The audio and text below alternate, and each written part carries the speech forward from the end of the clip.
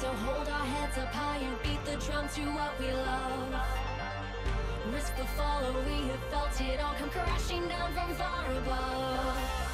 Stars are rising, countless worlds colliding, only one will take it all. Can we bring to fall the giants? Can we make the final call? We are the ones to ignite the darkened skies, the champions of the world that we defy. A solo ride of the few who rise up high, and we all fight at the last light.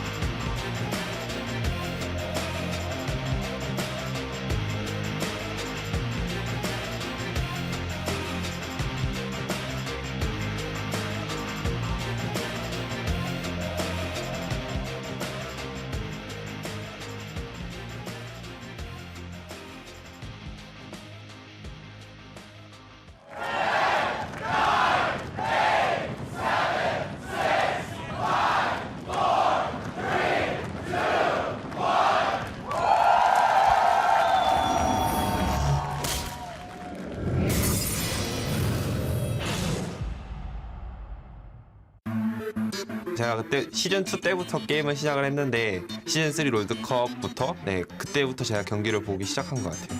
배운 게 좀 많았어요. 그리고 제 자신도 나중에 철업할 수 있다 그렇게 믿고 있었죠. 약간 신인이긴 한데 쉽게 중국에서 뛰던 선수고 처음엔 잘한 거 보여줘도 이게 얼마나 유지되냐 그게 문제이기 때문에 이번 시즌 끝나야 할 것 같아요. 솔직히 뭐 지금 포스로는 탑3라고 말할 수 있겠죠. 존경하는 선수죠. 되게 힘들 것 같아요. 그냥 저라고 쫄지 말고 솔직히 안 쫄 것 같긴 한데 쫄지 말고 그냥 평소대로 하던 대로 하면 될 것 같아요. 자기 실력대로. 아무래도 임팩트 형이 저보다 경험이 많고 경력도 많기 때문에 좀 배울 게 많다고 생각을 해요. 노련함 같은 거를 좀 경기에서 좀 뺏어가려고 해요.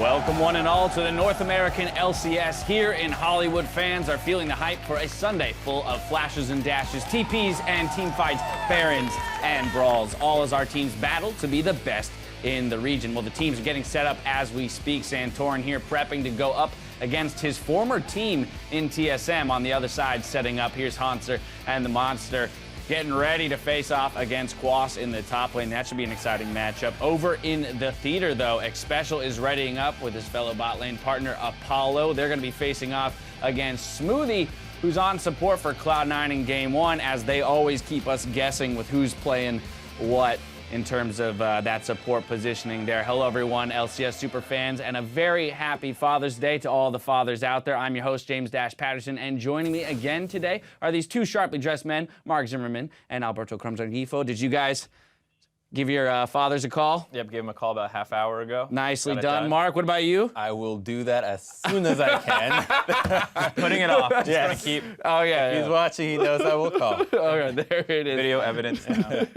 All right, well, ladies and gentlemen, defending champs Counterlogic Gaming, they did have a rough start to the spring split, but could be starting to bounce back after returning to their roots and closing out Echo Fox 2-0 in quick fashion yesterday.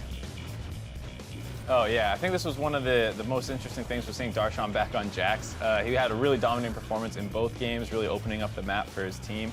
And this is the kind of performance we're going to want to see again today. This is probably the most interesting match that we're going to see, so we want to see this kind of resurging CLG.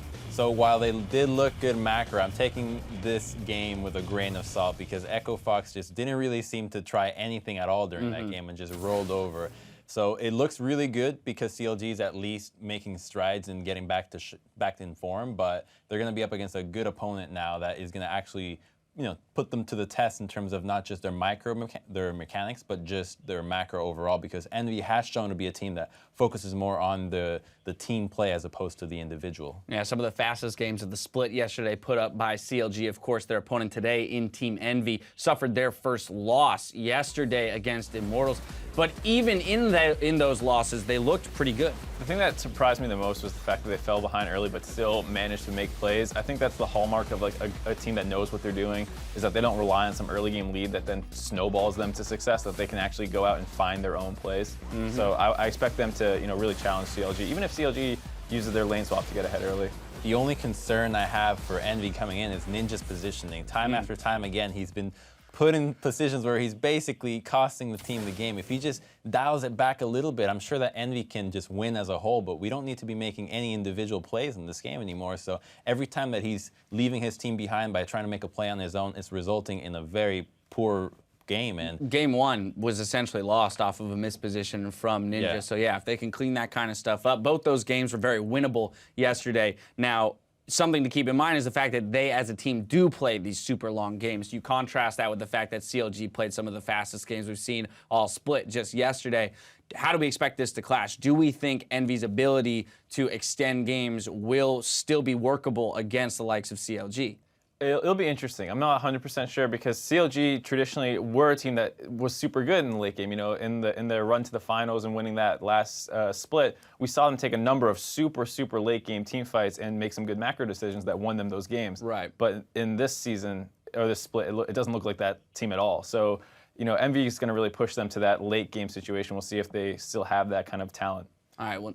Well, I don't think a team being a team that focuses heavily on the late game and mid game makes them necessarily a worse team than somebody that can push the tempo early, as long as you can hold on to the game. And Envy has shown that they can do that, especially against Immortals, a team that you'd expect to be able to close out very quickly. They held their own and were able to win. No, both games were very winnable. I think that whether a team falls behind early or not, both of their mid-game and late-game decisions are strong enough that the early game should not mean too much. All right, well, that matchup takes place a little bit later today. Another team that I want to take a look at is a team that actually isn't even playing today. They've already finished their week in Team Liquid. Now, they took a risk subbing in Fabi this weekend, but they came away with a 2-0 finish. So is this the beginning of a Liquid resurgence, or how should we be tempering expectations moving forward? Well, just like kind of with Envy when they were, you know, kind of dominating early on, we need to see them against some of the more difficult teams. This was an easier week, combined with the fact that you tied into last week's wins. None of those were like super dominant teams, and you want to see how they perform. The Fabi coming in is an interesting storyline. I think it wasn't just get him experience. I think it is legitimately like, how does Fabi play with this team? Right. Because they're going to scrim more with him. We heard that they were using him in scrims throughout the week, and it's this kind of thing where they'll probably actually be deciding pretty seriously between Piglet and Fabi in the coming weeks. It's a matter of what do you prefer more, a team synergy or individual skill? Because easily you could say that Piglet is better than Fabi as an individual player, but how much does he mesh with the team? And it's a matter of the game is evolving to just so much about teamwork and understanding your teammates' needs on a personal level as well, that is Piglet really the candidate for TL now? Just to piggyback off that quickly, is the meta change, as we've been saying, is it's a lot more utility focused, AD carries. It's not like this, you know, destroy them in lane focus. So I think that's something that could fit a player like Fabi better. One of the most intriguing things about League of Legends being a sport is the fact that the game does change, and therefore the requirements of players, right? The definition of a good player in this game is very different from that of any other sport. Let's review, though, the standings before we go into today's matches. TSM is remaining undefeated and leads the pack with Immortals and Team Envy 1 win behind in second. Cloud9, Apex, and Liquid, they all have 3 wins. Liquid with an extra loss, though, putting them slightly behind. And CLG lead the bottom teams with 2 wins. And like each and every LCS Sunday, we've got 2 streams warmed up and ready to bring you too much action for one channel. So on NALCS1, look for NRG and TSM to lock horns, followed by Fox and Immortals in the second series. Now the Battle Theater and NALCS2 gets underway with Apex versus Cloud9, and then we'll dive into that CLG versus Envy matchup. We're still keeping tabs on all your favorite plays from the day's action, so when you see something, say something. Hit us up on Twitter with hashtag LCS Big Plays. That was there was one moment yesterday you were calling out from Phoenix 1 versus Apex with I Heart Magikarp writing, "What a QSS by Mash." Let's take a look. He's going to get some damage onto Gate as Phoenix 1 are running away. A huge cleanse from Mash gets him out. There even goes the ace in the hole, and they escape. Hey, Captain Jack there for Mash. Immediately uses the cleanse, and this right here. All right, let's see. How good was it? It was great. Wow. It was great. Frame perfect. Literally, yeah. the character model does Yes. not stop moving, so he essentially did not get stunned. If people haven't seen it yet, check out the Sivir Captain Jack clip where he just like QSS's, gets the spell shield, uses cleanse, just never stops autoing throughout this team fight despite an enemy just throwing tons of CC at him. It's a classic play. Yeah, I'm pretty sure Google Captain Jack QSS, it'll be the first thing that pops up, and it is spectacular. Mash doing his best impersonation there. We'll keep sharing your favorite highlights, and we'll climb, or rather comb through your responses and highlight your tweets alongside the day's biggest moments at the end of the show. In case you haven't heard, the North American Finals is headed to Canada on August 27th and 28th. You can watch the best teams in the region battle for the title of champions at the Air Canada Centre in Toronto, Ontario. Tickets will go on sale Wednesday, June 22nd, so mark your calendars. And for more information and purchasing details, head over to lolesports.com/tickets. In the meantime, feel free to join us every weekend at our studios here in Los Angeles. Tickets for all the bouts in the Battle Arena and Battle Theater are available on lolesports.com, so grab some friends and join us for a healthy dose of live LCS action. We're ready to get loaded up onto the rift, so let's pass it off to the casters to get the day underway. Thank you, Dash, and welcome to the Battle Arena, everybody. I am Julian Pastry Time Card. Joining me today on the cast is Aiden Zyrene Moon. We've got our first match coming up right now with undefeated TSM taking on NRG. TSM have always been among the kings of North America, but this split, they've come out of the gates at full speed, Zyrene. Yeah, exactly. Last split, they were sitting kind of near the bottom of the standings. The last playoff team in 6th, I believe, or actually in Yeah, they Yep, were 6. they They were played 6. Cloud9, the 3rd place, but TSM have been crushing all of their opponents this split, and very few of their games are even close. They seem to come into matches extraordinarily prepared, and they're comfortable taking calculated risks in the first game of the best of 3, and they've been paying off with fast, dominating victories. They are the fastest team in the league at 32 minutes and 28 seconds by far, but it does seem to slow down a little bit in game 2 with the team because the other team starts to adjust a little bit, and they have that buffer of that game 1 usually. So, but it hasn't slowed their momentum in terms of matches still being undefeated. Yeah, certainly still looking good. But we've got the opposite story on the other side of this matchup with NRG starting off slow and just haven't quite found their footing yet. It seems like it's getting better, but not altogether just yet. Yeah, literally starting off slow here because they have the slowest game time coming into this week. They dropped down to 9th, though, of course, or dropped up from 10th. I guess you drop up that way. But yeah, they seem to be making small improvements. They're kind of ramping up over time. Quas is getting back into it. And after every game, you have to wonder, is this pace that they're getting better enough to keep up with the league? Because as they get better, everybody in the league gets better. But the recent games have been showing that this team isn't just the GBM show, but the squad is still lacking a lot of synergy overall. And we can say that they will improve as they play more games, like I said, but is it enough? Because we're seeing incremental improvements, but I think the league is on kind of a trajectory to outpace them. Yeah, and that's the issue. So many games being played. Everyone's getting better so quickly, but there's certainly some matchups to look up here. And let's take a look at our featured matchup where the former TSM jungler Santorin is going to go head-to-head with his replacement, Svenskeren. 2 strong European junglers, and they've had, honestly, very different starts and good starts to this season as well. Yeah, and you can see, even with those assists per game there for Svenskeren, who's been a monster, that kill participation is low because all of TSM are killing their lane opponents. That's only 2/3 of the kills that he's involved in, and that's actually really low for a jungler. Santorin, on the other hand, though, he's kind of the cornerstone now. He's basically the keystone in which all the plays are being made. Usually it's GBM, but Santorin has been stepping up. Santorin has been putting on a fantastic performance, and he's actually a lot better than what we knew from him before. Yeah, he's been setting up so much good stuff, and Santorin has been putting down new roots on NRG and used the criticism he receives on TSM to alter his playstyle. So people call me a ward butt, a side stone, a lot of different words, really passive, don't really do anything on the map. I do agree to a certain extent. On TSM I didn't play as well as I should have. That's also why when I split ways with TSM, I looked at myself and I was like, okay, I have a lot to improve on. So throughout, well, since Worlds last year, I've been really trying to embrace being more aggressive, doing more plays, be one of the carries for my team instead of one of the guys that letting the team down. So, well, first of all, I'm not gonna ever be a ward again. I'm not even buying wards in game now because I want to show I don't need wards to win games. I love it. You can't even buy green wards anymore, so I guess you got buffed by that. But yeah, he's been ganking out of his mind. He's been getting a lot of first bloods. He's been paying attention to those side lanes an incredible amount. And for NRG, those side lanes that he gets ahead, they haven't been able to transition that lead yet. And so focusing GBM against Bjergsen may be a strategy here for them today. Well, maybe, but we are ready to play some League of Legends, so let's review the starting lineups, beginning with NRG. They have a tough opponent here in TSM, but here's their lineup. Quas in the top lane, Santorin in the jungle, the very dapper GBM in the mid lane, OQ their AD carry, support Kiwi Kid, and Coach Hermit, making sure everyone's picking well.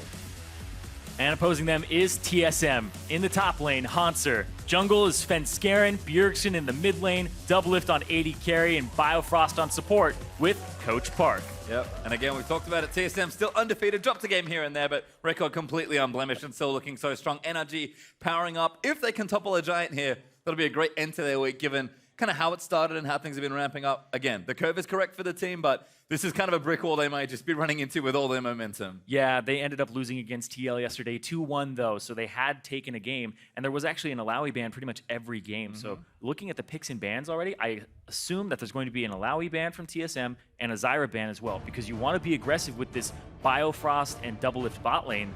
So ban out Zyra, because that's a champion that will just ruin your day. Certainly will, as we are going to have a look, actually, because we're in the champ select for game number 1, NRG. Certainly a team with plenty of unique players and picks on their side. TSM have been playing pretty standard and straightforward, but we'll see what these two teams have in store.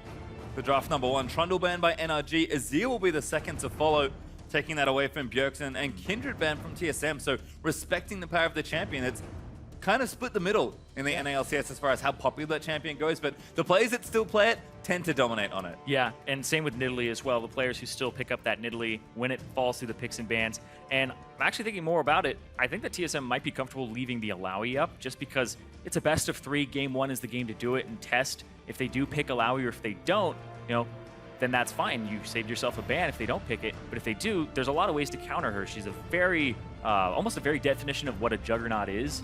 Very low in gap close and mobility. A wall off, last pick an Anivia, last pick something that's going to help you out there.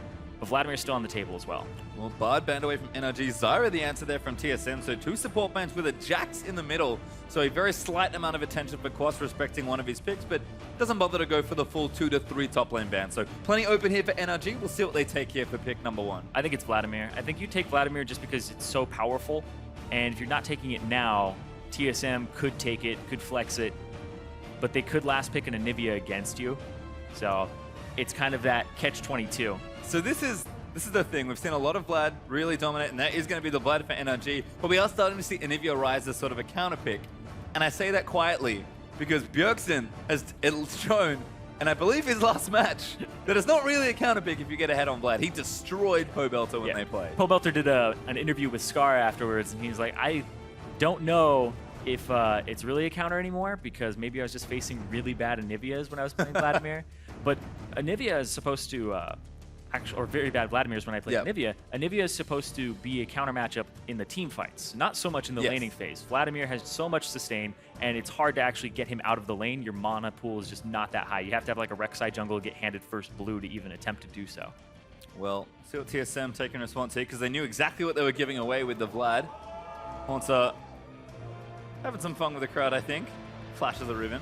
Does flash the Alawi to Quas as well, saying, hey, I know this is up. Pick it if you want, but we'll take Karma and we'll take Rek'Sai. Strong picks there for TSM. Support crew already positioned. Yep, I like the Karma. You take the Karma away because Karma Vladimir enables Vladimir to get into that back line. Don't want to have that combo go over to NRG. And then it's also fantastic bot lane support here that has aggression with Bard banned out as well as Zyra. So it kind of falls down the tier list of the range support that's in charge of Engage. Nami is the other one that's really left up now. Yep, especially with Zyra banned away. We'll see what NRG want to take here though. Santorin, a trademark pick, but one we haven't seen in a while in the Lee Sin.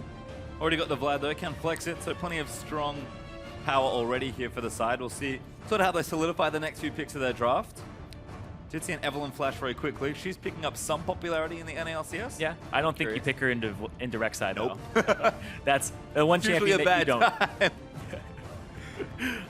If they are going to pick a jungler, I assume it's Nidalee. Hey, you might be right. Santorin was a very early adopter of Nidalee, even before some of the changes that rooted minions and stuff like that back in the day. And it was actually quite funny because when he first told me, I didn't believe him. It just seemed like I was like, that'd never work, mage jungler. Well, ended up dominating the meta for a while. Now sort of back at least in the hands of Santorin. Does take it along with Soraka actually for Kiwi Kid. So kind of curious support pick there, but pretty safe. Well, pretty good into this is going to enable OQ to play whatever he wants. He can play Twitch with a weaker laning phase if TSM pick Lucian, which they always seem to do whenever it's up. 11 out of their last 12 games, they've picked Lucian. And you have to think that's what Doublelift's going to lock in here. Well, TSM, considering their next few picks, maybe double mage here. There's Swain locked in. Yeah. Do they take the Rise as well? Their team often bans it away, but maybe take it pretty late here in this draft. They will get it.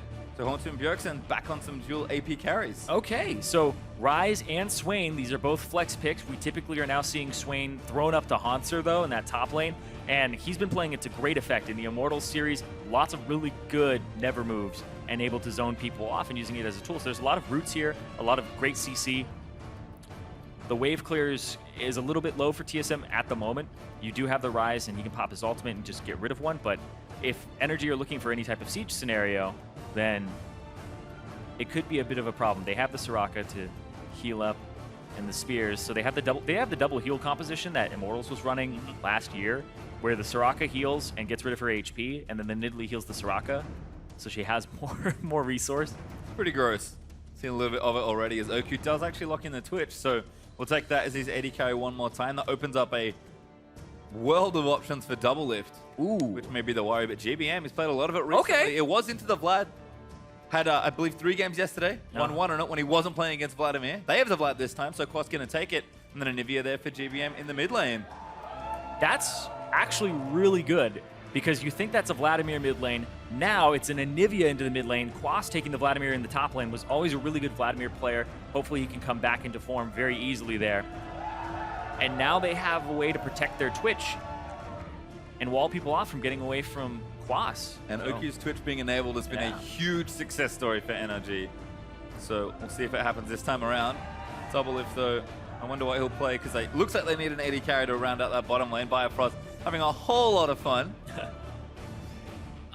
Is it Lucian? Or is it Lucian? Or is it Lucian? It's usually Lucian. It's probably Lucian. They're taking their time though. If it's not, though, it's because Twitch does okay into Lucian. But Do you like surprises, Irene? You don't get I one love this time. surprises. Well, not today. I'm disappointed. There's Lucian once again for double lift. Last 12 out of 13 games now has picked Lucian. Just on a hot streak. He thinks it's a fantastic champion, and when I interviewed him, he said, I don't know why people are still giving us Lucian. It allows him to be aggressive in lane, and this is a lane that could actually just dominate because it's a little bit passive from energy. Yeah, you can see pretty common actually. Bifrost has Ignite right now. I imagine he'll keep that summoner. I One imagine for the as Soraka, well. of course. Well, Soraka, Vladimir, like this is a composition yeah. that you get a Immortal Reminder versus no problem. Well, strong stuff there from TSM, but I think both teams pretty happy with their draft. I love what NRG are doing here. It's kind of funny. We have 2 very different double AP comps. Lots of lockdown, lots of sustained damage on the TSM side, and a lot of awesome on the NRG side. I'll say Vladimir and Nivea sounds like a whole lot of fun in long sustained team fights if you can line it up properly. Yeah, it's a lot of stay away from us. There's the wall. You also have multiple poke champions. You have the Anivia for wave clear and poke. You have the Nidalee for poke. You also have the Twitch plus Vladimir combo, which if you get a good Hemo Plague, that ultimate will shred. So you have to watch out mid-late game in order to not get blown up by that Twitch who just shows up next to your AD carry and kills 3 people. Well, we'll see if NRG can get that done, but both teams are ready to start things off. So send us your predictions for this series with the hashtag NRG win or the hashtag TSM win. We talked about it. TSM's game 1s have been brutally efficient. Yeah, they are incredibly quick with their games, fastest in the league at the moment, and most of them are wins, so it's not other people winning over them quickly. They have to just put the pedal to the metal, and that's the concern here for Energy, is this team is so fast.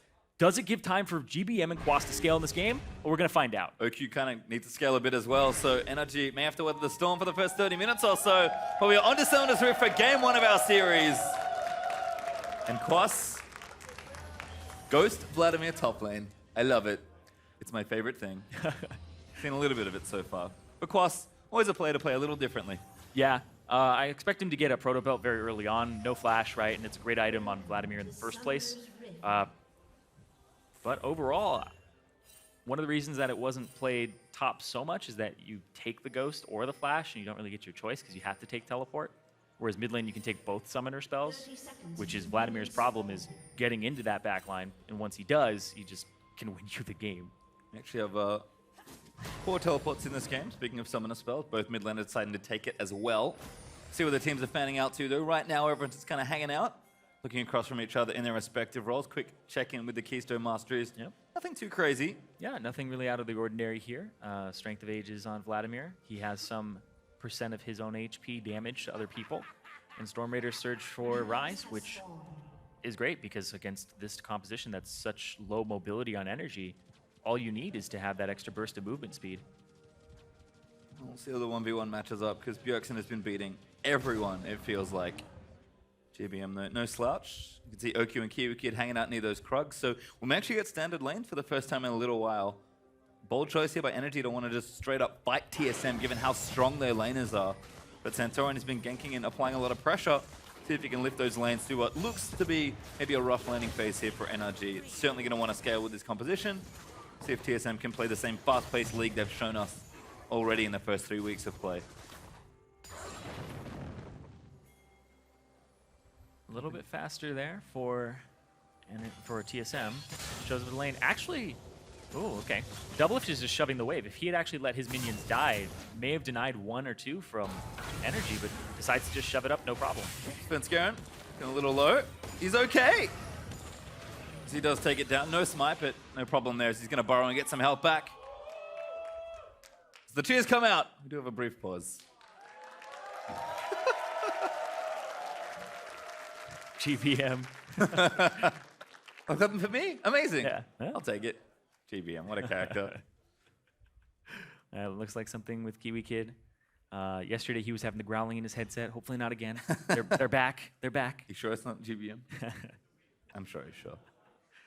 I'm curious to see standard lanes. As I said, haven't seen them in a little while. Feels like everyone wants a lane swap. Maybe it's because I casted 2 CLG games yesterday and they went crazy at level 1 and lane swapped everywhere. But like I said, it feels like potentially bold to want to 1v1 TSM in all their lanes, given how strong the star power is across every single matchup.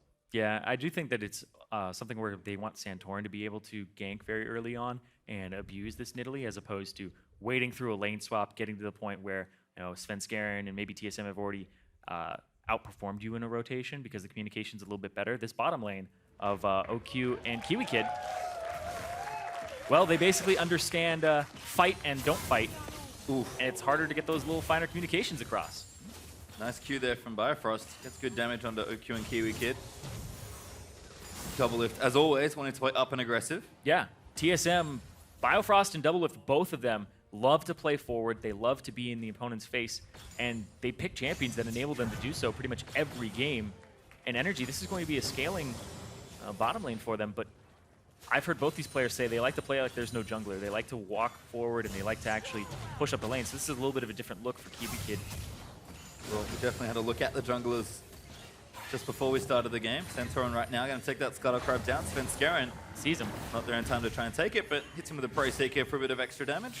Yeah, also saw that his HP was a little bit lower and that he doesn't have red buff yet. So here immediately comes the invade. Svenskeren has been doing this over and over and over again. And here comes Biofrost as well. Yeah, nice ward though from NRG. He's going to spot it, but they might lose the buff, which would be... I think they will. Like, Soraka's going to show up, and Soraka can't do too much. Bjergsen already got priority on mid. It's rough. Maybe going to try and smite it away. Santorin does it. We smite back up. Sven's got his as well, though. No vision in the brush. And TSM immediately collapsed. Jungling is a team effort, and they are showing right there. As soon as Svenskeren identified, oh, he doesn't have red yet. He's really low. We're going to go in. And Bjergsen shoved up mid lane. And Anivia doesn't have a way to really wave clear it just yet. He can throw out the stun, but then when he shows up to the fight, he doesn't have it because it's a 12-second cooldown. Yeah, no ulti just yet. So tricky stuff there for GBM, and a nice collapse from TSM. Going to give Svenskeren the early jungle lead. Although Santorin's still up overall in creep because Nidalee jungles pretty quickly because of the tracker's knife now. So nothing too aggressive. As check him with the top side of the map. Haunter and Quas going in. Comment down from Haunter. Good damage. Ghost. Quas, but Quas is supposed to keep going. He's actually popped the Ghost. They're going to keep chasing through. Haunter low on mana. Slow there from Tides of Blood. Quas just going to keep at it. And Haunter doesn't have any healing. Has to keep running away. Yep, you had to watch out when you don't have that catalyst just yet. As soon as Swain gets that, because his passive restores mana, he basically has infinite HP with the catalyst because he turns mana into HP, and then he just keeps doing that over and over again by getting free. Ooh, maybe all in here. OQ getting low. Yeah, he's like playing a little bit weird here.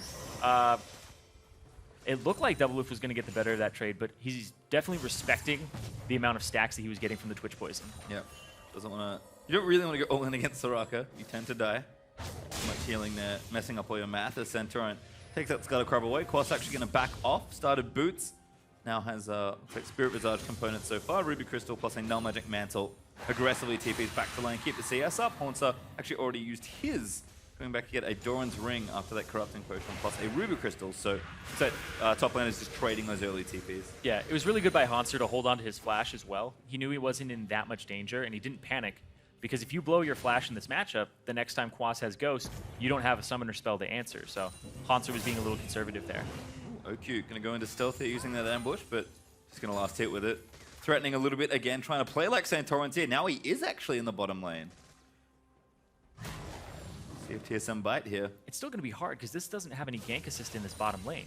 It relies on TSM using mobility abilities to get closer, like shielding himself.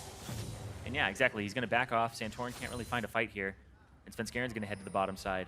And there are no wards down at all. I think maybe this is actually what Centurion was looking for, a counter game, because now we're going to go all in for it. OQ going to get snared up there. Spence going to chase another Kiwi Kid. Gets the double knockup with the Umbaro, and OQ, his first blood, but the TPs are coming down. There's GBM going to chase up the double lift. Banana almost enough with the poison. OQ is going to get it. GBM now turned into an egg, and Anivia is going to fall to Spence Garen. Immediately, the TPs come through from both mid laners, and there's just way more damage in CC on the side of TSM. That's the big thing is NRG's composition. Their CC is only GBM, Quas, Santorin, OQ, Kiwi Kid. Nothing in their kit except for that Soraka silence. That's it. So they don't have ways to actually stop the damage from TSM. And Sven is going to tunnel out, move his way back towards the mid as we're going to watch this replay. OQ, immediate exhaust onto double lift, and then OQ changes his focus, hits him a couple times, throws out the cast, and then that banana ends up getting him blown up, and GBM comes through, and immediately Bjergsen's already there, has the combo, was already prepped to actually pop his passive before the teleport went off. Nice play there from TSM. Yeah, as well. so that's another communication thing. We were seeing when Svenskeren moved into the jungle, Bjergsen was already shoving up. Svenskeren goes to gank bottom.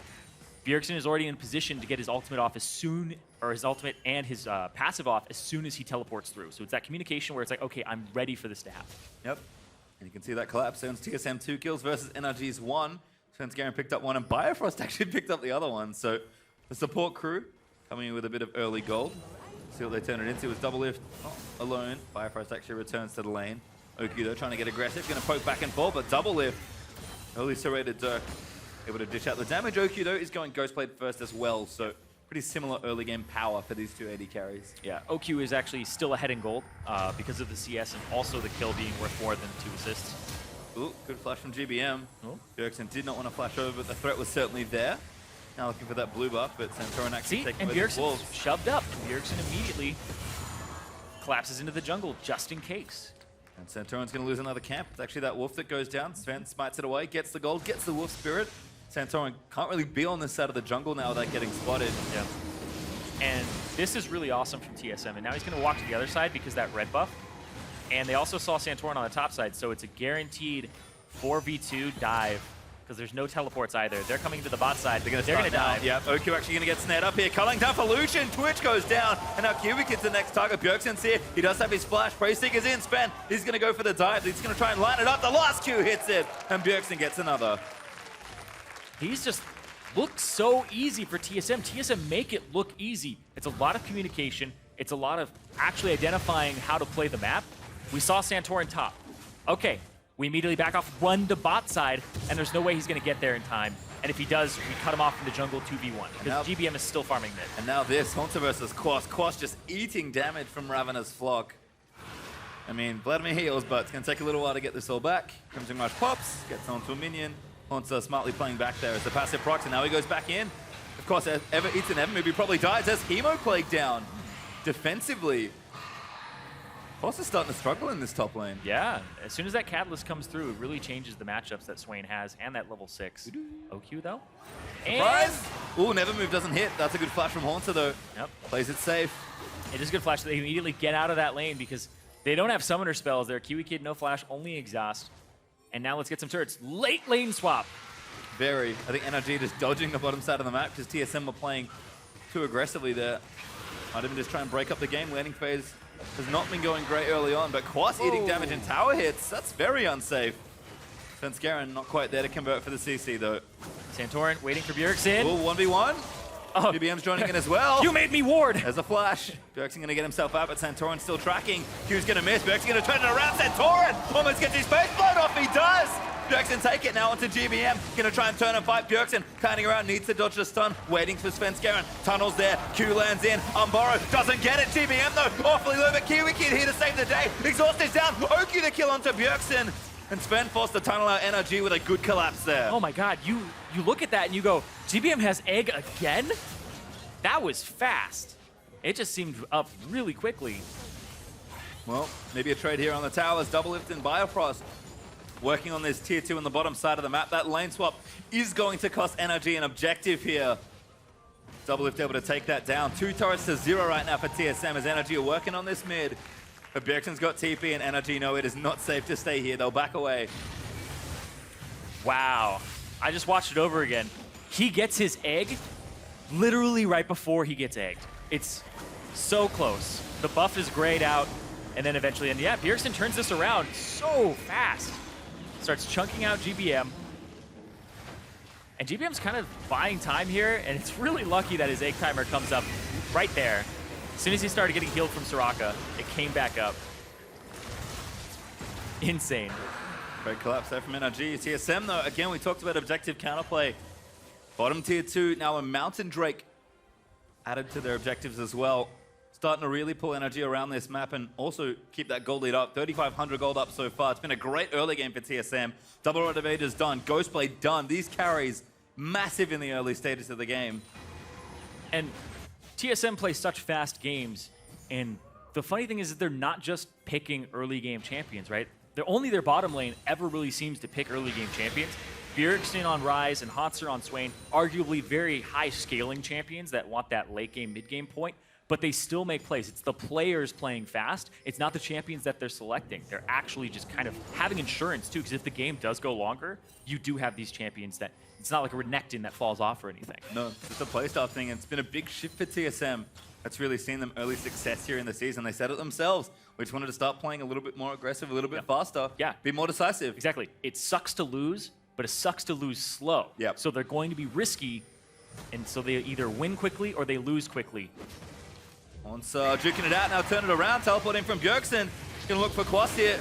Snare not going to land, he's going to chase in with the passive ready. There's one, looking for it. Quas pops a Hemoplague, they'll dive in for it. Snare 2 lands, never move. Very good on the other end, but they need to keep moving. Too much healing is spent. Not going to move in, the pull pop from Quas though. GBM going to move in with his own teleporter. Spence silenced up there by the Soraka. Flash out from Rek'Sai. GBM looks for the wall, doesn't get it after the flash.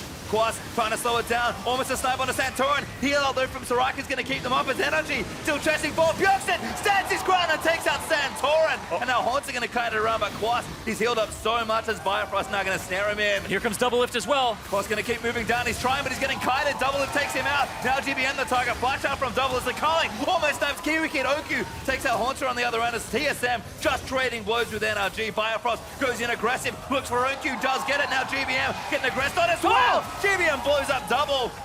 We'll live with the Soraka healing on the other end. What a mess. The back and forth. Oh my god. Only a few members making it out on each side, but TSM still get the better of it by 1. Well, good play there again from TSM, but NRG starting to really pick it up and fight. Mass teleports to the top half of the map. 3-for-2 fight does still favor TSM, but they'll take objectives at the end as well. Svenskeren claims himself the blue buff, stealing that away from a very mana-hungry Anivia. Yeah, there's some legwork there too. Look at where Lucian is right now. All the way on the bottom side of the map. And so by the end of this fight, Double Lift makes it up here. So everybody is coming. It's not something where it's like, oh yeah, they're fighting, we're just gonna push turret bottom and do our own thing. It's no, this is gonna be a fight that dictates a lot of the game later on. Quas underneath the turret, able to stay alive. Hemoplague only hits 1, doesn't hit 2, so he gets a good chunk of healing, but not as much as he could have. And then throws out the Qs. Too much sustain for Svenskeren. And then Santorin, a little over aggressive here. Exposes himself when he walks forward. And then Bjergsen goes, oh, this is a kill opportunity. Snare, E, throws the Q.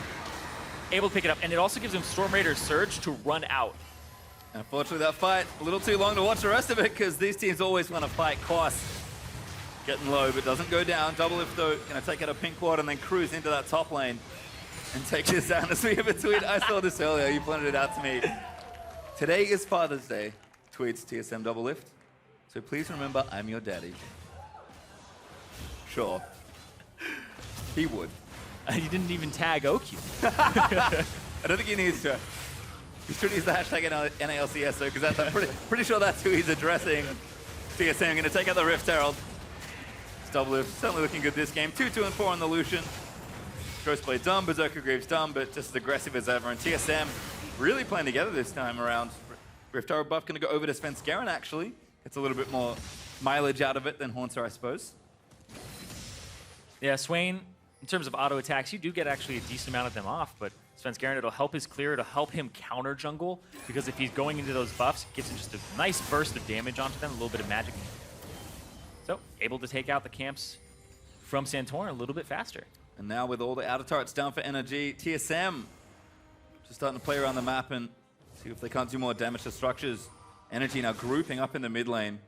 Actually, 5 members strong right now. Svenskeren going to spot a few. Yeah. But his pink wall going to get cleared out of the way. TSM will have to move into defense. NRG, I think they know we got a siege comp. Yep. I guess we start a siege. Exactly. Group up is 5. Quas has his ghost. You don't have tier 1s on both of your outers. Kiwi Kid.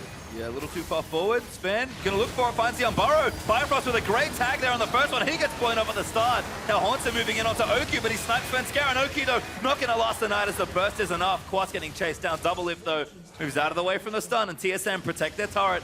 Trade 2 for 1. I don't know what Kiwi Kid was doing so far up. That was... Soraka's usually like... Your 80 carry is an 80 carry range away, and you're usually an 80 carry range away from your 80 carry, so that nobody can touch you. Well, TSM now going to counter push GBM, though, with the wave clear at level 11. Anivia, although low on mana now, going to have to get himself back home to refill that. Yeah, it looks like he walked up to hit the turret. Wanted to get it just a little bit quicker. Didn't go down, though. Actually, eventually it did at the very end, so maybe it helped out. Maybe not worth. We'll see. Yeah. TSM actually still have this out of turret to assault. They did take the bottom tier 2, so apologies there. That's where their 3 turrets are coming from. So actually a nice little point for NRG to work around now. They can continue sieging up. They'll equalize the gold pretty quickly as Double Lift actually fancies himself in Svenskeren's position. Took the Scuttle Crab, now going to start this Mountain Drake, and Sven, he'll make it there in time to smite. Just in case he needs it. It's on cooldown right now, but this should be another Drake going over to TSM. Having 2 Mountain Drakes, absolutely essential when you're playing against a team that has so much siege. Because when you're against the siege comp and you don't have really fantastic tools besides hard engaging to do it, you clear the wave, you're kind of lucky you rotate, you get to that turret and you're doing true damage to it, so backdooring it is actually much easier as well. Certainly is. TSM, they've already shown that when they win the fights, they tend to convert into objectives. Yeah, they can also do a 20-minute Baron quite easily. A lot of damage. See if they go for it. It would be, that would fit the new TSM, I guess. Going straight in for the Baron as it spawns. Up in a minute 40 as we actually move ourselves towards that 20-minute mark. But right now, the team's just looking to kind of get a foothold here on the map. We've actually had a long, extended split push battle, I suppose, between Quas and Haunter in the bottom half of the map. So again, a lot of teleports in this game. Very map-centric. Even in the jungle matchup, Sven wasn't ganking so much as controlling Centaurion's early jungle, excuse me. Controlling it, Bjergsen was pushing in mid, pushing in GBM, and then that gave complete agency over both buffs every time. And it's just the communication and we talk about jungle mid lane synergy. Well, usually it's the jungler ganking for the mid laner, but now it's mid laner helping the jungler gank the jungle. Yep, and again, another blue buff maybe denied here from GBM, but Sven walled in. Blue goes over. Sven does get it. GBM can't catch a break this game. Even with all those mana items, Anivia really wants the blue. That was something that Pobelter talked about in his interview as well when he played Anivia versus Vlad, is TSM controlled every blue buff. Anivia is rather blue buff dependent, and that's one of the ways to get her out of the game. Morellonomicon is not something you see anymore. Fiends is something that she doesn't buy, so you're seeing Rod of Ages into the tier, which just reduces a little bit of the cost. And then in the 611, the cost of the Anivia ultimate went up. So she needs that blue buff in order to stop these sieges, in order to actually contribute a lot to these team fights. Well, OQ also getting stronger. I'm guessing it's Rude and Hurricane second, if my memory of his build is correct, but does have the Ghostblade ready. Double it for these Phage after the Ghostblade, so be standard builds here for both these 80 carries.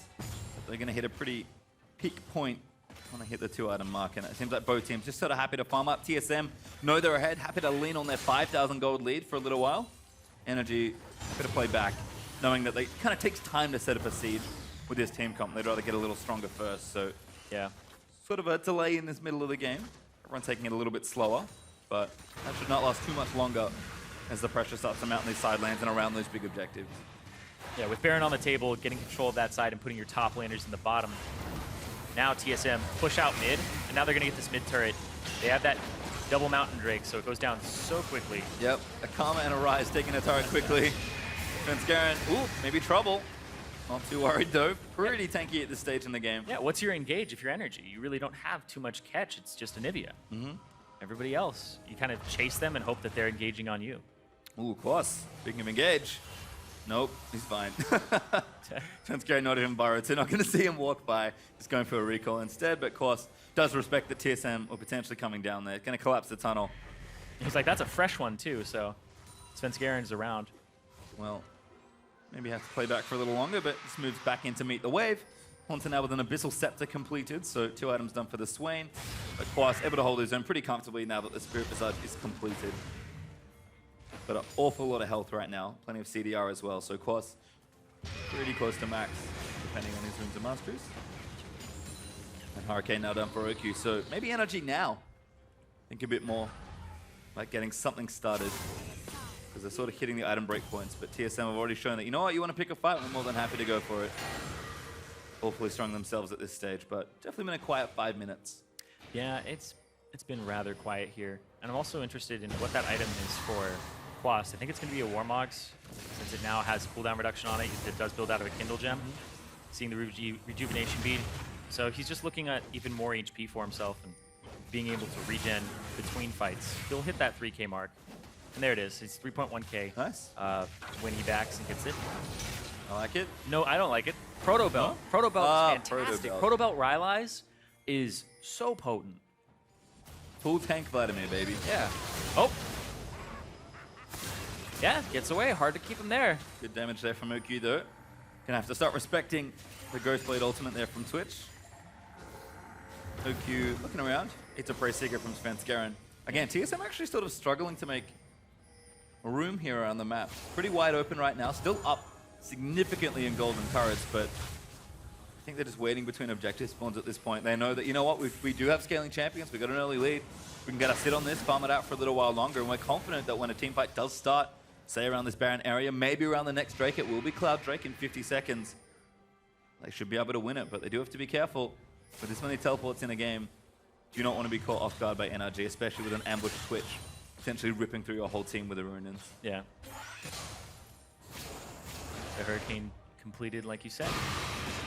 Oh boy. Maybe Bjergsen can fancy him from 1v1 now. Quas pops the ulti. Crimson Rush is good as well. Bjergsen going to keep chasing. Sanguine pull pod. Does he have enough distance? Bjergsen going to flash in for it. Snares are going to land and Bjergsen going to try and chuck him out. But that's an awful lot of health on the Vlad. Dancing between the minions. Bjergsen misses the Q. There's another stare, but Quas is just going to keep healing. Sarah's pop for the shield. Bjergsen knows he has to keep fighting. Q's are going to land in. Another Sanguine pull out of Quas. Now dancing back into the minion wave of Bjergsen. Eventually going to get him. No, they're healing. Quas GBM's here. Moving, and GBM is finally arrived. Bjergsen going to get himself started. Quas gets the kill. Quas with the dancing shoes, switching partners with the minions over and over again.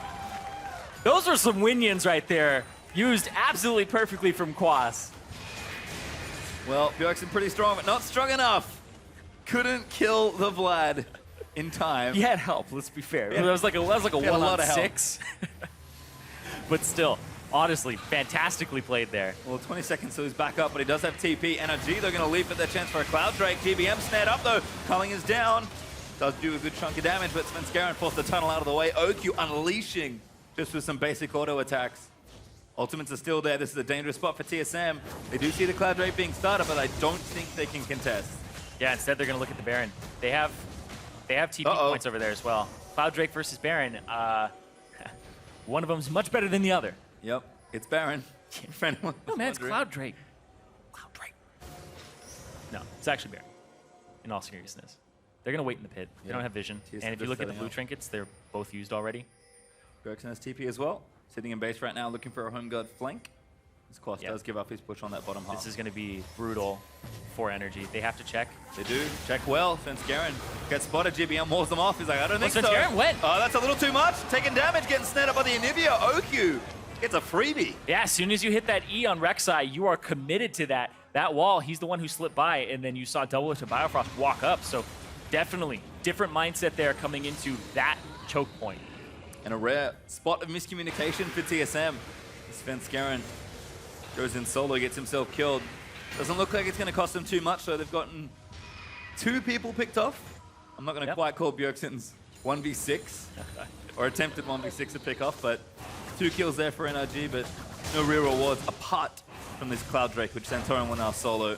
Yeah, it was a really good reaction as well, because Svenskeren did have his flash, and it just ended up being GBM with the stun, saw the Rek'Sai tunnel coming, and then the silence afterwards, which then rooted Svenskeren. So no possible way to actually get out of that after Svenskeren committed.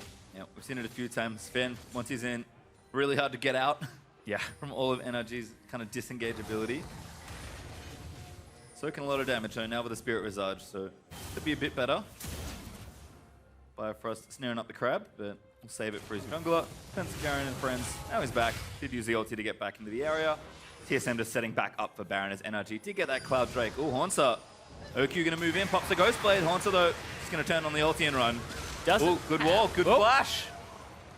Haunter plays it safe once again. He never got the contaminate off. Oh, hello. It's Garen Oh, what? Bjergsen unleashing, but OQ living with a whole bunch of healing. The rest of NRG now there. Gonna chase it onto Bifrost as the target. Centauran tags him with his spear, but double lift there to protect him. And down. Cross in the backline. Haunter goes down. OQ now following up. Bjergsen gonna fall down as GBM gets himself the double 3v5 now.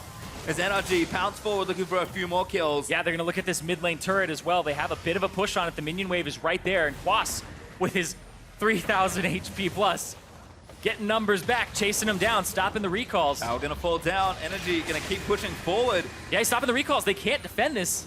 They have to get back, and there's so much time here. TSM are actually gonna look at the Baron. All right, they're gonna look at the Baron. They should have enough damage, but NRG are gonna keep pushing. How much do they get off this? They ping the Baron. I think they know they're there. They will break mid in here, but Baron looks to go to TSM. It's getting low spend. Does not have Smite. He won't have it in time, but they won't need it. Does go down. 3 members of TSM will get it. Haunter barely not back to get the buff. And what a weird trade. TSM, huge amount of damage control there. Yeah, Quas chased him off and then came back mid as a Vladimir.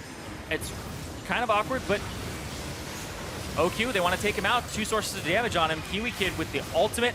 No Executioner's Calling, but there is now an Ignite on him finally to cut some of that healing. But Quas, they walk too far forward. Quas with the sneak attack, pops the Ghost, gets in the backline, gets Bjergsen as well as Haunter, both solo laners. And now they have that inhibitor down, but the Baron's going to give TSM a bit of pushing power here. Yeah, they're still up in gold, don't forget. TSM are almost up 5k still. Yeah, it would have been worse if the Baron wasn't taken by 3 members. Certainly would have. It's a very interesting call. It's a very bold call to say, let's get this Baron here. We know Quas is somewhere in the area, but we don't think he's going to check. And we'll give up 2 turrets and an inhibitor for it. I'm not sure what else they can get, though. Usually you take Baron to extend the lead. Yeah, it may have just been a situation where they're saying the 3 of us can't even stop them from taking an inhibitor anyway. So, or it's too dangerous to do so. Yeah, it's quick calls. Yeah, I mean, I like the decisiveness from TSM, certainly. But NRG, we talked about their scaling. 28.5 minutes in. We're starting to get to that point. GBM got his 3 items. OQ almost has his 3. That Hexdrinker saved his life with the help of Kiwi Kid, though. And Quas, the full tank Vlad. Yeah. We laughed earlier. Maybe eating those words. But the Banshee's Veil now added in, and he's...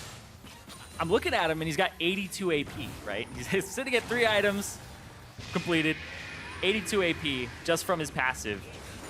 But he's relying on the extra health damage because Vladimir's spells have a percentage of his HP added on his damage. So his Sanguine Pool is doing an extra 200. His E fully charged is doing an extra 374. So he's stacking a whole bunch of HP and just spamming his E. Yeah, I mean, he's just a AP bruiser tank. It's very awkward though, because you'd think it'd be counterintuitive because his spells have HP costs. Yes. In terms of just percentages, it's not a flat amount. So he's spending more of his HP to cast his spells now. But it's still working out for him. He just needs to stack MR, and they need to zone off double lift.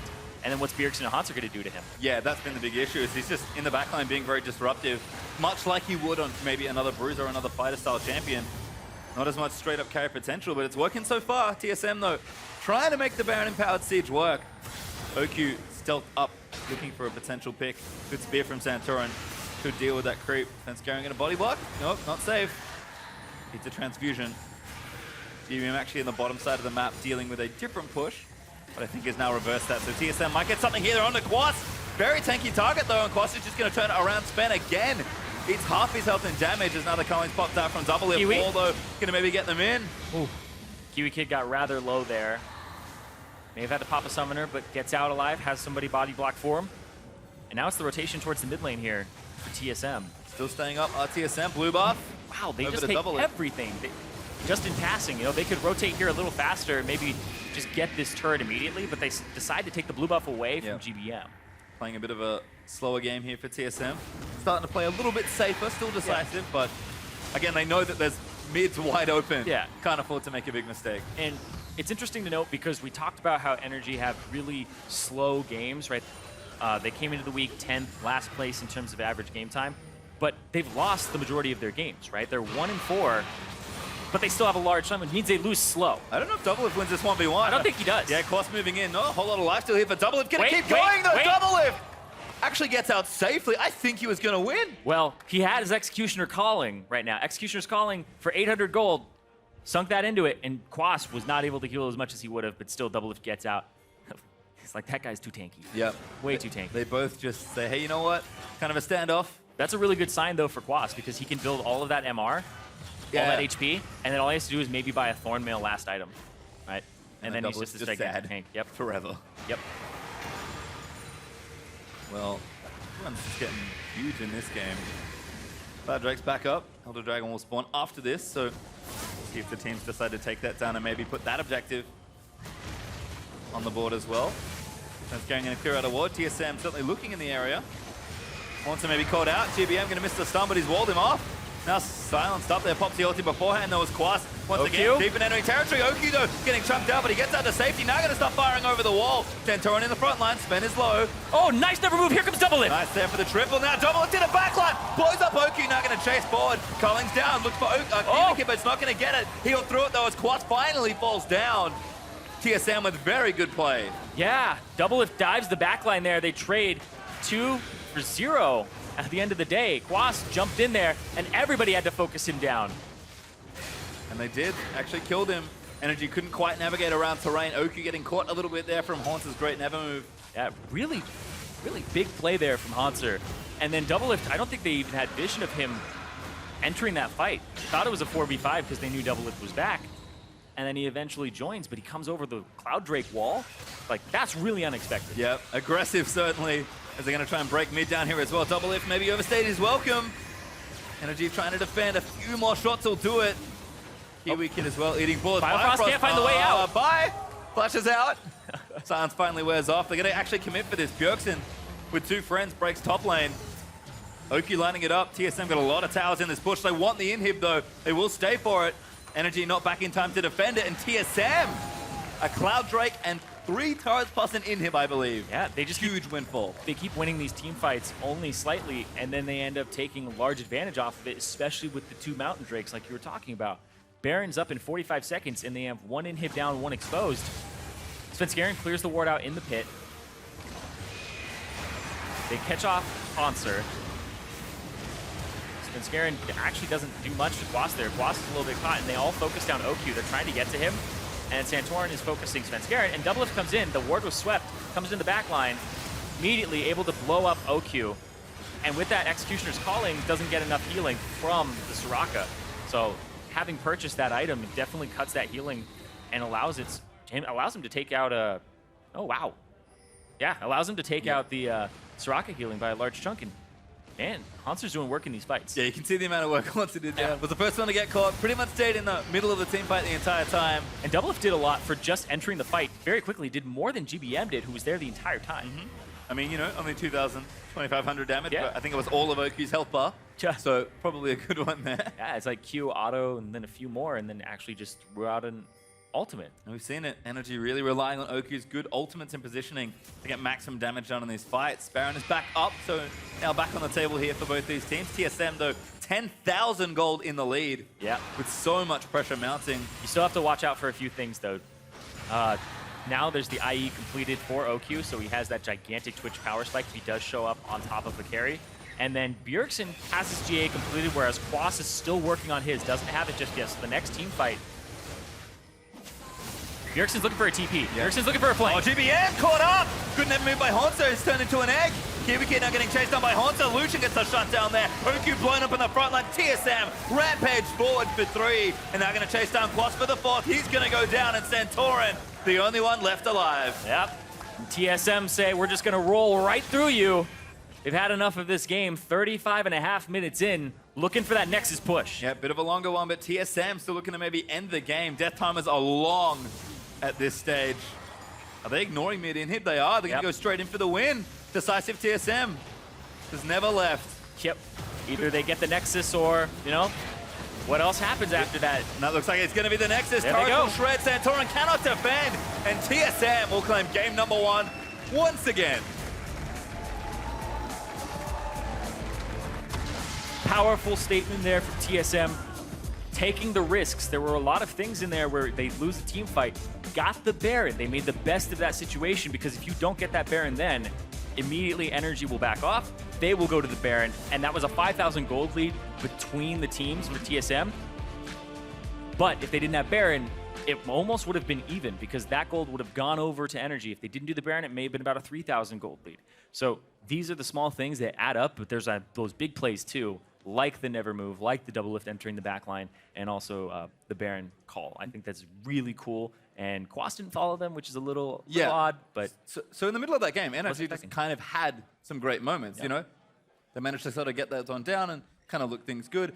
It wasn't enough towards the end of it, but NRG definitely made a good mid-game out of what the comp they had. Yeah, I think so as well. I think that it's hard to actually catch people out and force the issue when you have this comp. So when you're ahead, you need to siege, but they were never really ahead, so they were sieging from behind. And then at that point, you have to wait for the other team to engage on you, which they ended up doing, but TSM really only did it when they had superior numbers. Yeah, well, let's break it a bit. Let's break it down a little bit more. So we're going to go back with Dash and the analyst for more on that game one. Thank you very much, gentlemen. TSM, another statement victory for them against NRG. Not to say that they didn't have a few issues here and there throughout the game, and NRG did put up a fight, but once again, TSM looking mighty dominant in the summer split so far. The highlight for me was when they lost that fight in mid lane and immediately their response is to just go to Baron. Something that NRG's probably just hyped off of winning that fight. Like, we finally did it, we're getting an inhibitor. Oh, wait, we actually are still losing, we lost Baron. Right, one of those trades that almost is advantageous for TSM, especially when it's your mid inhib. It's very easy to just take that Baron buff and run right back down the mid lane. Especially since you're already ahead in that game. It's not like you're that scared of pushing that mid wave up. If they're behind, they make that trade, they're still probably going to get pushed in, but because they're ahead, they are able to push that mid wave in. They eventually, I think, go top side and get into another fight, so. Yeah, so smart play all around by TSM. I do want to start in that early game. The big thing that I noticed over and over and over again with TSM this split is how much more empowered Bjergsen is to have pressure in his mid lane and how that unlocks Svenskeren to make invades like this very early on, denying Santorin his first red buff of the game.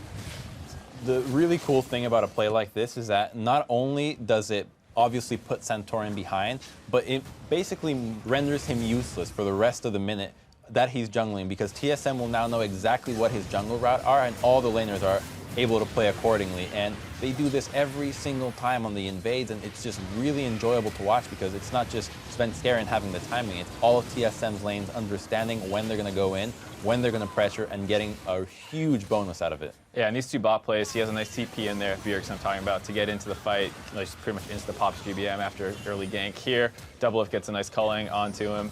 And as this play rolls out, we are going to welcome the audience coming from the Apex and C9 game, where C9 comes out victorious in the first game of the series. Sorry to cut you off. That's okay, James. I know. But now, if you want to close out your point just about Bjergsen being unlocked to roam. Yeah, he was constantly in the bot side jungle, in the bot lane, making TP plays and roaming to get his bot lane ahead, who were already winning as well. I think they have a lot of pressure just in general between those two lanes in the bot side, and they were able to capitalize that to basically grab, I think it was like a 3K gold lead at 9 minutes. 9 minutes, 2K gold lead. 2K, yeah. Yeah, exactly. But that's massive, right? Yeah. 2K goal lead, 9 minutes. TSM is in a very comfortable position at that point. We jump ahead to 13 minutes into the game. A 3 for 2 in favor of TSM in the top lane. Everyone got involved in this very extended fight. This is actually going to be a Bjergsen turnaround kill. This is different. This is another just example of Bjergsen just taking over. Rice. This is Rice. Yeah. No, it's Bjergsen taking over. It's not Rice. But yeah, there he picks up a kill in a situation where you think he's in trouble, and it's just like one of those things that's amazing to see. We see Oki will come in here and help. Extended turn fight. this back. NRG will get one back on Bjergsen, Right. but still the power of Rice. Well, the big thing about this play is that if you're looking at the mini-map, TSM's bot lane is completely oblivious to all of this, and they're just like, we're just going to actually play the game that we know how to play. Just take 2 turrets for that, and they come out with a big turret lead and gold lead that is even more massive, which just proved towards the end of the game and mid-game how NRG was just so focused on the team fighting and kills, which they were unable to perform properly, but TSM just kept one step ahead with the macro game, and that's how they have been against almost all their opponents. Right, the replay that we didn't get to see, 13 minutes in the top lane, was 3 for 2. On the back end of that, we see TSM with a 5K gold lead at around 14-minute mark. So that seems astronomical. Most of the time you see that kind of lead, you say, well, this game's going to be over soon. So credit to NRG, where they did actually extend the game quite well. We saw Quas put up a decent performance performance on that Vladimir, showing some fancy footwork, even in a 1v1 against Bjergsen in the bot lane. And, you know, at that point, when we get to this stage of the game, there was some fear about the late game prowess of NRG's team composition and how they might be able to take this game with some solid Twitch ultimates. Right. I mean, the team comps are actually pretty interesting where TSM is a really low-range team. They have to get into this Twitch and Anivia to do anything, but at the same time, NRG's comp lacks any serious front line that's going to, like, lock down these people running at them. Right. So it's just kind of like, just exactly how does the team fight start? Because once like, if they get onto them, it's over. If they don't get onto them, it's over the other way. So it was kind of one of those situations. Here we just have Quast running in circles, barely staying alive, gets the last key off. Soraka, Soraka, 970 burst healing. You saw it pop up, and then GBM's like, oh, I guess I'll show up and help. That was a Warmog's Vladimir at the time. Yeah, Quast built full tank the Spirit whole versus game. Warmogs. Yeah, I love it. Yeah, then No. I love it. I'm not loving it. I love it. As a guy, as someone who plays Vladimir a lot, I absolutely love that he built that. Yeah, Banshee's on top of all of it, getting all of his AP from his health and that utilizing that passive. Either way, that was more of a fun replay to kind of show the scaling capability and that fun 1v1 between the two. At the end of the day, though, TSM does come out on top of it all. The player of the game in that series is going to be Bjergsen, 5, 3, and 8 on that rise on your screen now as we speak. You know, for him, a lot of it was the fact that he was so active and a part of that early game in building that 5K gold lead at 13. I love the evolution of TSM, where before it's poured all the resources onto Bjergsen, and now it's Bjergsen. How can I help my teams? How can I spill my advantage into the jungle, into the bot lane, into top? And we've seen that throughout all their series. People are trying to help each other out instead of having their team come to them, and you know that's really a really good sense of how to play a team game. Right, I think that's the most impressive thing to me. When Honster has the lead, he's going mid. When bot lane has the lead, they're going mid. When mid has the lead, he's going bottom, and they're always connected. And we saw that top lane fight that we didn't get the replay of. TSM's bot lane is just bot lane. They're and actually a bot long fight top lane. They just run all the way across the map to join in because they're all just, hey, if we can get there in time to contribute, let's go. All right, well, that does it for game one of the TSM and NRG series. TSM obviously victorious once again. They do have a little bit more time to gear up for game two. We'll see if NRG can run it back, extend it to a game three. Time now, though, for us to switch gears, talk about this C9 victory over Apex in roughly 39 minutes. This one, again, we have high expectations for the Cloud9 roster as they continue to swap their support in and out. Smoothie playing this one. Very solid victory for them. We did, of course, see Apex make a few moves to try and stick into it, but it almost seemed like C9 had control across the board for the majority of this game. Right. I mean, early on, we saw that Apex went to go pressure a wave top to try and get on the Shen, but what Cloud9 did to counter was go Dragon. And I think what Apex was thinking with Rek'Sai ult and having the Rumble push the wave and the Shen wouldn't want to join, and maybe they can contest the Dragon. But when they go down there, all they do is Shrimp goes for a steal, and they get turned on, they give up a kill, and their top play is successful, their bot contest isn't successful, and they start kind of falling behind from there. And you know, we've seen this happen a lot of times to Shrimp, that he keeps tunneling on the steal instead of focusing on the play around the objective, and the team is left fighting a 4v5 after all these, when they're behind the tempo. Instead of looking for just continuously trading objectives, they keep kind of trying to come back in what they've lost already, and that's never going to work. Yeah, let's go ahead and take a look at some of that early game action. 13 minutes into the game around the blue buff. C9 gonna come out on top of this one, 4 for 1 in kills. Yeah, they initially try and get a pick on the Meteos, they flash out, and then here's where you kind of see C9's comp. They have really strong chase down with Sivir, Karma, not Sivir, Karma, Sivir TF, and they're able to collapse on things. So after that initial pick fails, the rest of C9 just shows up out of nowhere. They also have the Shen for another global, and you know, Apex just caught out position in the enemy jungle. A big thing about that fight is that when the chase started, Apollo was a tribe rush in his own lane. He's just barely walking up there, and you know, Apex is not really being very mindful of where the team is, and you see the beginning of the fight be a 3v5 for about 10 seconds, and there's no champions that you could have in your arsenal that are going to allow you to win that fight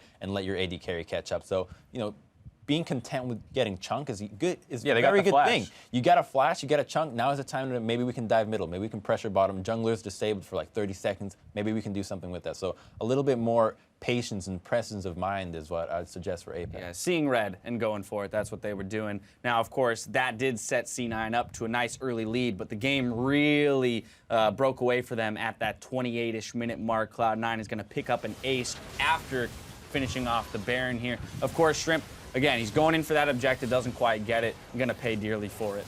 Yeah, I mean, at this point, it's a 5v4 with the rest of your team running away. And like we mentioned before, the chase down of this team is incredible. So they're going to have Jensen poured in behind to cut off the escape. Meteos is off on the side, living forever with his ultimate. And the rest of Apex is just getting cleaned up. They're able to pick up a couple kills, but it's not nearly enough at this point in the game. All right, well, that's going to move us to our player of the game for this series as the rest of this replay rolls out. Sneaky's going to snag it, 8-0-12 on Sivir, 100% kill participation. Wow. So I get, that's go figure. It does, a global composition with Shen and TF. You're expecting all the plays to come to the bot side. So very much so. Very well executed by having that kill participation. Yeah, so it speaks to them playing their comp the way it should be played if he does have that 100% kill participation. And one final note, surprise, surprise, game 2, Bunny Fufu coming back in. So once again, Cloud9 continuing with the support swap, more informational than anything. But given the fact that we are moving into this game 2, I actually want to ask you guys from Apex's side, how do you attack this C9 roster, especially given the fact that once again you're thrown in this wrench here at the last second. Now you've got to deal with a changing bot lane as well. For me, I don't think the changing bot lane's too much to worry about. They have somewhat similar champ pools, and they have different strengths and weaknesses. We've heard Smoothie's a little stronger in lane, but I think the thing for me, if I'm Apex, is looking at now that we're red side, can we get Ray on something better? They tried to counterpick the Shen with the Rumble, but Rumble's okay. You see it a little bit in Korea, but I don't think it's exactly like the take over the game kind of top lane carry that we're used to seeing him on. Where's the Fizz at? Yeah, like a Fizz or something. So I think maybe going with a counter pick on red side that actually can snowball more on its own than as a team fighting carry. All right, well, we're going to head to a break while our teams reset for Game 2. Stick around for TSM versus NRG on NALCS1 and Cloud9 against Apex over on NALCS2. We'll be right back in 3.5.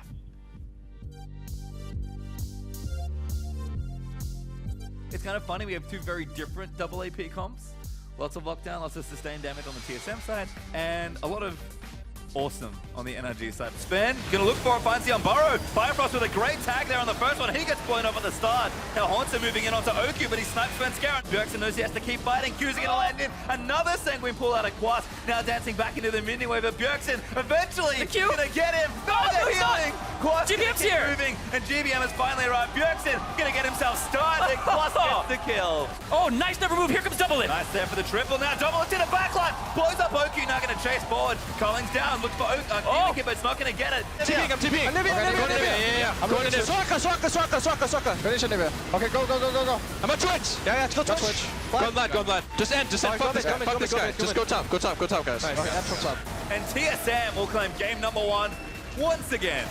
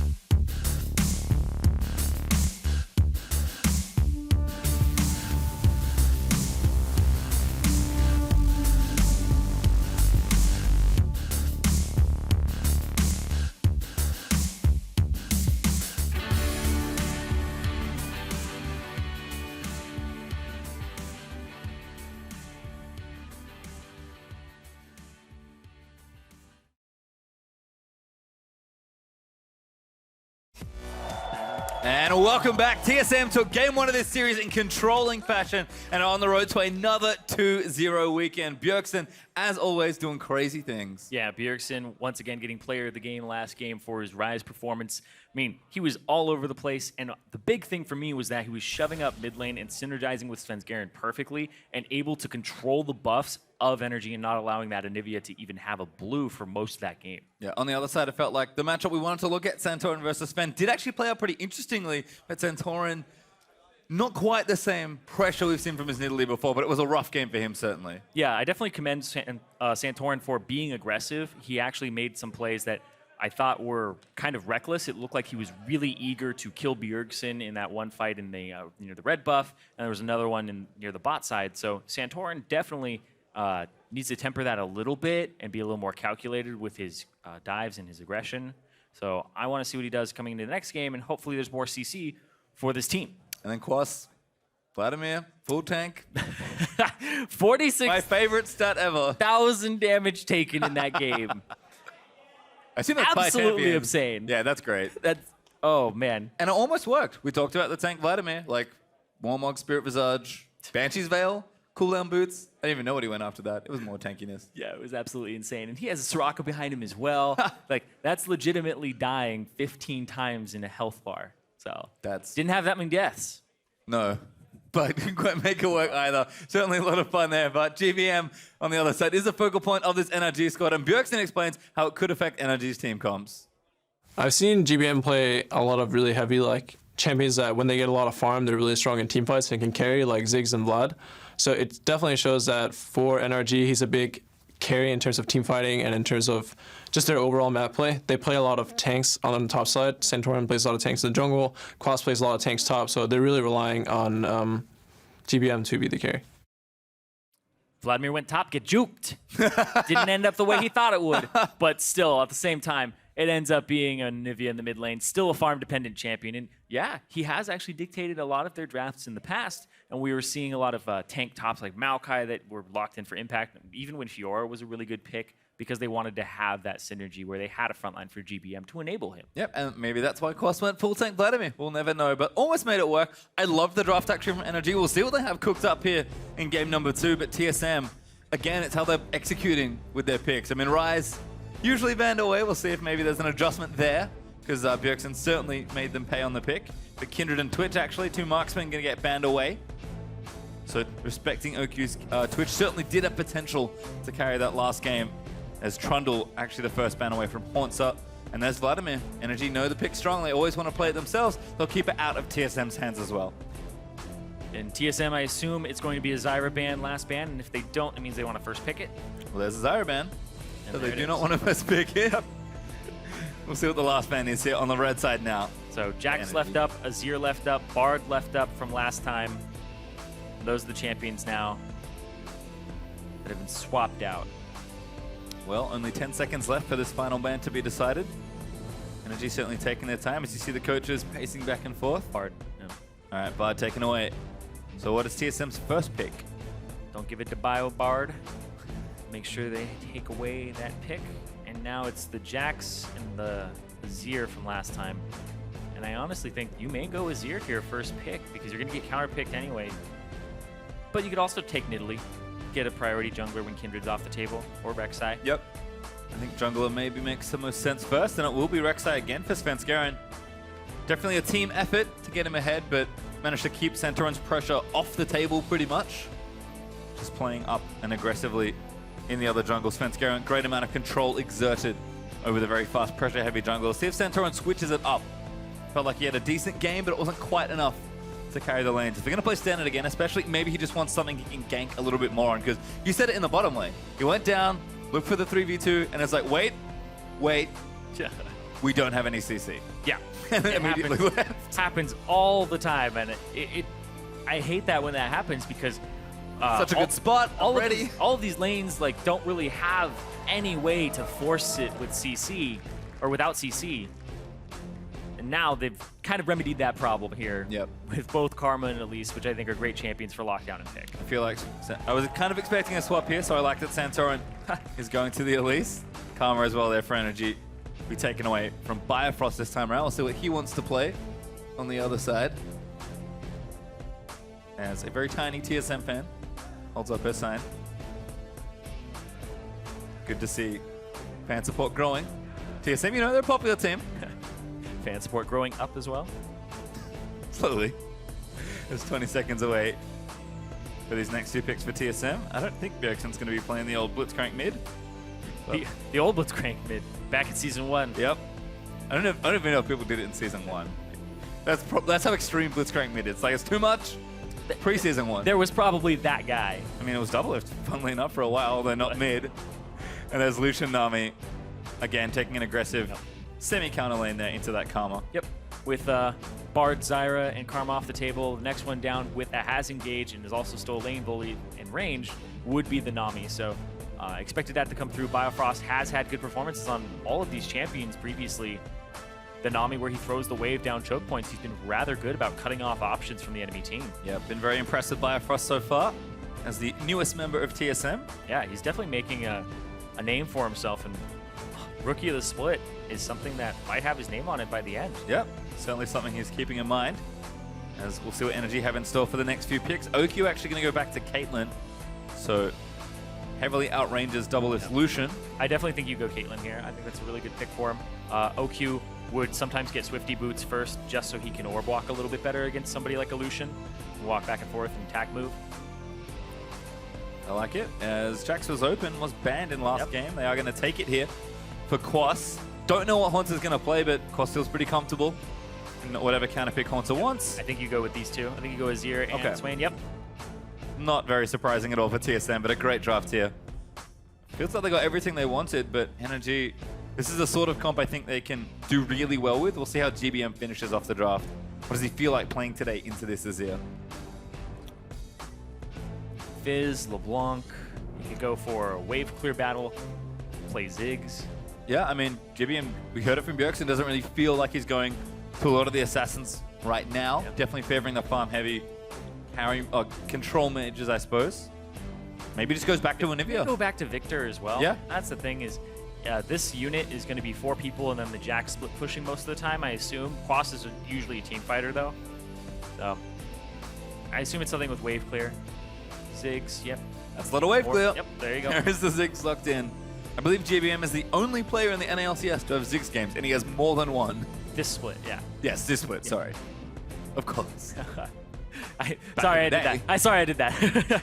Shouldn't have done that. That's fine. Still cool. Thank you for clarifying. It's important. He's never played Ziggs, no. Nobody in the history of League of Legends. Alrighty. Anyway, 4-man unit here for NRG with Quas split pushing most of the time. Interested to see if he sticks with that Ghost. Most likely won't, but chasing down Swain, I've seen stranger things from a Jax. I don't think it's completely out of the question. And then on the opposite side, TSM are just looking for that 5-man fight again. Early game bot lane, later game mid and top in their solo lanes. Feels like, yeah, maybe Bjergsen a little less effective in the earlier stages. We saw his rise do work in tandem with Svenskeren, so other than that, pretty similar comps on both sides, I have to think. NRG say, you know what, our game plan was good. We just didn't execute maybe the way we wanted to. Coaches are going to shake hands. TSM say, you know what, execution was great. Let's do it again. And I always think that TSM, because their champion pool seems so diverse and really on top of the meta, no matter what they draft right now, as long as it's near that S tier, they're just coming away with a great composition at the moment. Well, they certainly are, and this series could end right here. Fire up Twitter and tell us if you think NRG has what it takes to push us to a decider with the hashtag NRGwin or hashtag TSMwin if it's the 2-0 sweep to remain undefeated still in North America after 3 weeks of play. What a statement it would be to start this season so strong. NRG, though, have been only growing in strength. We'll see what they have in store for us in Game 2. Like we said, comps looking very similar. We'll see how they go on the execution this time around. Yeah, and honestly, after this game, if it is this deciding game for TSM, they are 1/3 through the season without dropping a match. Which is crazy. It is absolutely insane. Well, we're out to Summoner's Rift. TSM going to move out from the blue side this time around. NRG over on the red. We'll see if we have a lane swap, so standard lanes in the last match. Eventually a swap back there, as NRG tried to open the map up a little bit more. Maybe they fancy playing a bit of an earlier macro game, letting those carries farm up a bit more. Or maybe they think, you know what, Santorin's on a more aggressive jungler, he can play more up we think we can win standard lanes here, because TSM, they're never afraid to play standard. not with the players they have on their team. Haunter has a giggle. Quas is just going to stand there, but you know what? Not too worried. And I've seen each other already, so unless we have some deception, maybe getting standard lanes again, although still some movement to come here. Yeah. And TSM, I mean, they've been incredibly confident. And yeah, here comes the lane swap. High five as they go by. Quas is like, good luck. Ships in the night, man. Yep. Svenskeren gets his fin high-fived. But they're calling it as well. I don't think they spotted it out. They're going for it. The very rare double blind lane swap into inverted standard lanes. Yeah. Sounds like a really complicated skateboard trick. It's the mind games. You know, one of these teams, though, is sitting there going, okay, they're going to lane swap, so we're going to do it as well. And the other one's going, man, I hope we lane swap and they're not here. Well, standard lanes it is. Just upside down. Feels like home. As Bjergsen able to clean these out. We'll see how the 1v1 goes this time for GBM. Teleport for the Ziggs. Heal for Bjergsen. So no double TP on the TSM side this time. Yeah. Also quite interesting because both duo lanes are actually doing a camp first. Normally in a lane swap, your support runs into the enemy jungle and tries to stop them from doing it. So if this wasn't a lane swap, then one of these teams, the one that didn't lane swap, would actually walk away with a little bit of an advantage because they'd get a strong side of their jungle. As it is, Luki doing pretty nicely so far. Just, again, trying to keep Lucian at arm's length. Double Lift, though, always wants to get aggressive, but Bifrost only level 1. And Oku being level 2, kind of zoning them away. Ooh, Q gonna miss. Good headshot, though, from the E. Double Lift just eating damage from Harass here. So much poke in this lane. Speaking about being harassed, oh man, Quas gets pushed really far back. He didn't start with Corrupting Potion either. He started Doran's Blade and a Potion, so he's already out of sustain. He's gonna have to TP back into this lane. Yeah, really aggressive items here for Quas. Maybe he goes for the double triple Dorans. That's a Quas special. I think I found the lane that wanted to be lane swapped away. Was it the Jax lane? It was probably the Jax lane. Quas gonna TP back in, refillable pot. Pink Ward, really defensive early start here from the Jax. And good thing too, because Sven's ready. Yeah, he knows that he already used the TP, and it's a Ghost Jax as well. He kept the Ghost. And Haunter had the wave frozen, so... There's the Ghost. He's gotta go elsewhere. Yeah. Time to bail. Goes around the other side, but he's got no one to run to just yet. He's awfully fast, though. If Bjergsen responds to this, he has it shoved up. But yeah, a little bit too fast there. We'll see. Oh, is this turning into a gank? It's the escape into the... Oh, no. He rocks off to the side. That would have been quite a conversion of it. Quas has been chased out of lane again, all the way to a different one. Yep. And that's going to give Haunter still a nice little advantage. Santorin, though, going to try and steal away this blue buff. Yeah. Potential 3 buff here. Bjergsen spots it, but he gets the buff. Bjergsen, though, going to chase down the jungler. Surfs around. Slows good. Oh. Scared looking for the Unburrow. Doesn't find it. Good repel, but going to chase him down. Blue buff donated back over. Bjergsen flashes for it. Yep. Goes to Bjergsen. Was going to get handed off to him anyway by Svenskeren, but comes up with a kill as well. Santorin really aggressive. It looks like he's slightly frustrated at this team. And the fact that he's trying to make plays and jungling is a team effort and he's not getting a backup. Yeah, again, great collapse there from Bjergsen. Sven and he have been playing very well together this series so far. It does continue here as our early blue buff could be problems. GBM going to get chunked out. Good satchel. Just gets him to safety, saves the flash. Yeah, and GBM now has to deal with the blue buff Azir very early on in the game. It's going to be incredibly rough for him. I'm actually quite surprised that Santorin didn't flash north, because that's where his duo lane is, and there's a movement speed and the shield up there, and that lane is constantly shoved up, so it was definitely the safer lane to approach. And Svenskeren came from the right side, so Svenskeren wouldn't have been able to reach him either. Yeah, GBM stays for an extra wave as we check in with the top lane. Double continuing to get poked down here. Maybe another lane that TSM would have been happy to swap out of. Yeah. But I mean, that bottom lane, 19 CS advantage here, 15 up in this top, but you would really love your Elise to be up in this top lane right now for a dive. You would want that really badly, especially since you can put Caitlyn traps on the top side of the turret, between the turret and the wall, and then you close off that choke point. Quas again has to leap away. Melee versus range always feels a little tough. Swain is very good at punishing these sort of champions. Quas should know. Yeah. Pretty big Swain player. He definitely should know. He's going to have to take his hits for a little while and see what he can get under the turret. Santorin actually going to come for a visit here, though, but Sven's going to spot him. Trevor Sense instantly sees the Elise. Yep. Not going to spot that pink that Quas placed earlier. They'll clear that out of the way. Yeah, and it looked like they were going to try to pick on Quas a little bit more here. Sven Skaren still has his flash, didn't use it, so diving and flashing, definitely on the table for him. Good patience there from Santorin. Going to get knocked up, though. either. Cocoon lands, finds a stunner to Sven.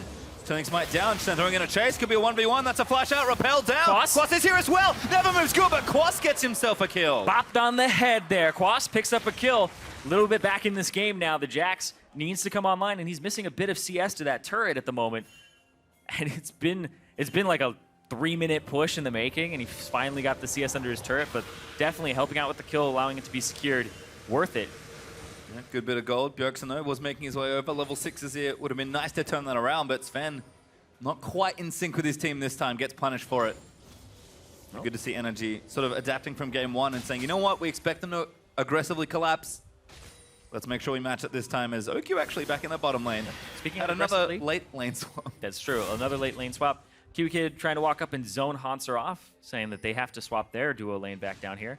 Looking at the top side, though, that minion wave is not going to do Quas any favors because it's pushing the opposite direction towards the TSM. So, really bad luck here. The minion waves are being manipulated by TSM quite well. Hanser with the freeze because Quas got a couple extra hits on minions right beforehand.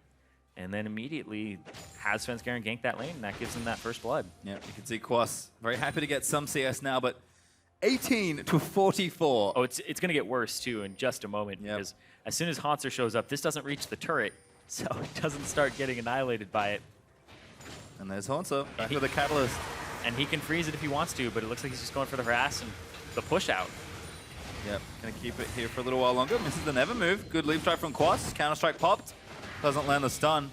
Still eating harass as he tries to CS. Quas has to be so careful because if he gets chased down this long lane with only a ghost, could be an easy pick off there for Haunter, especially if Sven's in the area. But Sven actually onto the blue buff this time. TSM continuing their trend of denying GBM. Blues as double lift.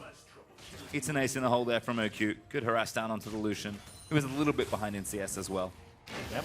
And blue buff, GBM, not going to be able to get that. Another blue going over to Bjergsen. They just control this. I'm interested to see how many blues they get, and immediately into a bot lane gank. Sven's here looking for it. Snare down though, gets a double knockup. Double lift, continuing to play aggressive. Pops out the culling and trunks them out. Kiwi Kid low flashes, but he lives. Yeah, it could have been a double lift flash forward. Heal was already used by OQ. So stopping that, because as soon as he flashes and then he queues up that Q or queues up an auto attack, because he would have had the double shot from using the culling. Yep, double lift though, saves his summoners. Just happy to push them out of lane. Santorin continuing to sort of take counter pressure where he can. Takes the Gromp out from TSM's left side of the map. Haunter now hanging out in the brush. Quas is getting some much needed CS here. But again, still behind a whole host. 30, almost 40. Now the wave's going to join back in. Haunter, I think, happy to play up and trying to apply more pressure, although could maybe hold this wave here. Quas, though, just going to back. He kind of has to. Oh, he wants to stay. Yeah, he needs to stay. They have a ward on that top side of the jungle because that blue buff is coming up, and now it'll spot Sven Skaren, so they know where the jungler is. They're not contesting the blue buff, though, which is a little strange because they had warded it and went through that effort, but it looks like Santorin's going to try to gank bottom. They ping out that there's a ward in this bush, so I guess he has to walk straight by it. Yep, trying to brute force this one. Double lift, goes away, Cocoon. Oh, he still hits Bio. Bio gets locked up there, the headshot's down. Now the TPs are coming in, headshot's good. Oh. Ace in the hole, blocked by Biofrost. Barely saves his teammates, GBM! Just tags Bio with a bit of damage, not enough for a kill, but a nice roam down, and the teleport actually used by Ziggs. Yeah, no ignite there used by Kiwi Kid at all in that. If he was able to ignite, he'd cut the heal, and it would have been almost a disaster there for Biofrost. Well, it's okay for now, but Bjergsen now ganking in the top side with Sven Skaren, surfs forward, Quas gets knocked up by the Umbara. Now Bjergsen going to chase his way in, but under the tower should be safe. Bjergsen cannot surf back towards those. I'll take the turret instead. Yep, and this is what TSM do now. Ever since the first time we saw them in the split, that game one, they try to choke you out of the game. They search for weak spots. Okay, they're not going to contest their blue. We got that blue. We farmed their jungle. Now we're slightly stronger, so the next time we do it, it's easier. And now they've identified Quas, bad matchup, doesn't play this one very well. They're trying to avoid this. Keep giving this matchup to Hanser, and now let's help it out even more. It sucks as a top laner more than anything when you have an awful matchup, you can't get out of the lane swap, and then the enemy team keeps showing up too. Yep. So TSM is picking on him as it looks like a pretty nice teleport ward, but not going to go for it yet. Double lift actually going in for it. They're going to all in. Culling's down. Oki just straight up dies, and now Kiwi Kid's in trouble. Double flashes forward. Looking for the Q. Kiwi gets one, but Bio answers. Kiwi Kid picks it up. Biofrost with the wave gets it at the end there. Double lift playing very bold right now. I mean, kind of baited them in. Good little play. Spen takes the wolf away. Gromp here as well, so continuing to control Santorin's jungle. I feel like if Biofrost was there, maybe he could have easily won the 2v2, but Double Lift takes matters into his own hands. Almost 1v2s them. Almost. Very, very close there in finishing off Kiwi Kid. But no summoner spells available at that point, and Kiwi Kid had his Ignite up from not using it previously. Santorin just gives up his Gromp. Well, he can't. Biofrost is right there. Oh! All right, Spen's like, nope, had enough. It's too difficult. He's reset it twice. He's like, let's take this Drake instead. Bigger fish to fry. But Drake, much better than Gromp. As we'll watch this again. And Double Lift, hanging out in the bush, and then slides and flashes. Oh no, he slides forward, gets the combo. Then he starts culling, has the movement speed because he hit the Ardent Blaze. Starts hitting Kiwi Kid and flashes over so he doesn't have to actually change the angle and cancel his culling, so he gets some extra culling shots in him. Well, Bio was there. I tell a lie. Just couldn't quite follow the barely. flash sliding Lucian forward. Didn't think he got a bubble in that, but a little out of range, but good play there from TSM's duo. Pick up 2 kills for 1, and now defending this top side of the map as 4 members of NRG gonna look to push it down. OQ's Caitlyn trying to get that siege on, but TSM defending for now. Yeah, GBM pushing the mid lane right now. It's not an execute range for his satchel charge yet, and Bjergsen is coming in from the top side. GBM doing some work. Bjergsen though with the blue buff. It's a little hard for you to get away if this Azir really wants to fight you. Everything up. He's gonna wait for the satchel charge to go off because he has to use it to get out. Oh, he's been juked. Yep, there it is. Now he's gonna go in, surfing from Bjergsen. Forcing the flash out, but he's not using it yet. Now used to the ulti, and GBM's just dead, I think. Bjergsen, easy solo kill. Yep, skewered right there. He ended up walking too far forward on GBM's side. Still had flash, I believe. Yeah, he did. As Quas looking to dive in, finds Bio, damage down from the Caitlyn ulti. Biofrost taking lots of hits, but the tidal wave gonna disengage them. Double Lift firing a few shots, but here's Haunter. He's TP'd up, now looking for Kiwi. Quas gets one, only Kiwi Kid. But Bjergsen's here as well.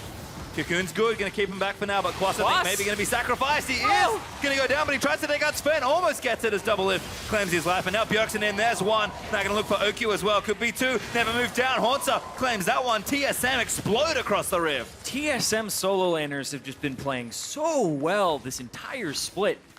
The TP usage from Hanser, the engages that they've been able to pull off, and just the boldness that Bjergsen has had. And whenever I look at Bjergsen, it's actually incredible because you think about how long he's been pretty much the best mid laner in North America when he came over here, and it's been years at this point. Seeing a player perform at that level and keep that consistency is fantastic.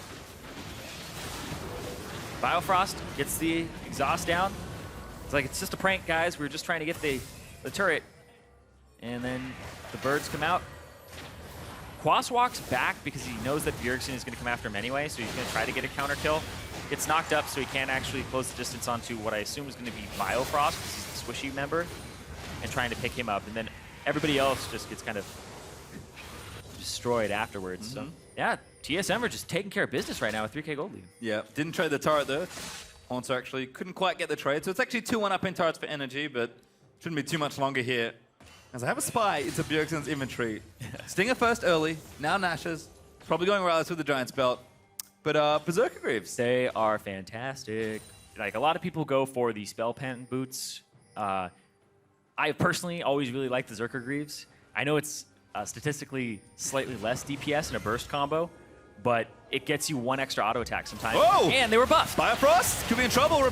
Venomous bite down, but he flushes out of the way. Tidal Wave should disengage at 5 members of NRG here. But Biofrost, quick fingers. Yeah. Gets him out of the way. That's going to leave Hanser in the top lane, though, so Quas used his TP, and that's really what TSM wanted, so they'll have TP advantage next time. And yeah, Zerker Greaves got buffed, so it's a great buy as well. So I love it. Going back to that. Nice now and aggressive for Bjergsen. Inside on mid. Tower might fall down as a result. GBM ultis to clear the wave. That's going to stop this portion of the push. TSM, do they stay? and try and do more damage here. Honsa actually waiting for a rotation. I think just spots Quas. Pinging out into Santorin. Leap in there. FLICKR going to try and track him down. GBM's there to defend. TSM is trying to find a foothold here into the center of the map. Double Lift busy bottom lane. He'll push that back out. See if he can't take the outer turret if it makes it that far. And TSM zoning him off this central point. Zoning him off of this red buff. FLICKR. Unrelenting in his kind of jungling today. Absolutely. Santorin's having a real rough time of it. It looks like TSM actually is going to spread back around the map. So turrets will He stay does up for smite now. this away. Oh. Nope. Quas gets it. It's those small victories. He'll take it, but he's down a lot of CS still. And you mentioned it already, the TSM solo lane is really going off this game. 20 CS ahead for Bjergsen. Well, the GBM's going to cut that down a bit, taking out the wave. And 50 for Honsa. Yep.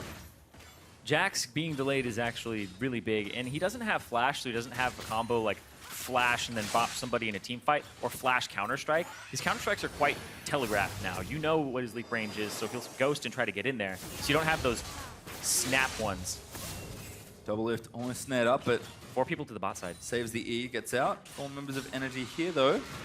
Rek'Sai going to come down, offer some support. Long lane here for TSM to try and get out of. They spot Santorin, though. Santorin's going to walk away and be like, hey, you guys saw me walk away. Guess what? I'm still here. Yep, pops the Ghost Blade. Time to run. Quas is here. Doesn't Ghost. No. FLICKR able to track them. Kind of stops all that. Yeah, they really wanted to make a play, but you can save your summoner spells for the next 30 seconds because there's going to be an Infernal in 40. And if you take the fight now, you kill them, but TSM are back up for the Infernal Drake. It's actually quite interesting. We've seen team fights before where people will blow summoner spells before a dragon's up because they get like 3 kills for 0. And then when the dragon fight happens, they end up losing because they don't have their summoners. Have to balance things out, and TSM have shown great macro players. Honsa caught out by Santorin. Needs a combo in there from the Spider, but Honsa heals himself back up. He's got the Rod of Ages, pops the ulti. Should be just fine there. Sven locked up by Kiwi Kid. Does eat the snare, but don't think he minds too much. He's going to start clearing a ward. Slaps that one. And it is Infernal Drake time. TSM going to collapse onto the objective. And there should be Yeah, they're not gonna uncontested. They're not going to contest. Quas in the top lane, no teleport. Hans are 2 levels up still. 66 CS above him right now. Bottom outer falls as well. Double Lift and Bifrost teaming up for that one. TSM claim their second Drake of the game. So they'll add Infernal to their cloud. Oh boy. I like this Zerker Greaves. Zerker Greaves actually feel fantastic on him because you start getting those extra autos. So when you Q somebody, you can sneak in an extra auto attack if they didn't start moving immediately. Also, the soldiers look fantastic when they're doing it because it's just a constant thrust, flip it around, cross, then over and over and over again. Yep. It feels really good to play. Yeah, and I'm sure Bjergsen looks good playing it.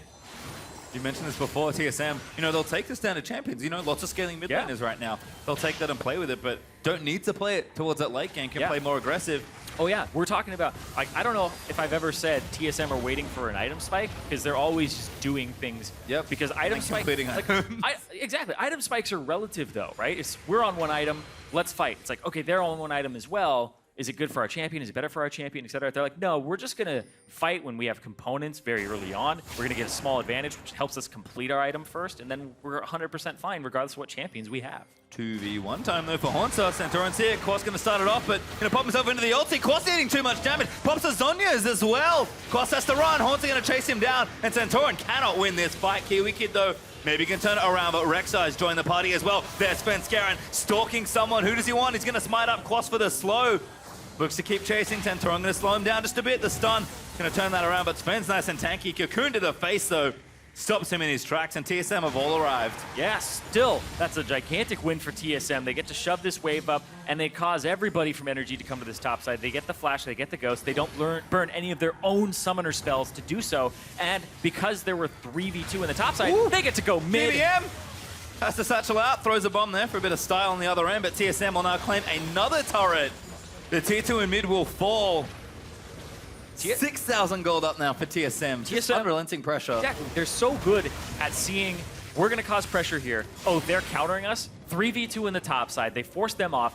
Huge numbers advantage, so they get to push the mid side. Because if you're winning that 2-on-3, you get to send 3 people at this mid turret, and they got 2 of them.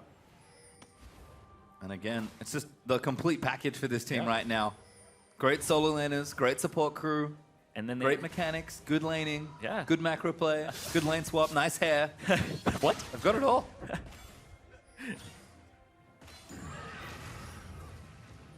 And they are on the way to continue their undefeated season.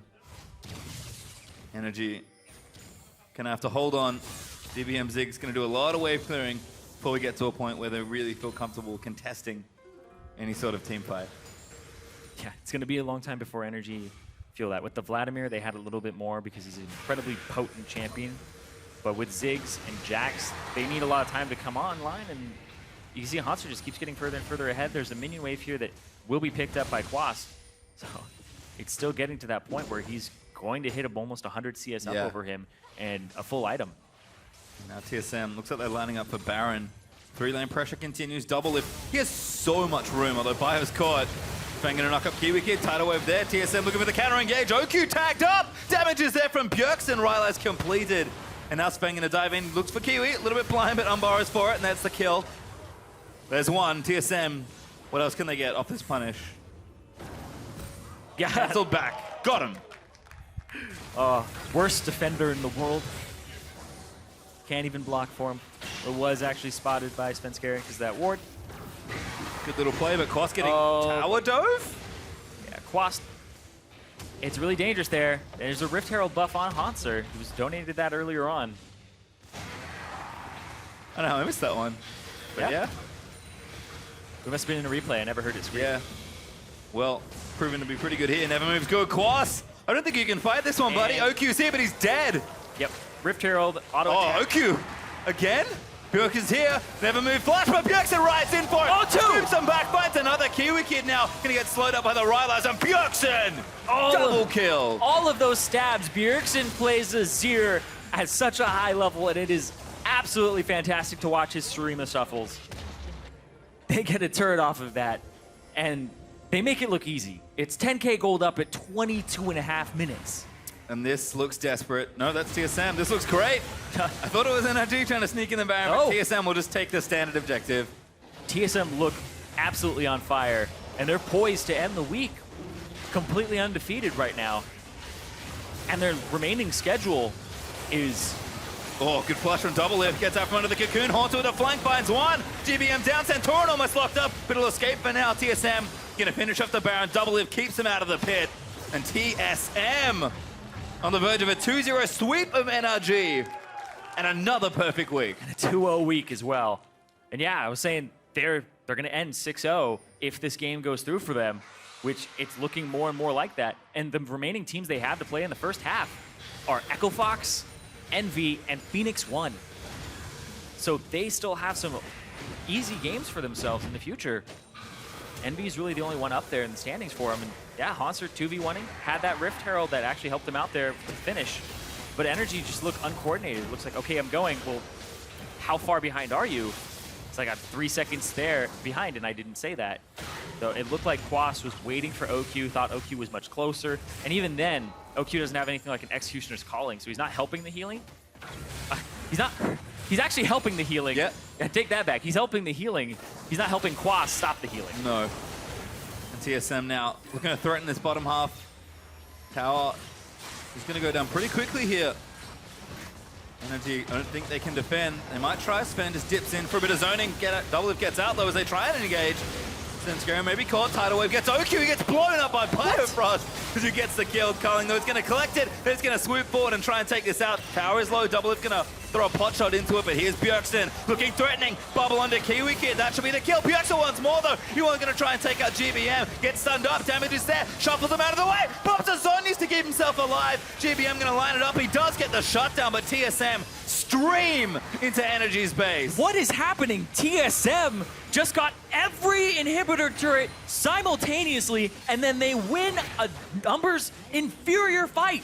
They just took that bottom fight, and they got away with everything. They're just so far ahead. There were 3 members of the bot. Hanser's pushing top, Bjergsen's pushing mid, and they still pick up OQ right at the start of the fight. Look at the minimap. This is not even helping them out. It's a 4v3. And then they have GBM come over here. It's a 5-on-3. And then they're pushing turrets, and they get everything. Even if you win this fight, there's no Baron to take. you lose both your turrets, and this one's almost dead in the first place. NRG are just getting wrecked right now by TSM. Their base is in shambles. Yeah, and Bjergsen, big play here. A little too much on this one. Did manage to snipe in there with a nice bomb.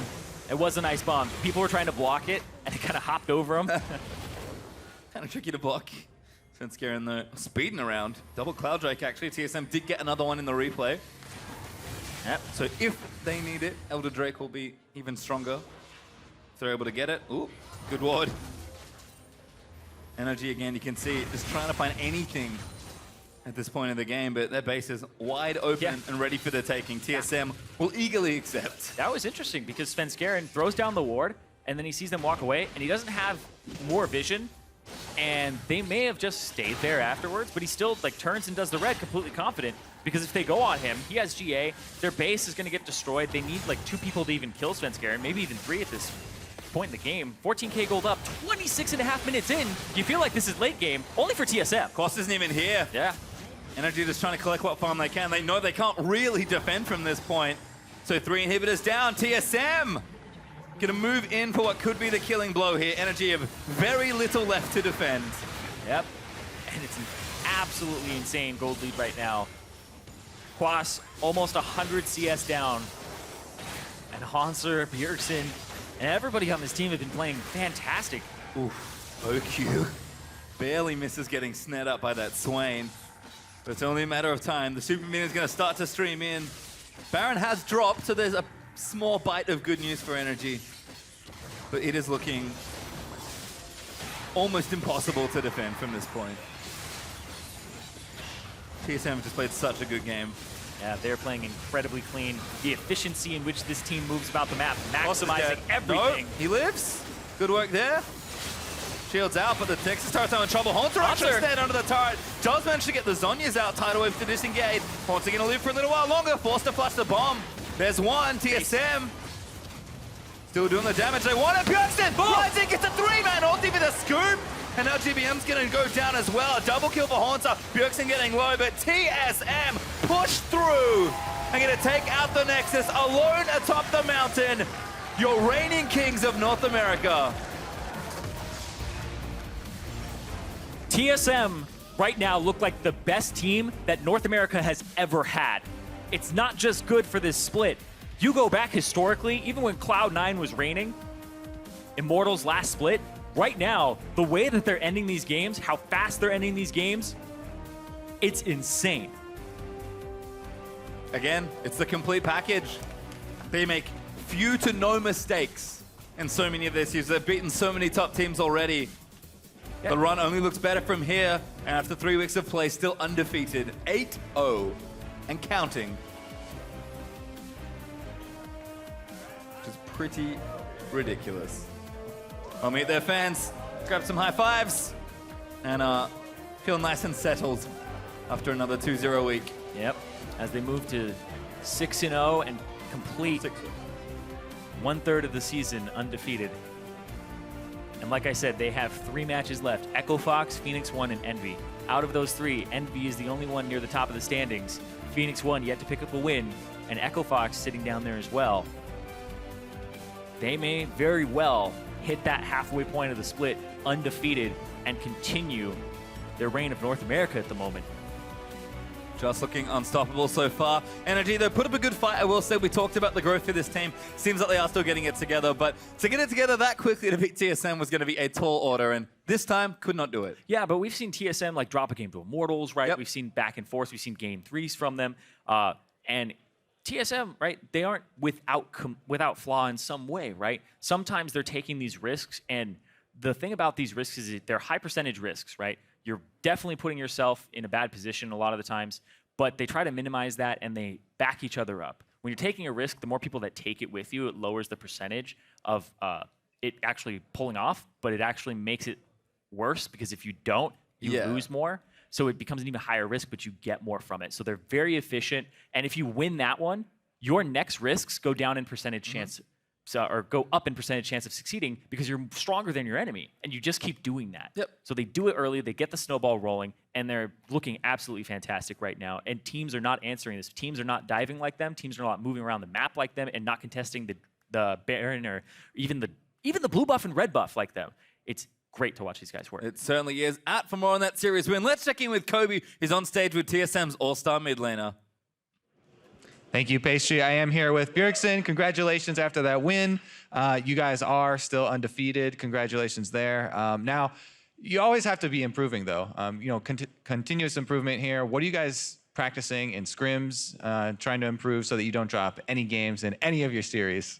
Even though we might look solid in most of our games, there's still a lot of weaknesses and mistakes that we're constantly doing that sometimes they're not being taken advantage of, sometimes they're not a big deal, but we're still really focused on those mistakes. And I think right now it's very easy for us to find things to be improving on. So we don't really have a problem with finding issues. Who is testing you the most in the scrims that you are having? Who's giving you the most trouble or exposing the most of your mistakes? It's hard to say. For me personally, playing in C9, they're always really good at. We play very similarly. We put a lot of resources into the mid lane. We played them on Friday. There was a lot of like Bard and Jhin rooms and a lot of interesting stuff. So playing in C9, me personally, I have to hyper focus all the time. So I always like playing in C9 and Jensen. All right, well, congratulations. You guys also beat them as well in your best of 3. Now, looking forward for the rest of the split, some people always talk about, oh, when a team wins too many, then they get cocky, they get overconfident. Something might happen like what happened to Immortals last split. Are you guys actually worried about that? Is that a real problem to have, winning too many series? I don't think Consta has any ambitions to play Lucian top, but no, just kidding. I love Huni. But yeah, Weldon Green, our sports psychologist, he makes sure that we're not complacent. We're constantly working hard and always looking to continuously prove ourselves and never get complacent. So it's not too much of a worry of mine right now, but it's something that definitely can happen and something that we're looking out for. Okay, well, stay humble, and we're going to send it over to the analyst desk for those guys to break it down. Thank you very much, Kobe. TSM, it's getting to that point where you almost don't know what to say about them because, once again, they do exactly as we expected here. Very dominant 2-0 victory over NRG. This one even more so than the game prior. And if we do dive into this, NRG did kind of shoot themselves in the foot. Starting in Champion Select, let's walk through it. We see that Jax picked up, which Quas had been successful on in prior series, fall flat on its face this time around. So blinding Jax is very dangerous, especially against a team like TSM, that their top 2 picks are champions that won Aurelia versus Jax as a skill matchup, and Swain will just flat out dumpster Jax. But they're like, no, we want to pick the Jax. Now, my theory for them taking Jax is because Twitch was banned, and their strategy has been, let's just pick massive wave clear middle with the Anivia and the Ziggs, just stall out forever and hope that we get to 6 items and then we can win off a certain champion, especially since it seemed to have worked yesterday against Team Liquid. And TSM is going to have none of it and just completely obliterate Quas into Flame Horizon. It was brutal. Yeah, I think I would just like to get right into the replay that we have a replay. Let's take a look at that. Level 1, Quas, on top of having blind picked the Jax into it, definitely doesn't play the early portion of the lane correctly. Right, so what he's thinking here is he's going to shove the wave as much as he can, and then he'll go for like a base and recall as the wave hits the turret and he can reset, but you just can't push the Swain in like that. The Swain's fine with like just using the Q on the wave, and Quas keeps getting chunked out, and eventually Quas gets to a point where he can't get the wave in, and he's low, whereas normally you're trying to get the wave in, be low, and recall. So when he gets his recall off, he doesn't really get any items, the wave is frozen, and Sven, as we see right now, is on his red buff. He's doing just a bot side clear, and he ends up going behind Quas and goes over the wall he'll do the gank patented Rek'Sai gank over the wall. Yeah, and from there, Quas is just so screwed. Like, you have no potential to farm. He was down 30 CS at like 6 minutes or something It's a crazy. death wish. Yeah, and I mean, Sven even played it wrong. Like, he went onto the Gromp when Elise was on it and gave a kill away. Right. To Quas. Later Like, imagine how bad it could have been if Quas didn't get that kill. So. Yeah, I mean, so we saw that. We saw it was like 40 CS to 14 at one point. Right. So then NRG makes a decision, well, let's swap our bot lane down there. We'll throw Quas into the top lane, at least try and buy him some time, but they swap him into a lane that's pushing away from him. And as you mentioned, we did hit the Flame Horizon at one point during that game, so Haunter just being an absolute monster on that Swain. He's shown that it's one of his top picks for this split, and for good reason. I mean, it's good for TSM understanding when an enemy makes a mistake right from the get-go. All right, this is how we're going to punish it. We're going to make sure that we keep matching these lanes and just control the waves properly, gank it at the right times, and the standard play by TSM. But unfortunate for NRG not being able to recognize the positions that they're putting themselves in, especially when you save the last pick for like, don't worry, GBM Zig, like let Bjergsen have his. I got Ziggs. Like what? No. That's something that NRG is consistently doing. Is that they're giving GBM these last picks, and he's doing these like kind of weird counter picks that don't actually pressure the lane. They just farm evenly. Like he's going the Anivia into Vlad. He did the Anivia into the Ryze game 1. This game he goes Ziggs into Azir, and like Bjergsen's all over the map killing people.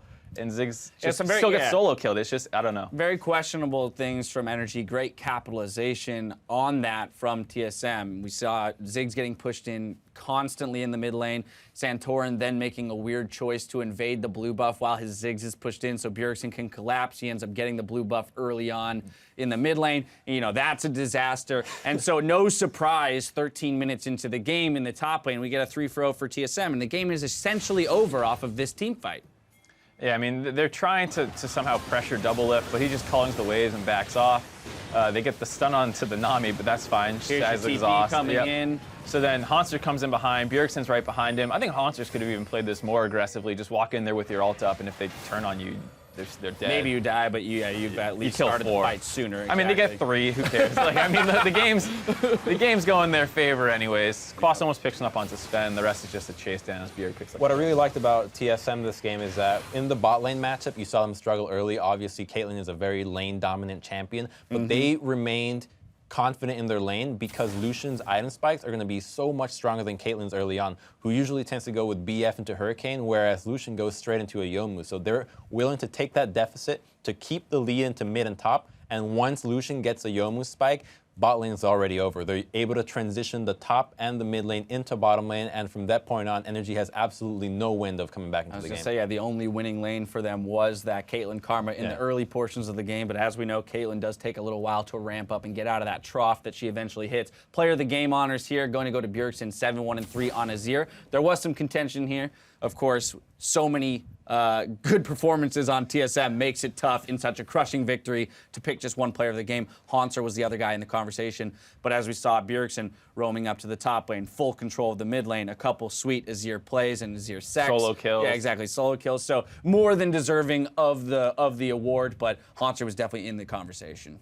Yeah, I think the best play that he made was when, you know, Santorin went for that blue buff because Sven went bottom for that early gank. He punishes what is usually a pretty free trade, and they're able to get that first blood, and he gets the blue and is able to abuse Ziggs the rest of the laning phase. Couples with the first game thing that we mentioned about TSM, where they're willing to give up their advantages to help everybody else on the map. So obviously, Bjergsen had a big lead on mid lane, about 8 CS at 4 waves in, which is ridiculous already, and he's able to just say, you know what, with this pressure, I'm going to make sure that Svenskeren does not lose blue buff, and immediately they punish Santorin, and as soon as they hit blue buff, you saw him almost solo kill GBM as well, so that game was over rather quickly. Now, all in all, TSM still continuing their undefeated run. NRG still looking disjointed and have some questions to be answered. Now, before we go to break, we're going to take a live look in at NALCS2. We're at the 35-36 minute mark. Apex is making a move to close a 3K gold lead that Cloud9 currently has as they look to close out the series. Enjoy. Meteos drops the ult. He wants to continue fighting, but the rest of the team had already bailed out. Now Jensen goes down. Yes, they do get the jungler, but not really an even trade there. Thankfully for C9, Impact able to escape by the skin of his teeth. Yeah, so when it's all said and done, Cloud9 were not able to take down that mid-tier 2 turret as Apex finally find a good fight. They still have Baron on Meteos and Impact, however, for another minute and a half. Sneaky's going to find some good damage onto Shrimp. There goes a calling on Nuke Special. They're going to try to burst him down. He decides to turn it. Ray is in there immediately. Jensen's like, nah, man, I don't want any pieces. He has those Zonias, though. He has to be careful. Jensen used the initial CC. Shrimp is going to overextend. Drops to Sneaky. Ray is forced to bail. Okay, I don't think that Apex actually knew Jensen had no Zonias there, and they're being pushed into the side. They call it off and sacrifice their jungler. Shrimp really had no business going up there after Special got out if they didn't want to fight, so miscommunication. This means the base is going to be cracked. C9 is going to take the first inhibitor turret, but there's a fight in the mid lane. Once again, a huge pick. Jensen and Sneaky are dead. Meteos is running for his life, but Apollo drops on the hunt. Ray might eventually catch it. Boomerang Blade is not enough. Yeah, Ray gets the kill. That's 3 members dead. Impact with the Baron is going to be able to take down an inhibitor, but Apex are counter pushing and the Elder Drake has just spawned. Yeah, they need to buy time though. They want to get this Elder Drake, but Impact is going to be continuing to push. Ray has now based, and it's what can the team get off this? Impact needs to buy time. He wants to go around Dragon, see if he can harass them. At the same time, Shrimp is back up, and they are collapsing on the Elder. They want to take it. They have 3 Dragons. This would be huge for Apex. Yeah, Keen doing so much damage, shredding through. Impact is on the side, but he can do nothing but watch as Apex take the Elder Dragon and get themselves back into the game. I gotta say, I bet Bunny Fufu is regretting taking Ignite this game. Yeah. You want that exhaust against the Jarvan, and here it is once again. This is at a disadvantage. Remember, this is a 5v4. A nice engage, though. Pop, pop. 2 go down immediately, even through the Shen ultimate there from Impact. No chance for C9 once that happens. Fantastic engage from Xpecial. He pulls the trigger. Ray with the follow-up. Great stuff from Apex. Yeah, with that, Apex have got 90 seconds. A very competitive game, too, there between Apex and C9. Apex, as we just saw, picking up that Elder Dragon after a nice 4 kills. Of course, they did sack that bottom inhib, so it looks like that game might be going on for a little while longer. That's the game that's scrappy. Yeah, well, we did see, real quick, I just want to get your guys' thoughts on the Jarvan and the Cassiopeia picks here from Apex, because we haven't seen the Cassiopeia picked up yet. The Jarvan was picked pretty early into that Shen. So I love the Cassiopeia pick. It's really good into Lissandra, and it can deal with very short-range threats, such as the Lucian and the Kindred and the Shen. But the Jarvan one, not so much. Not sold as much when there. you first pick a Braum, a key thing about AD Jarvan is that you can just pop the support very quickly, especially in the meta, which has a lot of AP squishy supports. That's a really easy target for you to constantly pick on. But against Braum, that's never going to happen. And against a champion like Lucian as well, who has a lot of mobility, unlike common meta AD carries such as Sivir and Ashe, Jarvan's just never going to have the chance. But yeah, Lissandra's not much of a target either with her ult and his ult. Right, I mean, only if they combo it well, though. Yeah, and you saw that Jarvan was having a hard time getting into one of those fights near mid lane. He was just kind of walking in circles through a Lissandra ult, through like a Braum ult, just couldn't get anything done. But at the same time, Alistair sets him up nice, especially as a good pulverize, and then next thing, you know, 2 people are dead instantly. So exactly, but the Cassiopeia doing work, and of course, he was willing to pick that Jarvan into the Shen. That game is happening over on NALCS 2, so if you're curious to see how Game 2 closes out between Apex and Cloud9, head over there to check it out. We've got to take a quick break over here on NALCS 1. When we come back, we're moving into our second series. Fox versus Immortals kicks off in just 3.5.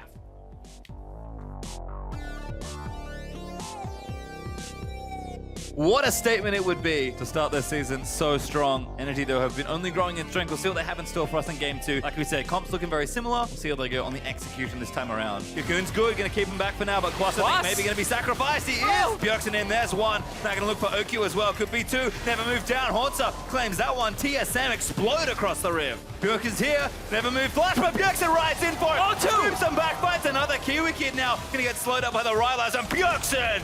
Double kill. Tidal Wave gets Okyu. He gets blown up by Pyofrost as he gets the kill. Carling, though, is going to collect it. Actually, one up Bjergsen. Rising gets a 3-man ulti with a scoop. And now GBM's going to go down as well. A double kill for Haunter. PSM pushed through. And going to take out the Nexus alone atop the mountain. Your reigning kings of North America.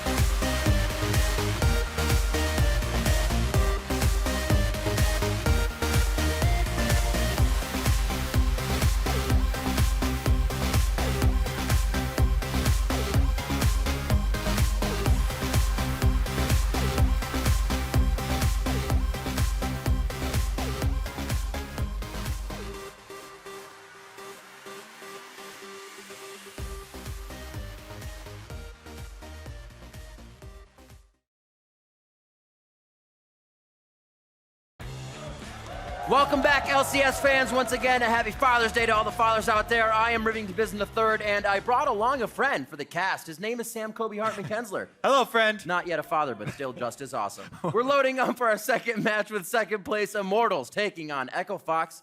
And Echo Fox, you got to say it, they are off to a great split on this start, but they aren't dominating like they were in the spring. Yeah, I mean, as we saw yesterday, Echo Fox in their game versus CLG, they had a couple of problems. However, you know, Froggen, as he talked about in his SOT, they know what their problems are. Yeah. For Immortals, though, they are looking like one of the top teams. They've been a little bit scattered in their gameplay. Right. You know, Huni is, you know, making those headstrong plays that Huni makes sometimes. He gets a little amped up when they're a bit too far ahead. And we did hear from Pobelter yesterday in his post-game interview that they weren't, you know, 100% sure about their draft phase that they had in that game. Yeah. However, they're still making very strong performances in their games, and they're still looking like one of the top 3 teams in the North American LCS. So a very fearsome opponent. And Echo Fox is their opponent in this matchup, a team that was confident they would surge in the summer, but now so much not living up to the expectations. Yeah, as I said, you know, Froggen, he talked about it. They know that they are having issues starting out. The early game has been really rough for them. They have the second most gold deficit at 15 minutes. You know, they are also going to transition into the mid game. They have got a little bit of a difficulty in the decision making towards that mid game. So they just talked about they wanted more practice time with the crew, and they are working on those issues. You know, today though, as we said, their opponent Immortals is going to be very strong, and it's not going to get any easier for them. And those early game numbers as well. At 10 minutes, they even almost average 1,000 gold. Down, so they've got a lot of work to do starting in the early game. Yeah, we're almost ready to get the battle on Summoner's Rift ready, so let's check out the starting lineups. The starters for Echo Fox are KFO in the top lane. You're going to be looking at Grigney back in the jungle, Froggen in mid, Keith at AD carry with Big calling out shots on support, and Coach Cop. And for Immortals up top, it will be, of course, Huni. In the jungle, Rainover. Mid, Pobelter. AD carry, Wild Turtle. Support, Adrian. And Coach Dylan up on stage with them. It talked a little bit about the early game, the numbers at 10 minutes. It really kind of needs to be the focus for Echo Fox, knowing that they could come into a game almost with losing lanes or lanes that aren't going to be at least even. Makes it very difficult to go anywhere after that early part of the game. Yeah, I think that is step 1 for them, and they do recognize that issue. Then also, after step 1, they're going to have to transition into the mid game. A lot of people have been talking about, oh yeah, since they are heading into the mid game with these early deficits, it's been very hard for them to come up with proactive plays. And we will see what Coach Cop sends them onto the Rift with today. They've set up that game plan before they head on in. They've tried the flexing of Froggen and KFO. They've tried to do a few other things, get those variables in the mix for the early game. See if they can find themselves a lead. They're not afraid to do that. We'll see if they, maybe I was thinking run a Sivir comp, something aggressive, not always have to focus around Froggen, but still allow the team to work as a whole in that synergy. Yeah, versus Immortals, they're definitely going to have to worry about the Huni Rainover combo. Huni's been very, very hard on the Aurelia recently. Definitely wants to play those carry top laners as always. And Rainover will look to enable him. Their 2 biggest picks have been, you know, the Aurelia plus the Rek'Sai. None of those find themselves on the ban list so far. So maybe Echo Fox, you know, try to early round one of them. I like the Rainover takeaway. Still seeing these bans towards Froggen over and over again. Vladimir, Ryze, and Nivea, they are hitting the point they know is going to be a huge carry in every game. Yeah, Froggen's had, you know, the majority of the team's damage dealt to champions. He is their, you know, veteran leader for the Echo Fox team. So getting targeted in the picks and ban phase. And there's the other half of that dynamic duo I mentioned. Aurelia does still get picked up for Huni, along with some speed boost to enable him. Going to be very scary. It did not seem that Echo Fox took well to the aggressive Jax play we saw from Counterlogic Gaming yesterday in the top lane from Darshan. And now Huni, Aurelia on the table, is going to be trying to provide the same thing from that top. Echo Fox will have to be aware in the early game to not fall too far behind against an Immortals comp. They're probably going to keep building it out to go faster and go straight to your face as much as they can. Yeah, and a lot of that responsibility will be on Grigny's shoulder. This is a guy they subbed in the latter half of their series yesterday and is going to remain on the starting lineup. Grigny will be piloting the Rek'Sai. See what they pair with it. Lucian Braum, that's a great kill lane there. Does have a lot of early pressure, and Keith and Big can try and go aggressive early maybe. They got the Lucian. That's all Big wanted. Get the Lucian. There you go. Get that Ghost Blade. Try and make some plays roaming around the map here. Ghost Blade plus Braum plus Rek'Sai, setting themselves up. I like what they're doing in this champ select at least. Definitely finding the entry paths to get into their win condition. What will be the walk, the block? Wow, words are hard today. I was gonna say the wall and the blocker, but they just decided to go together. The wobble knocker? The wobble knocker. What will be that wobble knocker that Immortals finds? How hard can they search? Well, right now, 15 seconds left to get that. Yeah, I think they're going to save their mid lane pick, let Pobelta get the counter pick. Just kidding. Victor is definitely one of the easiest mages to blind pick in the current state of the game. Actually, during most iterations of Victor, he's been a strong blind pick mid lane champion, so they're actually not scared about showing both of their solo laners. And only hiding the AD carry here for Immortals makes me think that they would like to go with some sort of Twitch or Ash pick or something like that. A little bit out of the ordinary maybe. They actually went with Wild Turtle on Jinx yesterday as well. Yeah. So still putting up some variables there that they may choose. Maybe put the Tristana. We actually saw him going for a very fast turret game in that Jinx pick. So Triss could still do that if they choose to go so. Yeah, they very well could go for the Tristana turret game. They could also go for what their comp might be kind of lacking right now is some reliable engage. So the Ashe is speaking to me because you don't really want Aurelia as your primary, and even Gragas going in there with the barrel is a little bit unreliable. Cooney's saying, but what do you mean? I am human Ashe Arrow. I will dive into the back line and just kill the AD carry. It may just be that. We do see the Jax picked up by KFO. I was wondering, would they take damage to damage, and they do so in that top lane. We'll see how KFO fares through that. Cooney will be a tough matchup. Is the Sivir comp coming now from Immortals? That does seem more likely because Ashe is very fearful of Lissandra plus Divers combo with the rest of the squad that Fox are showing right now. And Sivir can also rely, provide some sort of engage with the extra speed boost with Karma and Sivir. This is a very mobile Aurelia, a very mobile entire team of Immortals. And they are going to go that route. Plus, we've seen Keith. Actually, Wild Turtle is going to be the one nabbing that one. Haha! Sivir's on the other foot this time. So the double TP holding with 40 seconds left on the side of Echo Fox as they look to probably have a calm early game again. Get Froggen going, make sure KFO can start pressure in the side lane, then try to get Immortals running scared for that teleport play. Immortals, they're ready to fight. They're ready to go right in with this comp. Yeah, let's see what Echo Fox decide to start out with, because the Jax Aurelia lane is easily swayed by jungler intervention. And I would expect Rek'Sai to be able to get up there pretty early. We'll see what Reignover does. Maybe he hovers on that top side of the map for Huni. As we did say, Grigny back in, or not back in, still in place of Hard as he was swapped out just yesterday. And we'll see if he can prove to be one of the big pivotal points out of the jungle for Echo Fox. Get on Twitter to fly your team colors. Tell the world who you are behind using hashtag FOXWin or hashtag IMTWin. And we'll tally those up as we get into game. You see the comps on your screen. Echo Fox looking to turn things around. Immortals looking to kind of just pan things out, figure out where they're going to be continuously going right, and stay on that path. They've been doing well. It's 4-1 versus a 1-4. We'll see if Echo Fox can put their foot down here as we get onto the Rift.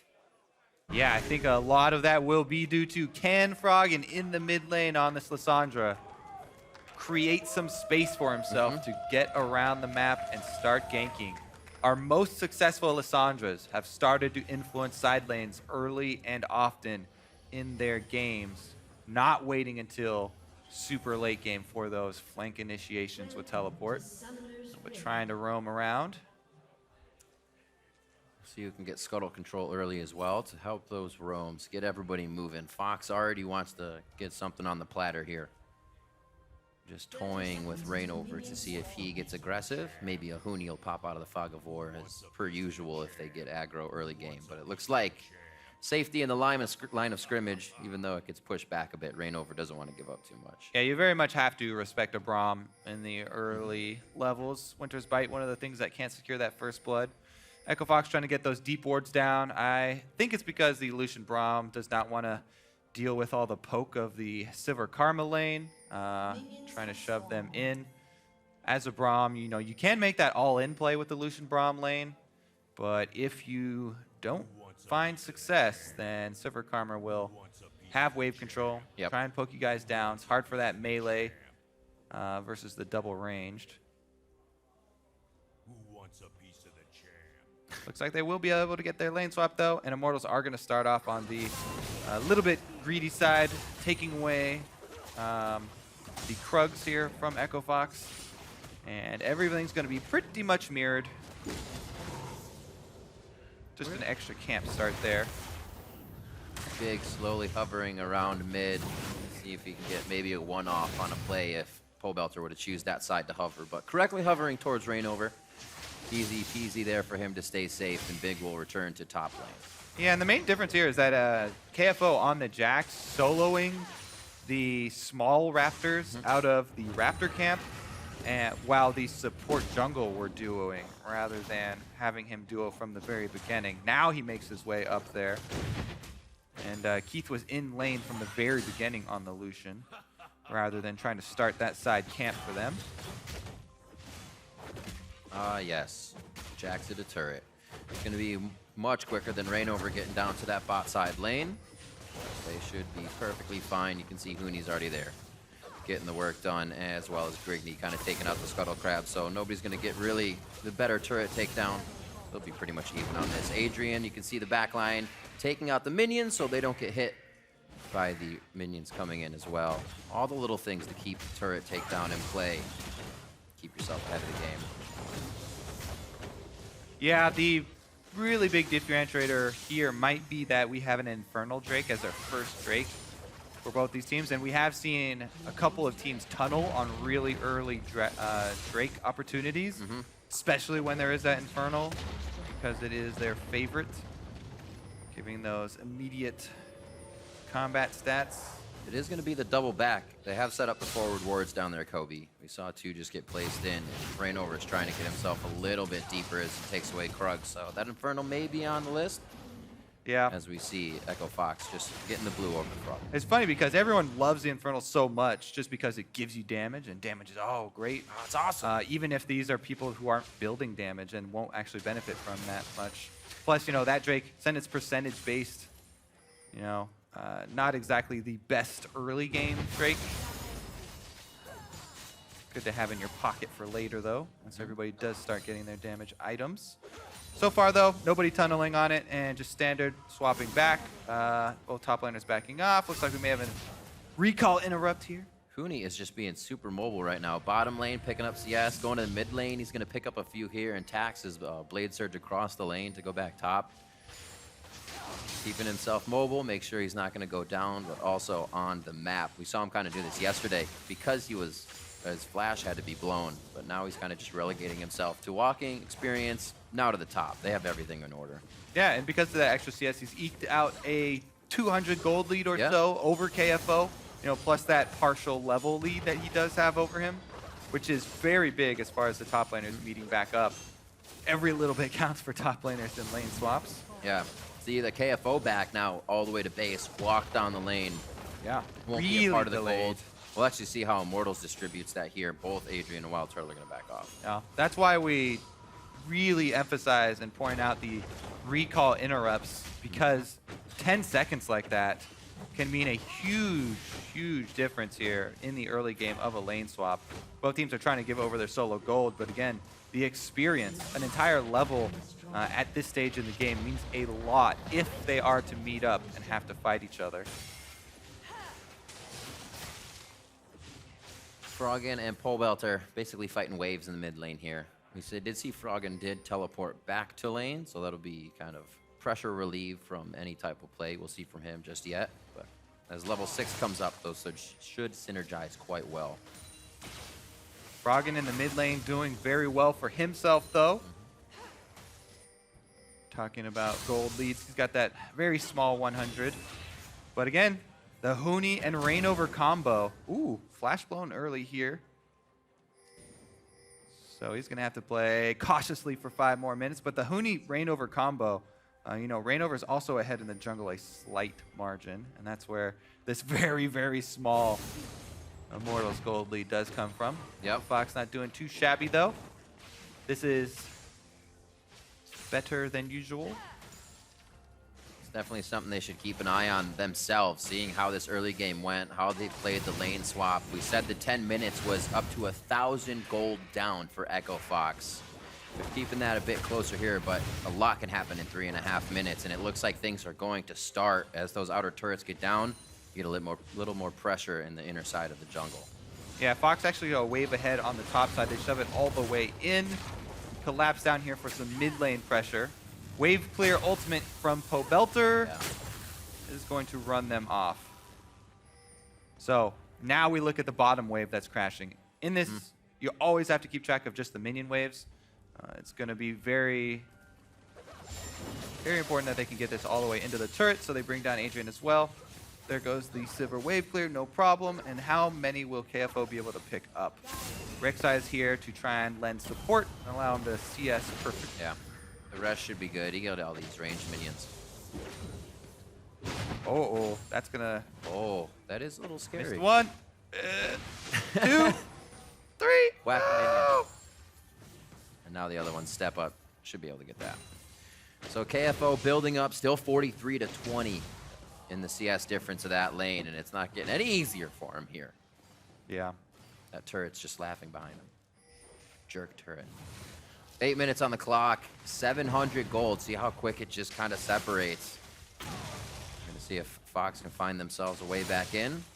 Nobody's holding too much right now. If you can see, 500 gold lead towards the top lane. It's mostly in the Trinity Force race, Yeah. and that's very important. As we said, you know, this Huni versus KFO Jax Aurelia matchup can be swung pretty easily if one starts to pull out ahead.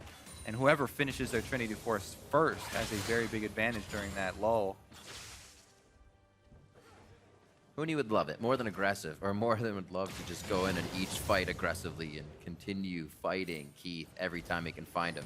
They could set up for this Infernal now, actually, because they do have Huni on top side with teleport, whereas the duo from Echo Fox is up there and have no way of joining. So this is an Immortals Infernal Drake, pretty free right now.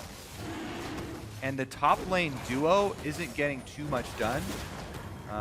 They do have minions pretty close to the turret, but Huni on Aurelia. Aurelia is even easier than Jax to CS under a turret, and he should be just fine. I'm not sure that Echo Fox had enough vision there. The dragon was quite low, but that would have been Jax and a Rek'Sai versus a Gragas and a Sivir. Right now, moving across the map, though, onto Pobelter, cleanses as quick as he can. Doesn't really have too much damage to put back on Grigney in the gravity field, so he lets him go this time. To recoup on mid lane. Froggen's gonna get back in, and Pobelter is just throwing the Chaos Storm out every time he gets the chance. He doesn't connect with the auto, but the Chaos Storm still stays in range. He gets the kill he needs, but goes down in the end as well. Yeah, I mean, Froggen just used his ultimate, so he doesn't have that left, and Pobelter goes right in on him. Doesn't have to burn flash or anything. Even though he goes down, he got the first blood money. Echo Fox's kill was assisted, though, so you kind of make up for that, and now they got mid lane pressure since the wave clear is gone. Getting some extra damage there, so not the worst thing in the world for Echo Fox, but surprising nonetheless. It definitely makes it hard for KFO. We'll see this one more time and continue to talk about that. I mean, then changes over to the Storm here from Victor. The pulses do a significant amount of damage, and it's enough to get him. They do end up having to use the Rek'Sai Flash and Braum as well. So some summoner spells also gained an advantage by a Pobelter there with the solo play. Yeah. Even if the gold assist kind of even outs that number. We kind of pointed this out casting yesterday, myself and Azael, like looking at Huni farm these lanes makes it so tough. Look where KFO is. He was just in mid trying to fight. In the jungle. Now he's in the jungle looking for a farm. Huni controls the wave so well after he gets that edge that it's almost impossible to come back unless you're killing another lane somehow. Very difficult with the level lead as well. Yeah. No vision. You know, they have Huni supported with these pink wards entering onto their side. There's one right there. KFO, if he smells it, he could go take care of it, but does not. Oh, unscented wards. Never get tricked into buying those scented wards, Rip. Big now.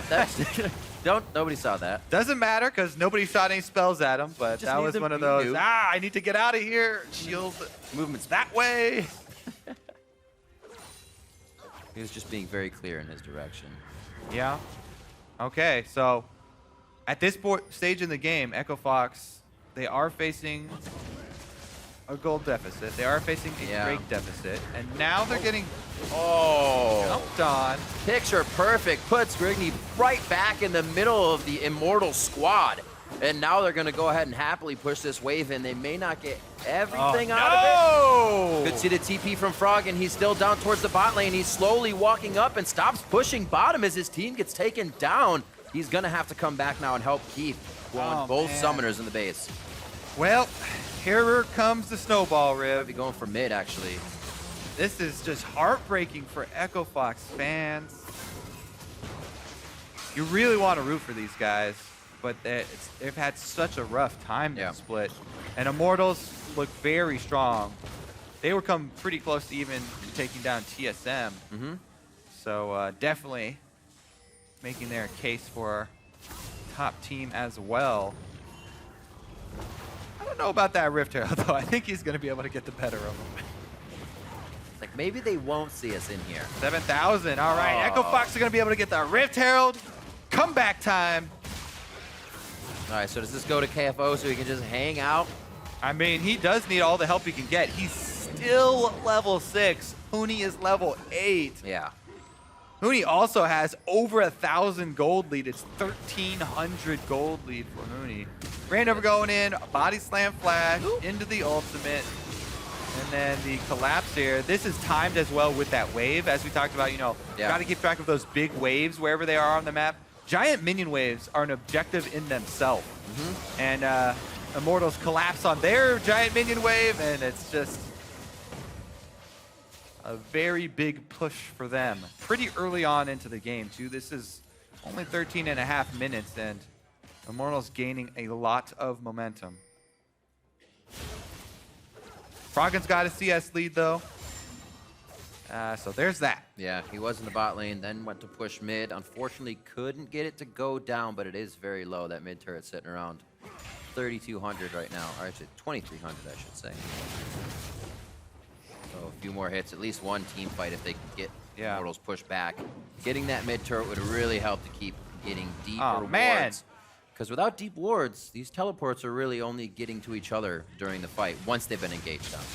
True. The teleports are going to be a big tool that Echo Fox need to get back into this game, because at this stage, Echo Fox need to manufacture a numbers advantage if they want to have any sort of fight. Right now, it's hard to get that numbers advantage if Immortals are all grouped up as 5 together, though. Well, here's the 1-3-1. It's actually all the way in a mid across the river, a 1-3-1. They're trying to initiate to say, let's get these waves out and try and get some time to work on our own side of the map. That's how you split up a 5-man group mid. There you go. They're going to pressure all lanes, get some good CS. The only problem is that since they're behind, usually, you know, when you have both side lanes pushed up like that, that's your prep to make a big play for your team. However, being behind like this, Echo Fox, after they prep both those side waves, they don't feel like they have the ability to make that play. They don't feel like they have the items to back up the minion waves that they've just set into motion, and they back off. So just trying to buy a little time for themselves here. Maybe, as you said, you know, to try and get a little bit deeper wards down. Yeah. It would be that teleport from Froggen. He's post level 11 now, so Lissandra with that level 2 ultimate, they can try and delete someone before Immortals can react. The problem is that Immortals have so much speed with which to react. The Sivir plus the Karma that we talked about, disengage on the Gragas as well. makes it very difficult. And Huni right now going to be able to prune this top wave as well. Yep. You're talking about Adrian rushing the Eye of the Watchers there for a bit of cooldown. Continue the shields, continue the poke for himself. There is the on the hunt. Big throws back to Glacial Fissure, but look at Fox coming out of the woodwork on the right side here. The teleport is going to be coming in from Huni, and that really turns Fox away to continue this fight. KFO is going to be just on the outside, leaps to his team. Chaos Storm is still in range, along with Turtle flashing forward to keep that engaged, and it looks like they will back off from the fight to gain what they can on the map. They have the on the hunt from Wild Turtle to start the initiation. Yeah. First engage there. After they kite back and wait for the teleport to come in from Huni, then they have the Karma speed boost. So just so much control here from Immortals. Even though they're only able to get 1 kill off of that, that's going to be the Drake as well for them. They have their deep ward still standing, and this was Echo Fox's attempt at trying to get that numbers advantage play, 5 versus 4. But a lot of disengage from Immortals, and they buy time for Huni to teleport in. Great cast right on the teleport of Huni. Gonna give him just an open window to fly through. Yeah. Not that he did much.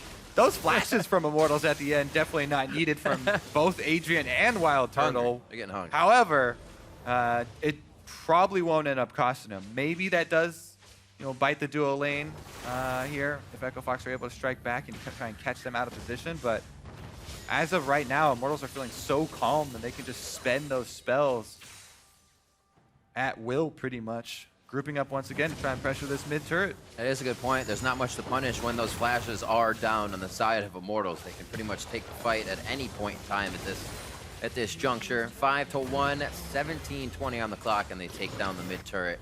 The outer ring has been destroyed here for Echo Fox, so it's going to kind of be invasion time in the jungle, and they have to be careful. Already losing some of the resources. Yeah. Echo Fox, they're kind of in that stage where they really, I don't know, they need to focus on mentality, I think. They've had very little time to practice after, their loss against COG, try and regroup and, make corrections, but try and refocus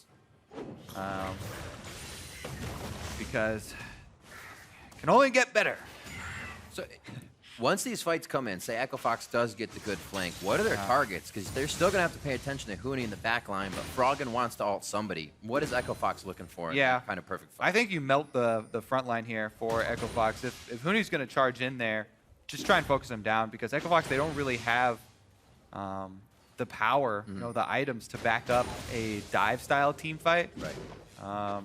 And Huni is not a tank, right? He is on Aurelia. That's true. So, and he doesn't have his Sterix finished yet, which I think he might be headed towards.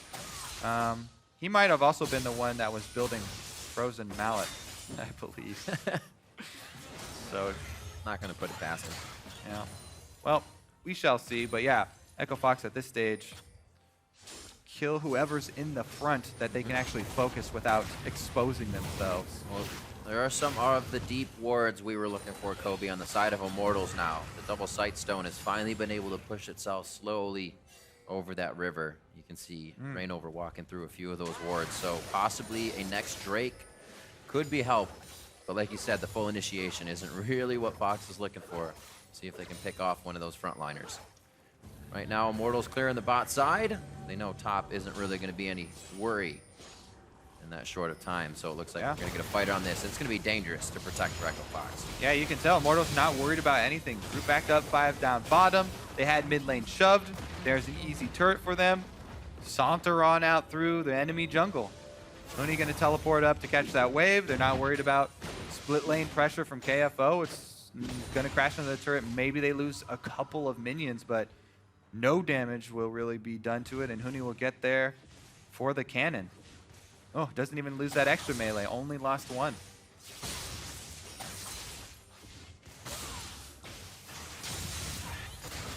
Everybody participating in just about all but 1 kill on the side of Immortals here. Very nicely done. Getting around the map. They definitely worked very, very well as a team in the early game once the map is split open. They know exactly where the weak points are and how to affect those. Right now, they're actually giving Fox quite a bit of time here. I think they're going to kind of reel Fox into saying, bring down this mid turret again, and then we'll take a tier 2 and inhibitor. Yeah, you can see what Immortals just went back to purchase after taking that down. Second tier turrets. There's only one second tier left on the map, right in the middle. Immortals, they don't have to do anything except for one split push. Their 4 squad is so safe with the Karma and Sivir speed that we've already seen them demonstrate, plus the disengage from Gragas. That 4-man squad can hold mid forever pretty much, and Huni does have that small lead on Aurelia, so he's just fine. He's level 11, got that level lead plus tiny bit of item lead. And now here we go. Echo Fox trying to set up a numbers advantage play. 2 versus 1. Try and turn the tides here. Take out this split pusher. Try and take advantage of Huni's hubris. Maybe Huni goes super aggressive and they can turn it around on him. This is really their only hope. If they see Froggen, they might just try to squeeze out mid. These are both teleports in the bot lane right now, and that's going to be tough. They can't get back to the fight. Huni actually stays alive here, but Immortals don't get Baron at this point. 21 minutes would be a pretty hard fight for them, but they were looking to bait in something there. Yeah, I think that Immortals might be looking to clean up the last secondary turret first before they start going with the Baron baits. But that's going to be a very real threat. Infernal's going to be up in 25 seconds for Immortals. And I don't think the Equifax will fight them over it, but there is a chance. So they'll probably start with the easiest objectives, clean everything off the map, and then try and work their ways over there. But right now, Inhibitor turret under fire, and Equifax don't have defense in place. A couple of autos on it, but chased off. They got a while for these ones. Huni setting up the bot wave. Echo Fox just playing the slow, safe game right now. Making sure they don't lose anybody. 185 to 128 as KFO is still trying to scrape up CS around the map here. Huni's going to be pushing a wave into him, but may lose his life as he attempts to go for it. Yeah, KFO coming for him, and there is a deep teleport ward. You can see they pinged it, but they're not willing to go for it. Sivir halfway down the river. Here it is! Oh, he's gonna live the last field from Adrian, and even goes back in to cast the Chaos Storm if the team were to reinitiate, or just say initiate altogether. And that actually stopped Fox from being able to go forward as well to get a few more of their own kills. Yeah, that's definitely going to be an Infernal Drake. Immortals will take that. Pobelter gets out. Adrian with the Karma Shield. And Immortals don't drop anyone there. That is a very tilting factor right there. If that continues to happen to you in your game. That's why you take Cleanse versus Lissandra, Riv. Pobelter, it's saved his life 2 times now, I believe. This one really close, actually, though. Adrian is there, though, to shield him up. And they can just return to the same old game plan here for Immortals.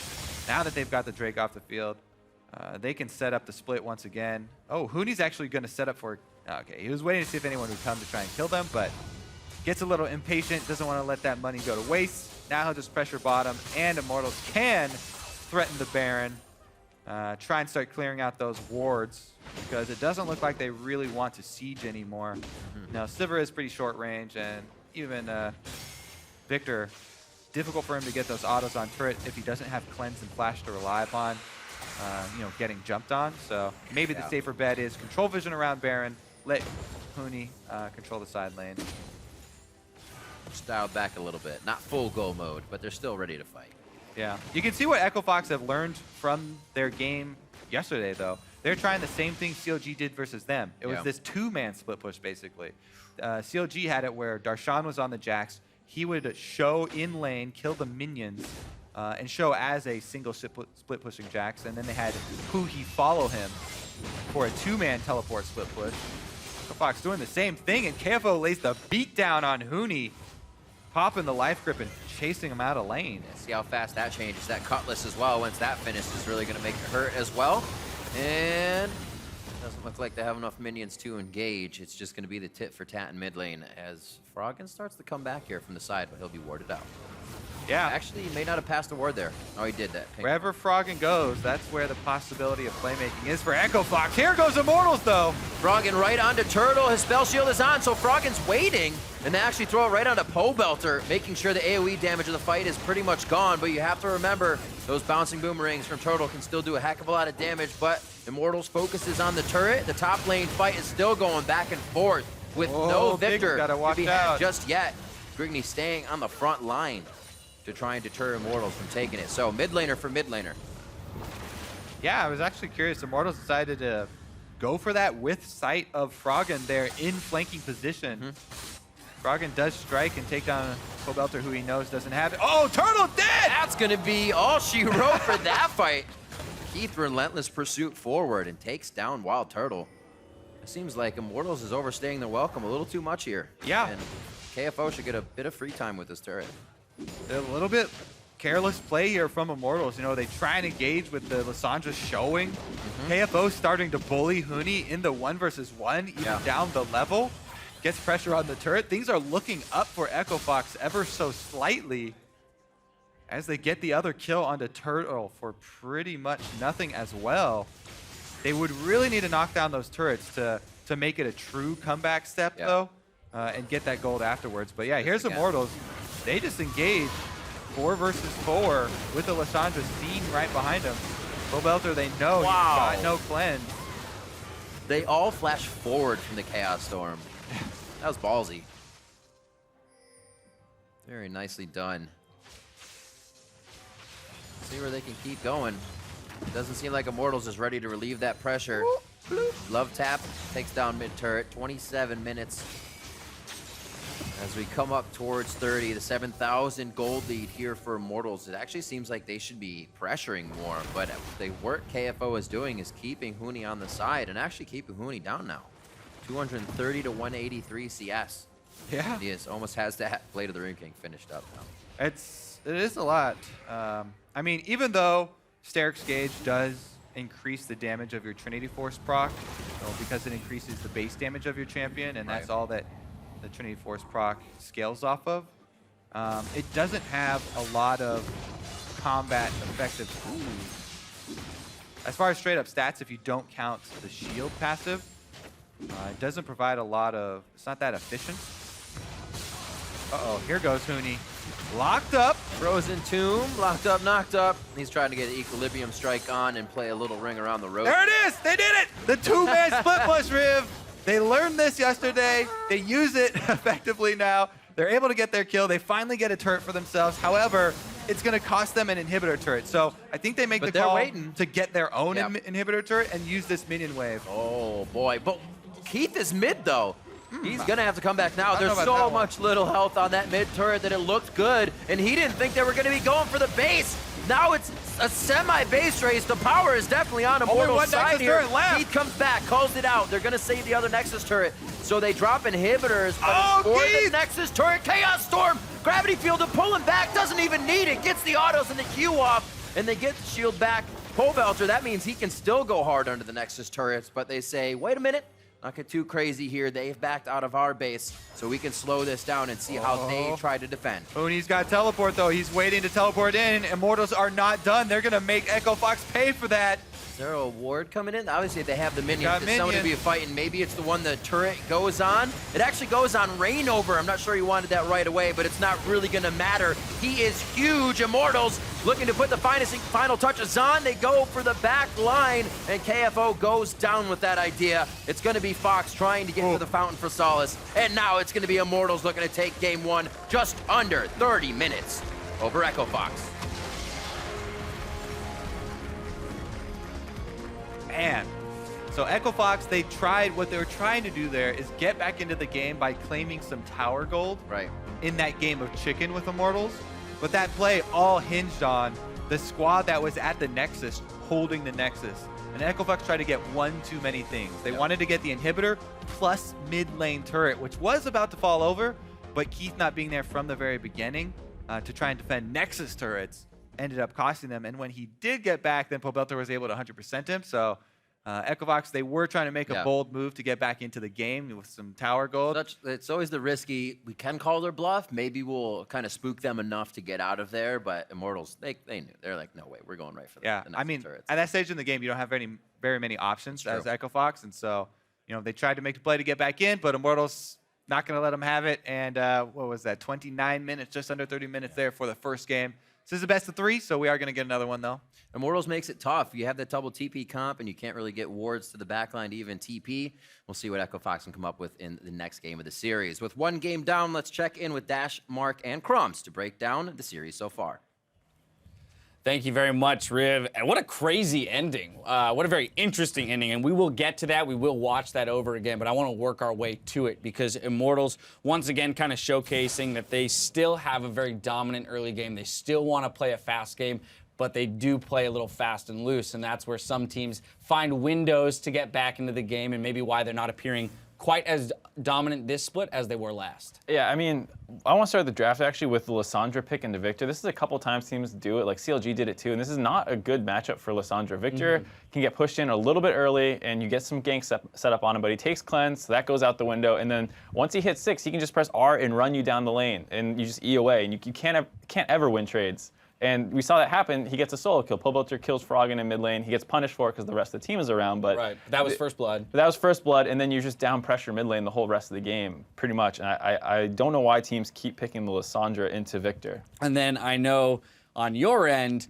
Jax Aurelia matchup, you have some strong feelings on how Jax does in that matchup, at least for a very significant portion of the game. It's a skill matchup for the most part. Like until Jax hits a lot of items, Aurelia will have the advantage. Because I think that with the new Trinity Force, Aurelia actually benefits more than Jax on that because Jax, most of his damage comes from just his auto attacks, from his Empower and his ultimate, and Aurelia's main damage is her E and her W, which are very cooldown reliant, unlike Jax. So the Trinity Force, in my eyes, would obviously benefit Aurelia a lot. And for the most part of the game, he was quite ahead in CS. Right. But he was maxing the Blade Surge over the He-10 style, which is a little...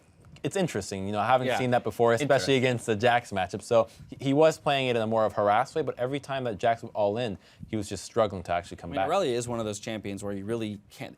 There's so many different situations that will dictate the order in which you skill up, and so he is opting into Equilibrium Strike, then into Blade Surge, and his W hits in style. Yeah, he got his lead. We can't say anything. Exactly. Yeah. So it is tough necessarily to analyze that matchup specifically when he chose one path, and we may have gone another. Needless to say, Immortals was up pretty significantly early on in the game, 11:30 into the game. We saw them make one of those very Immortals calls to dive a tier 2 turret. The fight does start up here by the blue buff, but will finish under the inner turret in the top lane. Rainover has a really good ultimate there to knock Grignane to the rest of his team, and they pick up a kill. And then here's Pobelter kind of just going man mode. Oh, I love this. I love when somebody just dives before the wave gets there and just instantly blows them up. You have no chance of retaliate. When a Victor flashes the wall behind you on your second tier turret. Exactly. Yeah, I mean, like most teams play that situation where like, okay, we have the wave coming, Pobelter start wrapping behind, and Immortals is like, nah, dude, just flash that wall. Yeah. Let's just go now. Don't wait, we're going. I love it. 3 for 0. They pick up the turret as well. So again, Immortals kind of look like they're off to the races here. But now I want to push this forward to the base race, game-ending replay. So we're going to start rolling this one out because it starts with a great roam down bottom, this 2v1 onto Aurelia. This is awesome by Froggen, finding the opportunity to get the Jax ahead and hopefully look for the inhibitor. But what is the rest of Echo Fox doing? They cannot beat Froggen's tier leader here. They have to actually defend the play that he's making. Right. They're sitting around middle, and then they're like, oh, we can actually defend. They're not going to all in. Keith, just stand, take mid turret. Immortals is immediately like, oh, actually, you're not going to recall. We're just going to end the game. So he takes like an extra 30 seconds to actually get the recall in, which makes no sense whatsoever.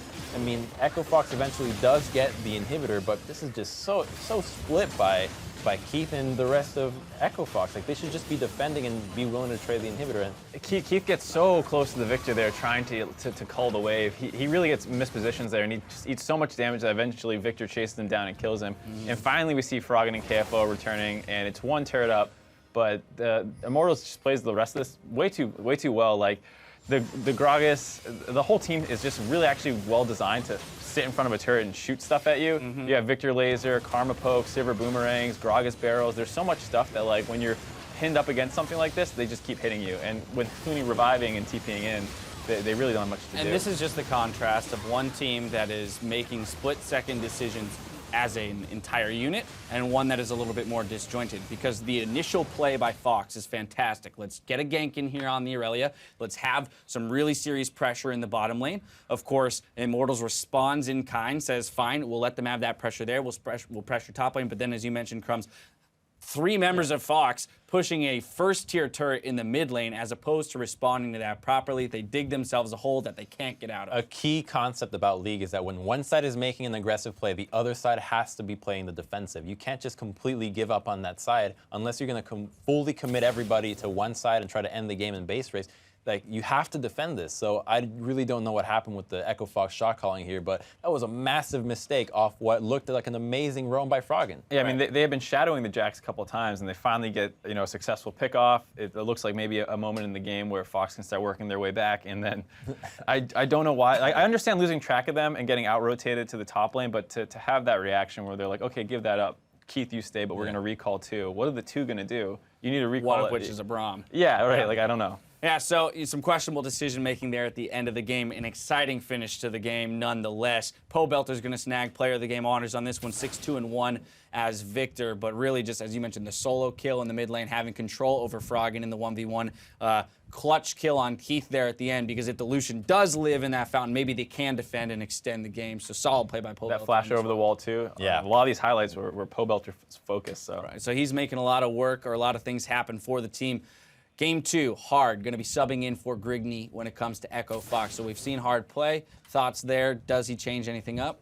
Don't think so. Yeah, I don't think this is a series that Fox has much of a chance of winning. You can, swap between the two, maybe get more information on how your team functions, but it's going to be really hard to come back. It's not a micro issue here. It's the fact that it's a macro play that they're constantly getting outpaced by Immortals every single step of the way, be it divings, rotations, everything. Immortals just has the leg up, and subbing in one player isn't going to magically solve everything for you. All right, well, that's going to close out Game 1 over here for Fox and Immortals on NALCS1. Over on NALCS2, we're into Game 3 between Apex and Cloud9. Obviously, it's 1-1, but Cloud9 out to a small 1K gold lead, 7.5 minutes into the game. So if you're curious to see how that third game is going to play out, we're going to check in real quick to take a look and see a few minutes of the action. Yeah, trying to land the knock-up. Impact does have his ultimate. Ray decides not to drop the Cataclysm as Shrimp waddles down and heads back into the jungle. Yeah, they saw Meteos moving his way down, didn't think they could actually get a kill fast enough on Impact, and I think they were probably right, especially blowing those first ultimates on Shrimp and Ray. It's pretty long cooldowns at rank 1 before they have CDR. They want to try to make sure they get something out of it. And Sneaky now moving over here, looking for an ultimate perhaps. They're going to try to get something done, I imagine, on Keen. As they do make a rotation to mid lane, similar as to what they did last game. They made a couple rotations, able to blow Summers first time, got to kill the second time.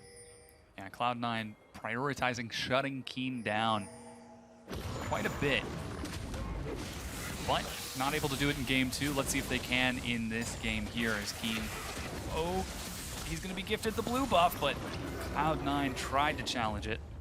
So far, so good for Keen. And the rest of Apex, honestly, they're doing pretty well here. Everyone's staying very competitive or up in farm, and C9 does have that first blood advantage, but Apex is definitely not going to be worried about this just yet. Jensen making a roam up to top lane, though. Media's trying to clear out the wards before they go in. We'll see if they can get the arrow engage, but they have them warded out, so nothing they can do. Once again, Cloud9 trying to propel Jensen ahead, but wards from Apex are going to spot it out. Playing it safe. Infernal Drake untouched on the bottom side of the map. And no one has really felt that they have enough of an advantage, enough pressure to kind of go for that. And they are going to have to try to get a kill or do something before they do. Nice little trade there from Impact. And once again, C9 moving towards the mid lane, but it's all pinged out. We'll see if they can actually hit an arrow, if anything's going to happen here. Sneaky moving up.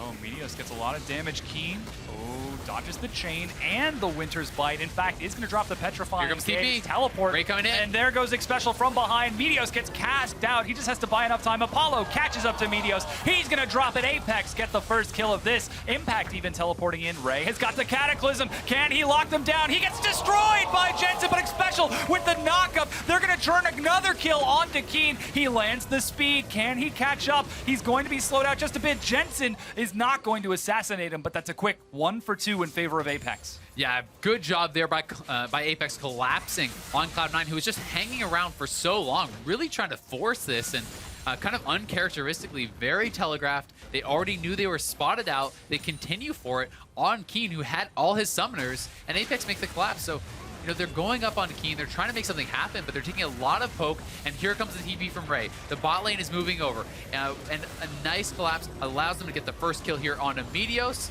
And then Ray goes in, tries to get a kill of his own, but is going to get CC'd up and dies before he can really get much of a combo off at all. The exhaust has been taken this time by Smoothie.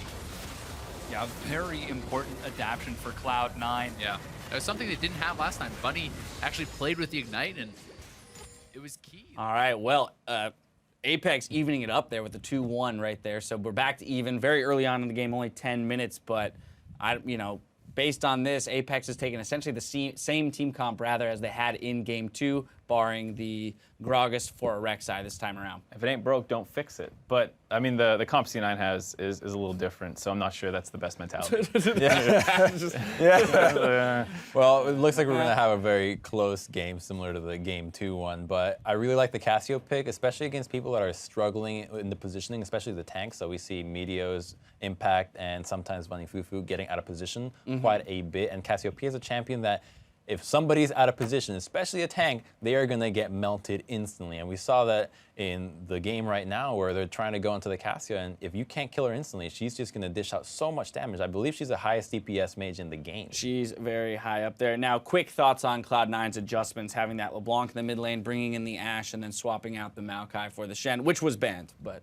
They have better engage, like much better engage this game. Before, they just had like a Shen pretty much to go in, and that was it. And now if you're trying to get onto that Cassio with a LeBlanc and Ashe arrow. And the Maokai. Yeah, Maokai, there's a lot of follow-up to get to her as opposed to just letting her kill your front line for free, basically. All right, so a little bit more engaged, what we were looking for, allowing them to make more decisive plays. Anyway, that game is still happening over on NALCS2. Go check it out if you want to see how that 3-game series ends. In the meantime, we've got to take a quick commercial break, but when we come back, Immortals and Echo Fox load back up for game 2, so don't go anywhere. Echo Fox looking to turn things around. Immortals looking to kind of just hand things out, figure out where they're going to be continuously going right and stay on that path. Oh! Good see the TP from Frog, and he's still down towards the bot lane. He's slowly walking up and stops pushing bottom. Is for Echo Fox. Here goes Immortals, though. Froggen right onto Turtle. His spell shield is on, so Froggen's waiting, and they actually throw it right onto Pobelter. Let's try. Hitting turret. Hitting turret. Hit turret, hit turret. Jax. Got turret. I got Jax. Okay, we got Jax. We can finish here. Yeah. And just hit. And now it's going to be Immortals looking to take game 1 just under 30 minutes over Echo Fox.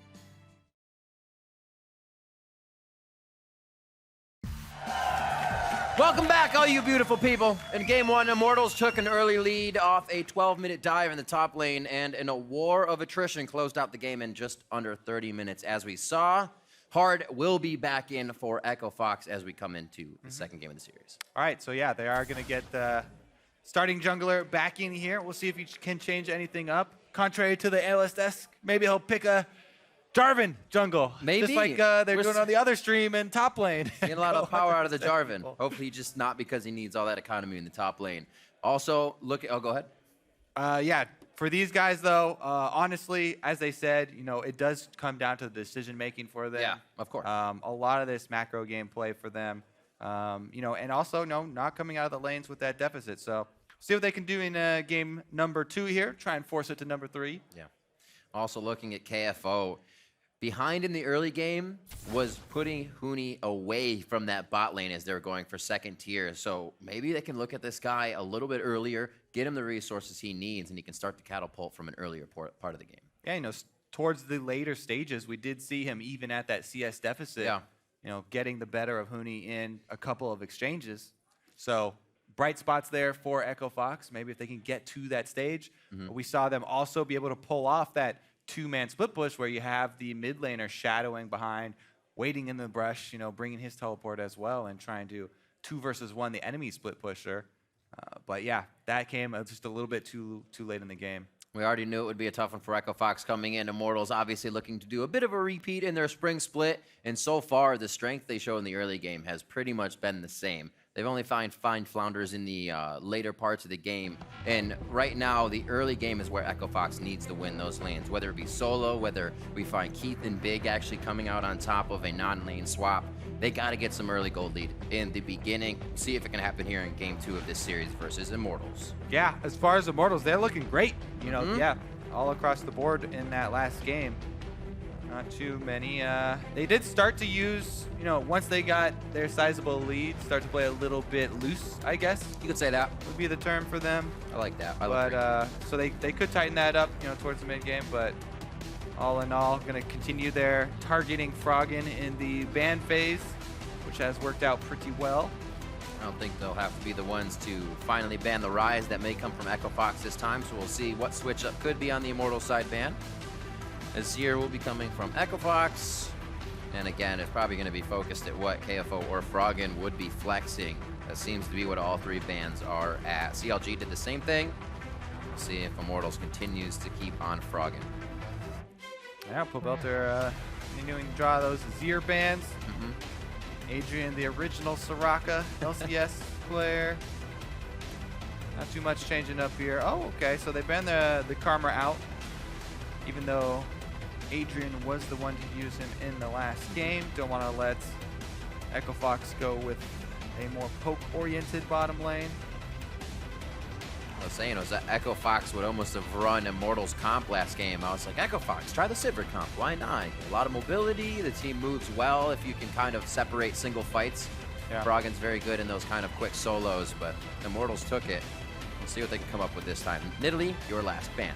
Maybe with this much focus on the support bans here and both Karma and Soraka, Nami we might see some Nami here. Yeah. Is the healing support left in the game. I guess Sona also available, but very less likely, I feel like. Aside from Aframu showing it at MSI, that was about it for her. So it's not the Aurelia. I think it might be one of Huni's last 8 games were Aurelia, so he finally switches off of it. They take the Rise first, which actually we thought would be banned by Echo Fox going through this. Yeah, definitely, and it is a very intimidating first pick, the Rise. It's a flexible pick. It's also something that can really take out a lot of other top laners if you flex it top, like Trundle and these other melee top laners you can do very well against. Versus Aurelia, though, it's one of those classic ranged versus melee matchups where if left alone, the Rise can start to, use that advantage, use the brush up there to bully. However, if junglers come, if there is intervention, and the Aurelia closes, Aurelia does have kill pressure, if you can get, before you get too far behind, if you get some early visits and close that gap. If Rise, gets behind, then he's really squishy, and Aurelia can continue to close on him and go for the kills. Yeah. But it definitely does take some help. It looks to like that stage. they just also put a way to shut down those dives in with that Zyra pickup. Love seeing the Zyra play. Hate playing against them. Yeah, the Zyra to shut down all initiations, plus the Ezreal, one of those AD carries that can try and fend for himself, be a little bit more successful than something like Ashe in warding off the Aurelia. Where will Echo Fox direct their strategy? I haven't seen really any Talia play here in North America. A few over in the LPL. Maybe a little love today? Who knows? Yeah. Froggen gets banned out so deep into his champion pool sometimes. It may just be that. They're going to hover it though. Caitlyn and Alistar are the pickups as they give themselves some for sure initiation on that Echo Fox team. Yep, pretty clear there. And with the Rek'Sai taken away, that's an insta-lock Olaf for Reignover. One of his favorite jungle champions, and he will be dive buddies with the Rumble. All right, we get to see some Rumble. Very fun. That top lane matchup. Spitfire. Yeah, you can control the minion wave really easily, especially early on with Rumble. The early levels are going to be very important here if we get standard lanes, which I hope that we do. And it's a very similar case as well. Can definitely attract junglers because Rumble's going to get Aurelia low due to the AoE of Flamespitter, but that opens up Aurelia to set up ganks with an Equilibrium Strike and the long stun. The minion wave is just right. You're kind of all around Rumble and then dodging that flame as he's stunned up. Yeah, Rumble's one of those original top lane champions that's fearful for junglers to go gank because he can so often turn around 1 versus 2 situations if he's got his ultimate Equalizer and Flamespitter. Burning down a duo. What consideration goes into this last pick? Looks like the victor may just switch hands. And it will be locked in. So Echo Fox is going to be going with the victor. We're going to see that mid lane up against the Rise. Not too shabby. Good compositions on both sides. They're more of a stop initiation, but if we hit an equalizer, we'll go in from Immortals kind of. Yeah, Immortals, while they do have some powerful picks, they don't have a lot of reliability here. It does take, the equalizer doesn't have much to set it up unless Adrian on Zyra is going to be able to land, root combos, which are decently reliable, I guess, but still very... it takes a lot of work here for Zyra because she would have to expose herself if she wanted to get a good root combo, and it's very hard to do against a front line like Rek'Sai, Alistar, Aurelia. So Immortals are going to have to work more around those skill shots, and they actually have kind of Olaf charging in while Zyra's protecting Ezreal in the back, and a little bit of a mix there. Might get a little bit hairy, these team fights. Echo Fox a much more secure front line with the Alistar Rek'Sai. I like it. Not as much to stay in this game. You get Triumphant Roar from Alistar, but people are going to be going down this fight, and that means objectives. That means this game's going to go quick, and you have to be on your toes. We're keeping an eye on Twitter and the hashtag IMTWin and hashtag FOXWin. Make sure you get online and send us your vote as we load up for Game 2. Echo Fox looking to put another stamp in that win column. They're going to have to do it for 2 straight games here. In Immortals, they are looking at game point right now as they came out with a sub 30-minute win in Game 1, looking to continue that momentum into Game 2. We have 2 completely different compositions from both teams. We're going to be on to the Rift. We'll see how they start this time. Echo Fox try to get their hands dirty in the beginning of Game 1, kind of setting up a death brush that Immortals didn't fully walk into. And then we saw Echo Fox slowly walk into Immortals jungle to try and get some vision, but nothing happened. Probably expect the same here, as Echo Fox would more or less want a very even start of the game as opposed to last game being down again. All right, looking like we may get standard lanes as well as both teams fan out into defensive lineups. Like it. It's like a bit of a incursion here with Wild Turtle trying to get a little bit of vision into the Echo Fox blue quadrant. Reignover is really trying to find out where the jungle start is here. Olaf has a lot of early power, by the way. Olaf can actually full clear very easily, getting super low, gaining the extra attack speed from his passive, and then just using Vicious Strikes post level 2 to gain back up his life. Olaf actually likes to jungle with a low health pool, not using his potions early so that he can increase his clear speed. Here comes the swap, though. Just feels so safe at low HP. It's weird. Yeah, I mean, swinging like a maniac. In solo queue, it's a lot more effective, or in ranked games, it's a lot more effective to invade Olafs because they will be jungling low, and the rest of the team might not react. But here we go. Invade on Olaf starts before minions, and Big gets ignited, has to flash. That's the Ghost. He has his axe. Undertow hits KFO. He actually looks to get the Equilibrium Strike start off. And the axe still picked up. Rainover's going to have a very low mana pool, but they're looking to get another flash out of this. They do. KFO gets actually the heal as well from the bot lane. Oh, so many summoners. Rainover trying to go back through the team to say, we can do this. But they're like, they're probably not. Great start for Echo Fox. They give the first blood over to Keith as well on the Caitlyn. And Big's gonna stick around for solo experience here because he was so low on health for Keith. He wanted to go back, recall, and get a purchase. I believe he's gonna get at least a longsword, right?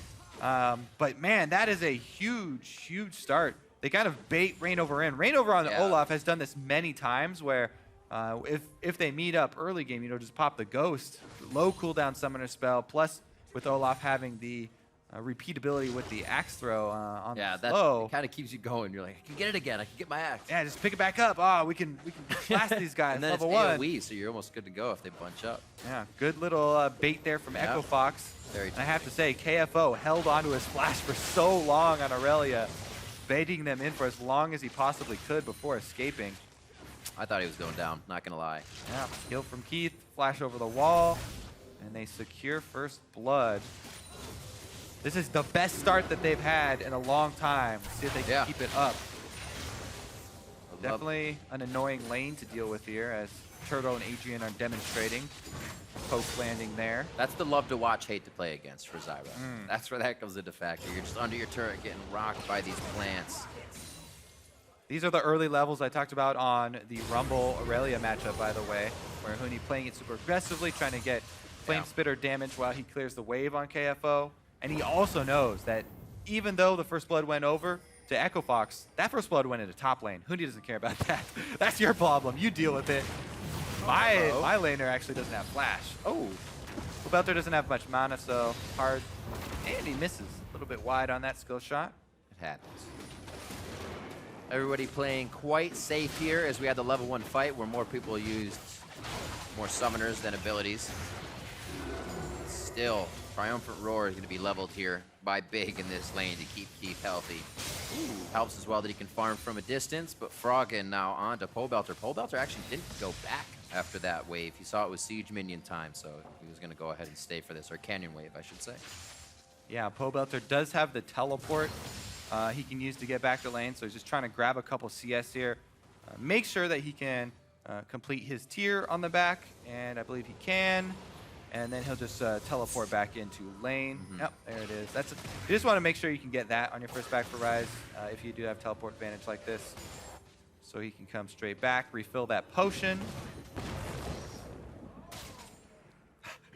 He's just trying to get a sneaky back. Yeah. Good interrupt. Their timings won't be too far off. Actually, I think Turtle may decide to hang out here, seeing they're pushing the wave quite slow. He's got some time to wait. Yeah, with that canceled recall, gotta weigh your options there. Doesn't want to give up that minion wave.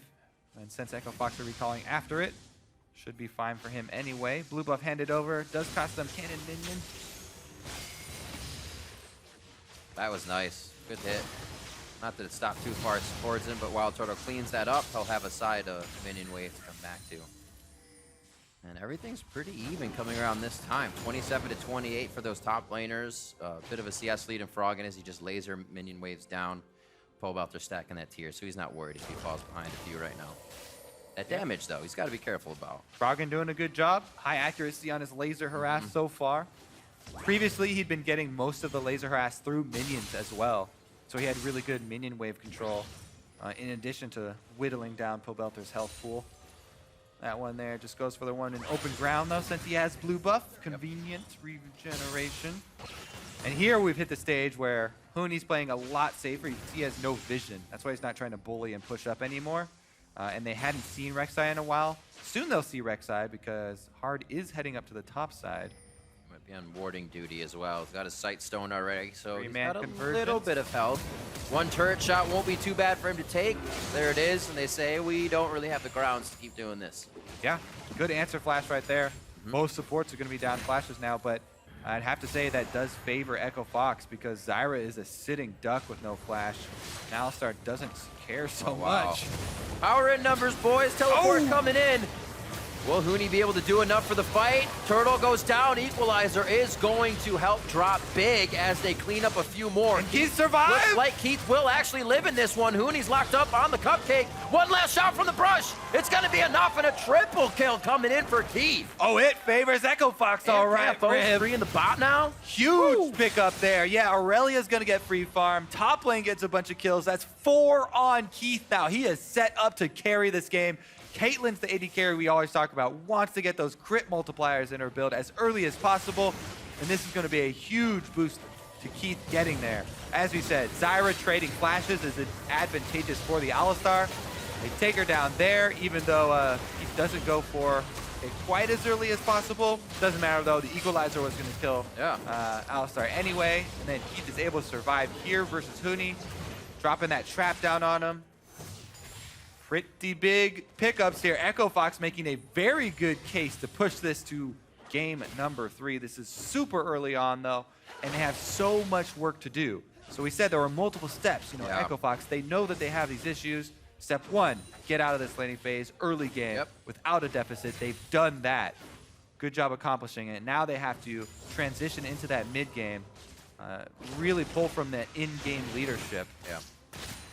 Being able to identify that opening, knowing the solo lanes would have a hard time, they head to Keith and Big. And even doing that twice, Hard went through, so it'll probably put Immortals on the, you know, Hard was just up here, Rek'Sai won't be back. And then they show up with another member.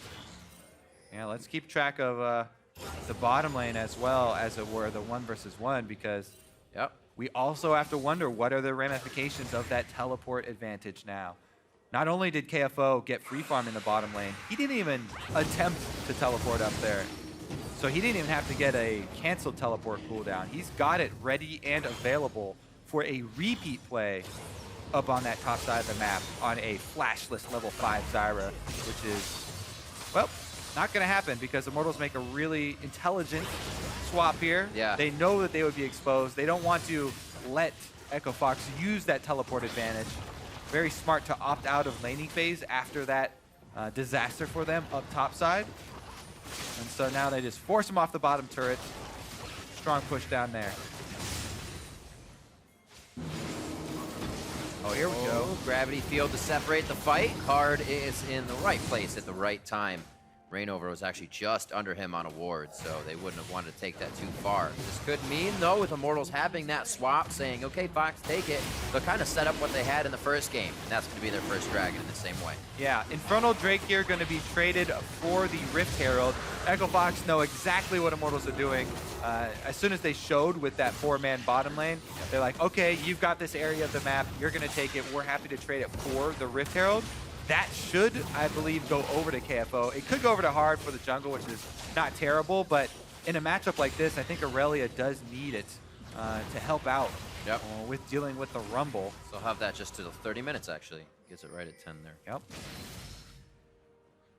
So KFO actually not really needing the assistance. Echo Fox looked to another lane to make this, get this one going. A question that people have kind of asked and looked at is, can they play around more than just Froggen? And it looks like they do so with Keith here. See how they can protect him as the game goes. Froggen obviously still going to play a huge role on that Victor in mid. We saw what Pobelter did last game, so cannot count him out.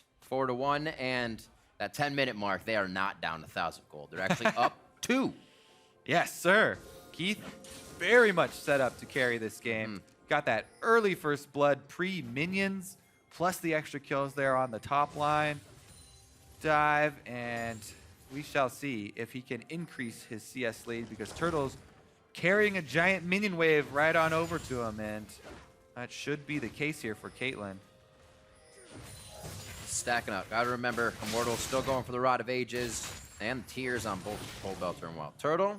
They have some time to relax here and say, 4, not that bad. We can still come back from this. Yeah, this is going to be our look at Immortals playing from behind. You know, how well can they handle themselves now that they're the ones facing the early game deficit. Pobelter early flash over the gravity field to escape with his life. giving him the same treatment. I have my ult up. You can have it. Yeah. This is for you. Spam that Victor ultimate, gains you so much pressure in lane, works against all these mid-lane champions without generation.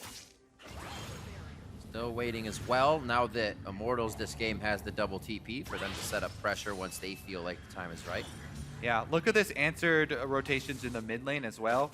Keith and Big are coming down to pressure it and actually cut off Zyra. Zyra was the extra wave clear that Immortals were trying to send down. So Pobelter pops his ultimate, clears that one out, and allows Zyra to walk around so that she's in place for the next minion wave. That just causes Echo Fox to abort their mid lane push they were trying to do. KFO actually does have his Rek'Sai here, so junglers both on bottom side. Means inaction. Has been a while since we saw Huni on Rumble, or even really Rumbles. We've seen a few lately, but watching them manage their heat gauge is actually really impressive, even after not doing it for so long, like riding a bike. Cleans out the waves there. Managing that heat allows him to push off KFO a little bit stronger than KFO would have expected. And Rain over, or Hard rather, can't do too much in that. Yeah. The reason we're not really seeing Echo Fox try and force anything right now is because, yes, they do have this great early lead. However, they're waiting on a Trinity force for Aurelia. That's crucial for them. And the person that most of their money went to, this Caitlyn, yeah, it's great to get Keith ahead, but he is, again, on the Caitlyn looking for the multiplier. So 2 items, really, until you start to see a huge amount of that work.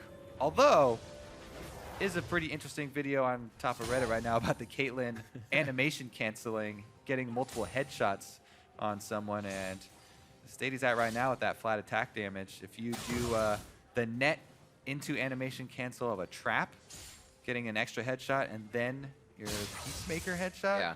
Woo! Can actually put out a very surprising amount of burst for a sniper. Get your own wombo combo. It's pretty nice.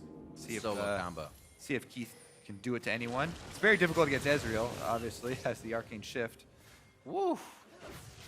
I don't know if they'd actually look for a fight here. Keith's saying, this might be my last wave. I only have 2,300 gold in my pocket to spend right now. Oh, man. So 1,500 on Turtle. These guys have been away from home for quite a while. Yeah. And that's going to be a big cash-in for Keith. Immortals right now just trying to hold on, clear out the waves, stabilize the game. As you mentioned, double tiers plus Rod of Ages here. Right. So, waiting for that mid-game power spike to rise. Enjoy seeing the proto belt rushes. Huni gets his. That's actually been one of my favorite items as far as the mid-season changes. Not only does it provide that mobility, but it provides a lot of damage. I think the damage is really underrated on that item. Especially if not underrated by Huni, though. He he's going straight for it, yeah. Especially if you do get in there, as Rumble wants to. Oh, big! What a gravity field by Froggen. Rainover tries to go in. Pobelter thought it was safe. And like you said, big plays and big moves from the support as he comes in to throw it all off. Man, yeah, he just came, wasted no time, flash headbutt pull. He's in there for an insta-kill on Pobelter. And Froggen claims the money. KFO may be trying to bait Huni out of his turret a little bit here as Rek'Sai waiting around in the brush. Not going to happen, though, and they back off. A very nice, quick kill here. There's almost no time for reaction. You see Alistar on the screen, boom. Ooh, double locked up. Gravity field is already placed as well. And Echo Fox with some very clean kills this game. You know it's fast when you say, where did that cow come from? Quote me on that. I've never said that line, and I like it. 5-1, slowly picking up more kills. You can see how Immortals is kind of pulled back. They're saying we're not going to give too much over to Fox in the early part of the game. It looks like they know how to use it. KFO was able to use a bit of a, not even lead last time, when he knew his champion had a power spike, was able to use that Jax versus Aurelia. Now they know that Keith is strong, so maybe they'll start to set a few things up. They do have mid to push. And that without sustain on that side, he's going to look to be hitting that ace in the hole whenever he can, I guess. Yeah, and he's actually gone for the rapid fire cannon instead of the Hurricane. It's good eye. Hurricane's super popular for Caitlyn players, so you can stack up your headshots really quickly while in combat. However, if you stack one up and then you use the extra range for your rapid fire cannon to go land that one very powerful shot on someone like a Zyra, who's extremely squishy, you can chunk someone out of a siege situation before it even begins. And that's what Echo Fox really want to transition to. They've got this Victor plus Caitlyn and some pretty supportive front line to try and keep them safe for a siege. See if they start using that very early, given Keith's 4 early kills. Teleport in now with that Triforce from KFO is going to be much bigger, as he's kind of giving Huni that CS business, 140 to 120, although a little harder to, we've seen Huni missing CS with that Flame Spitter and under the turret actually just a little bit ago. So maybe not up to par on that for himself. It's definitely hurting him in items. Yeah, you definitely got to be wary of that Proto Belt plus Flame Spitter burst as well. That's a lot of burst damage that he can provide, and then it's hard for you to get away with the chase potential of Equalizer. Well, it's almost that time. Iceborne finished up. The tiers are getting close.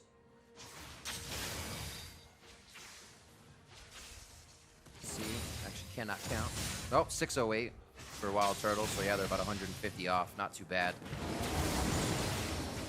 Yeah, maybe these mid turrets. Once we see Keith complete his Infinity Edge, next purchase shouldn't actually be too long before he's able to get. Why not back now, into that. Kobe? I want But fights. well, Infinity Edge plus Rapid Fire, you may see if that's a headshot, that could be a very large crit. And in a fight, well, we might get a short one if people just get dusted by that. Caitlyn right now, Keith 4-0-0. It looks like Immortals know that Fox is looking to get this dragon. Get something for themselves at least, or force a fight, because they know they're stronger. I know, yeah. Immortals, especially with the Rumble Ultimate, they actually you might think about them contesting. If you can get a great Rumble Ultimate around these early game dragon fights. Yeah. We've seen that for years. It's still true in League of Legends. But as you said, Echo Fox, they have a really good comp for it. If they had gotten Caitlyn here earlier, they could set up traps, and that makes it really hard. They're not even waiting for Caitlyn, though. Just starting it off right now. Here comes Rumble, though. He might look to land that Equalizer. They are worried. It's not the usual Rumble we're used to, the pen boots and the haunted guys. He's got that different build. You still got to respect it, though. They just move right in. Echo Fox botched the Drake. I believe if they waited for Caitlyn and had Keith set up his trap line, they... Oh, well, here we go. Big. I don't think he's going to make it off of that. And there he goes. Stranglethorns pops him up. They take him down, and Immortals. Oh, no. They pressure a dragon. They got it already, and then Echo Fox lose something. It's like they were trying to test the waters when they didn't even need to. Yeah, it's actually really weird how Echo Fox just kind of crumbled. Yeah. Here on the 19th After minute all mark. of that. They don't set up for the dragon, really. They hand it off. Now they're going to get run down in the turret. Oh, no. Keith didn't know where the Equalizer came from, and he netted right into Huni's Flame Spitter. The rest of the team get cleaned up. A great pet, but overrides coming in. Actually, rather, that was hard. Is that coming fire? in. Oh, he's not close enough. Thought it was Big. Big is still coming out of base. And it looks like Immortals is going to back up. That was hard flashing in to get that. It's the unseen Rek'Sai this time. Yeah, I don't know about the second dive there. It came away kind of even, I guess. And in the end, the turret stands. So let's take another look at this, because here's the Equalizer. Right down 3 of them. It does force summoners, and then they move in to clean it up. Rainover being the lead to die. Yeah. But Turtle was right in between 2 turrets with the Aurelia next to him, and he goes down very quickly. So that puts a stop to the dive from Immortals. I have to say, though, not only the Drake setup that we just saw from Echo Fox, but also that initiation from Big. There seems to be a bit of a communication breakdown, maybe. Anytime your Alistar does that all in and everybody else just watches him go down. Kind of hard. They all see that getting past still Adrian going in. would be very difficult. This time there's people to follow up. They're easy to get that one. All right, communication back online. They get the kill this time. They get the turret down as well. It's funny how those little things happen. You see these well-executed plays, and then kind of falls the other way just as fast. And Fox is coming out of the base with a lot of pink wards here, looking to set up their vision and keep that vision. If they just set it up and not defend it, it's going to be worthless. So we'll see how they set the security up and how they protect it. 9-4, Echo Fox keeping up in kills. Just got to make sure they keep up in turrets. Last game, they had a lot of gold standing throughout the 30 minutes, and they just finally grabbed the mid turret at the end. Hopefully they can grab it a little sooner this time. Yeah, they're up 2-1 right now, looking to make it 3-1 and cement this split push. KFO also has the Cutlass, so the extra slow, very, very threatening. Hooney's gonna have to be extremely cautious until he finishes the Zonias. Straight for the Zonias, actually. I thought he was gonna turn that into a haunting, guys. Never mind. So, he has it now. Not too shabby. Lying in wait. However, he has gone to the store. Let's look if they can hold as well. This is going to be a pretty risky double-manned hold if they want to try and hold this top turret. I don't think they're actually going to commit to it. Yeah, that seems wise. Down bottom, they're going for the dive. Oh.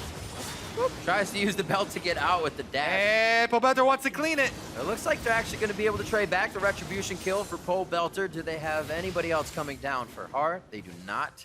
Top lane is being pushed in quite hard here by Turtle. Now that Iceborne is finished up, he can start pushing his waves much better. He'll have Adrian to actually help him. They're going to go second tier for second tier. No, they're not. They're going to stop on the top side and lose mid, but there may be an initiation. A lot of movement here is making teams second guess the strategy they're trying to use. The teleport coming in on the mid lane. That's actually going to be Pobelter, so they'll have lockdown for whatever happens. Big tries to go in once again. He'll go down without the team and trying to stop mid from going down and loses his life. House to the slaughter once again, and that's going to be an answer back. Immortals use the teleport. One of the teleports to make that play. Hooney's got a nice wave in the bot. Well, a wave collecting to farm out as he catches up to KFO. Immortals look to clear out and vision on Baron. And remember as well, Immortals were the ones who got both of the Drakes. All right, let's take another look at this dive first, though. They waited around a long time to pull this one off, and the Zonios just delays the kill here. Hard now going to be able to tank that up. Full tank Rek'Sai, no problem. And as you know, Pobelter comes down to clean it, but that actually gave up about 70% of the mid-turret health for him to come clean that up. But yeah, remember, even though Echo Fox, they've had this gold lead for the entire game, you know, they've been kind of in control. It is Immortals who are able to take both of the early Drakes, you know, because of that kind of failed setup, as well as the early Infernal trade for the Rift Herald buff. So if Immortals are able to even up these turrets, you know, now they're back to 3-3 on turrets. The gold lead's much closer. They can pose a very threatening mid-game comeback. Fox, basically what they have to do, though, as we said from the very beginning, protect these. There's 5 kills on this Caitlyn. It's already got Infinity Edge, Rapid Fire, and almost Bloodthirster. So if they can keep him up and keep him auto-attacking through the fight, then they still should have the advantage. It's going to be tough. You got Guardian Angels being rushed here. Rainover, second item, Guardian Angel.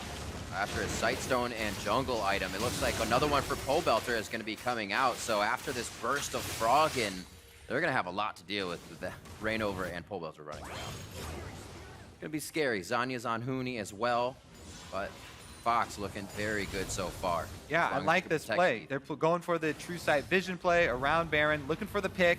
They're also pressuring with KFO, who has teleport. They're itching.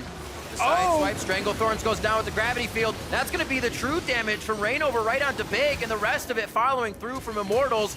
There's the TP. That's going to be coming in from Hooney. Throws down the equalizer far away. That would have been off his screen. And they're able to completely push out Fox on this aggression. Yeah, Hard might go down eventually, but he's going to make him work for it. And during that time, Aurelia is still pushing. Woo. Aurelia might get a turret for this chase. KFO has been kind of silent off on the sides. Hard finds his way out. A great flash over the thickest part of the wall there. It's going to be Baron for that second tier turret. KFO's going to push a little bit harder, hopefully. And he has teleport, but it's too late. 3,000, 2,000. Froggen won't go for it. Good choice there. There is definitely catch potential, especially from this team. You're going to get hit with the Iceborne and then a Harpoon. You can't chase that. You can leave KFO to the bot lane, though, and he will pick you up an inhibitor turret in a bit more time. He dashes away. Smart move, though. He definitely would have been taken down. He can always teleport back and create that pressure. Yeah, all right, so Immortals, no fools. They spell it out. There's the counter initiation. Gyrant Zyra forces the Frog and Flash, and Big just melts. Remember, these Alistar changes do the ultimate until he gets it ranked up. It's a lot less. It starts at 50% rather than 70 instead. And they're actually just been burning him through it. And a switch over to Baron, even though Hard was able to get out. Rek'Sai ultimate down. KFO does not want to teleport in, and Froggen doesn't really want to commit to stopping that. So Immortals actually very happy with the Baron traded for 70% of their bottom inhibitor turret. And they're right back in this game. Actually even ahead with the Baron buff plus double Drakes. Immortals have retaken control. A really scary team as well to approach at a turret. You're going to be slowed. You're going to be stuck by Adrian's grasping roots. So it looks like they give up that second outer tier. Fox now has to poke away at these Baron minions, which is going to be tough. Also, look at this deep ward here. It's kind of deep for Echo Fox. That's a possible ward for KFO to teleport on. As of right now, he's going to get this turret and exchange it for the outer and mid lane that Pobelter's working on. But it is a possibility if Echo Fox want to pull a flank, and Aurelia with double offensive items can just annihilate the back line. He could kill off easily a Zyra, maybe even the Ezreal afterwards.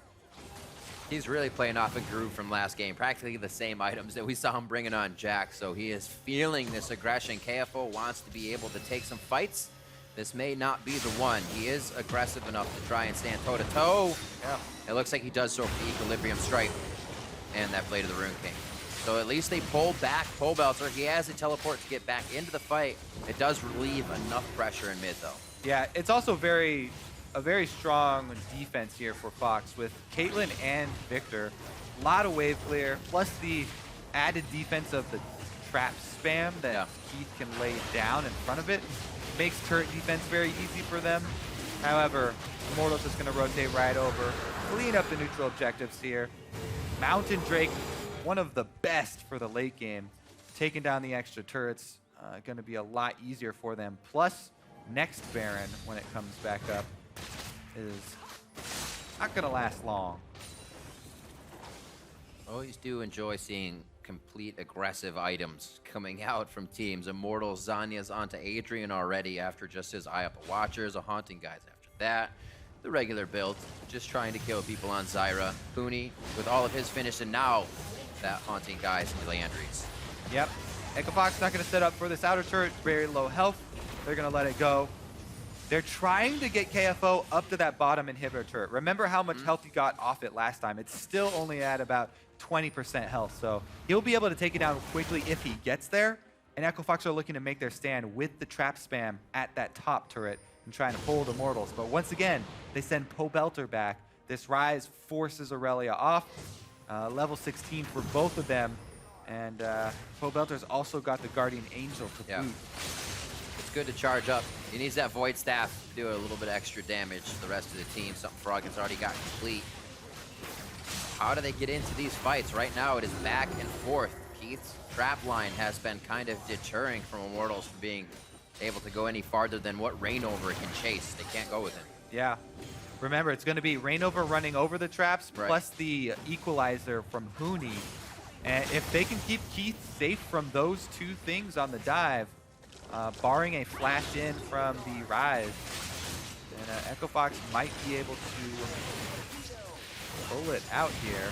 As of right now, the split push has been stopped completely, so KFO has to start back over from step one, work his wave all the way up, and they're just sending Pobelter right back down there to answer it. It's a very intelligent decision not sending... Oh! What a Chaos Storm! Can they follow it up? It's the Zanyas! Good thing Adrian built that right after his Eye of the Watchers. They stay alive, but they lose a lot of the pressure that they had. Echo Fox is like, hey, look at all this jungle we get back. Perfect. Oh my goodness, yeah, Echo Fox. The only problem is the waves aren't really in position for them to take much. So as cool as that was to see a giant chunk of health from Immortals backline, both Adrian and Turtle, Echo Fox don't get much out of it because no minion wave control. You know, the neutral objectives have already been cleaned up by Immortals. And in the end, it's just maybe a rise in heart rate there for Adrian is all, as he's able to get out. Right. But now he won't have flash, and he knows that he's going to be a prime target. No Zonias for a little bit while as well. You know, the cooldown on that was increased. All right, Kobe, so pretty much even in gold, almost even in kills, but the map lead is in favor of Immortals. How can Echo Fox get the map lead back? I mean, I feel like they have to fight around a setup where they've got traps. Either a vision advantage, or as we've seen, you know, Big has had really strong initiations with Alistar. It's just that everybody has to be on the same page and ready to follow up on them because they can combo easily. As we said, Adrian now no flash, no Zonias. He's a prime target, and Keith is still extremely threatening on this Caitlyn.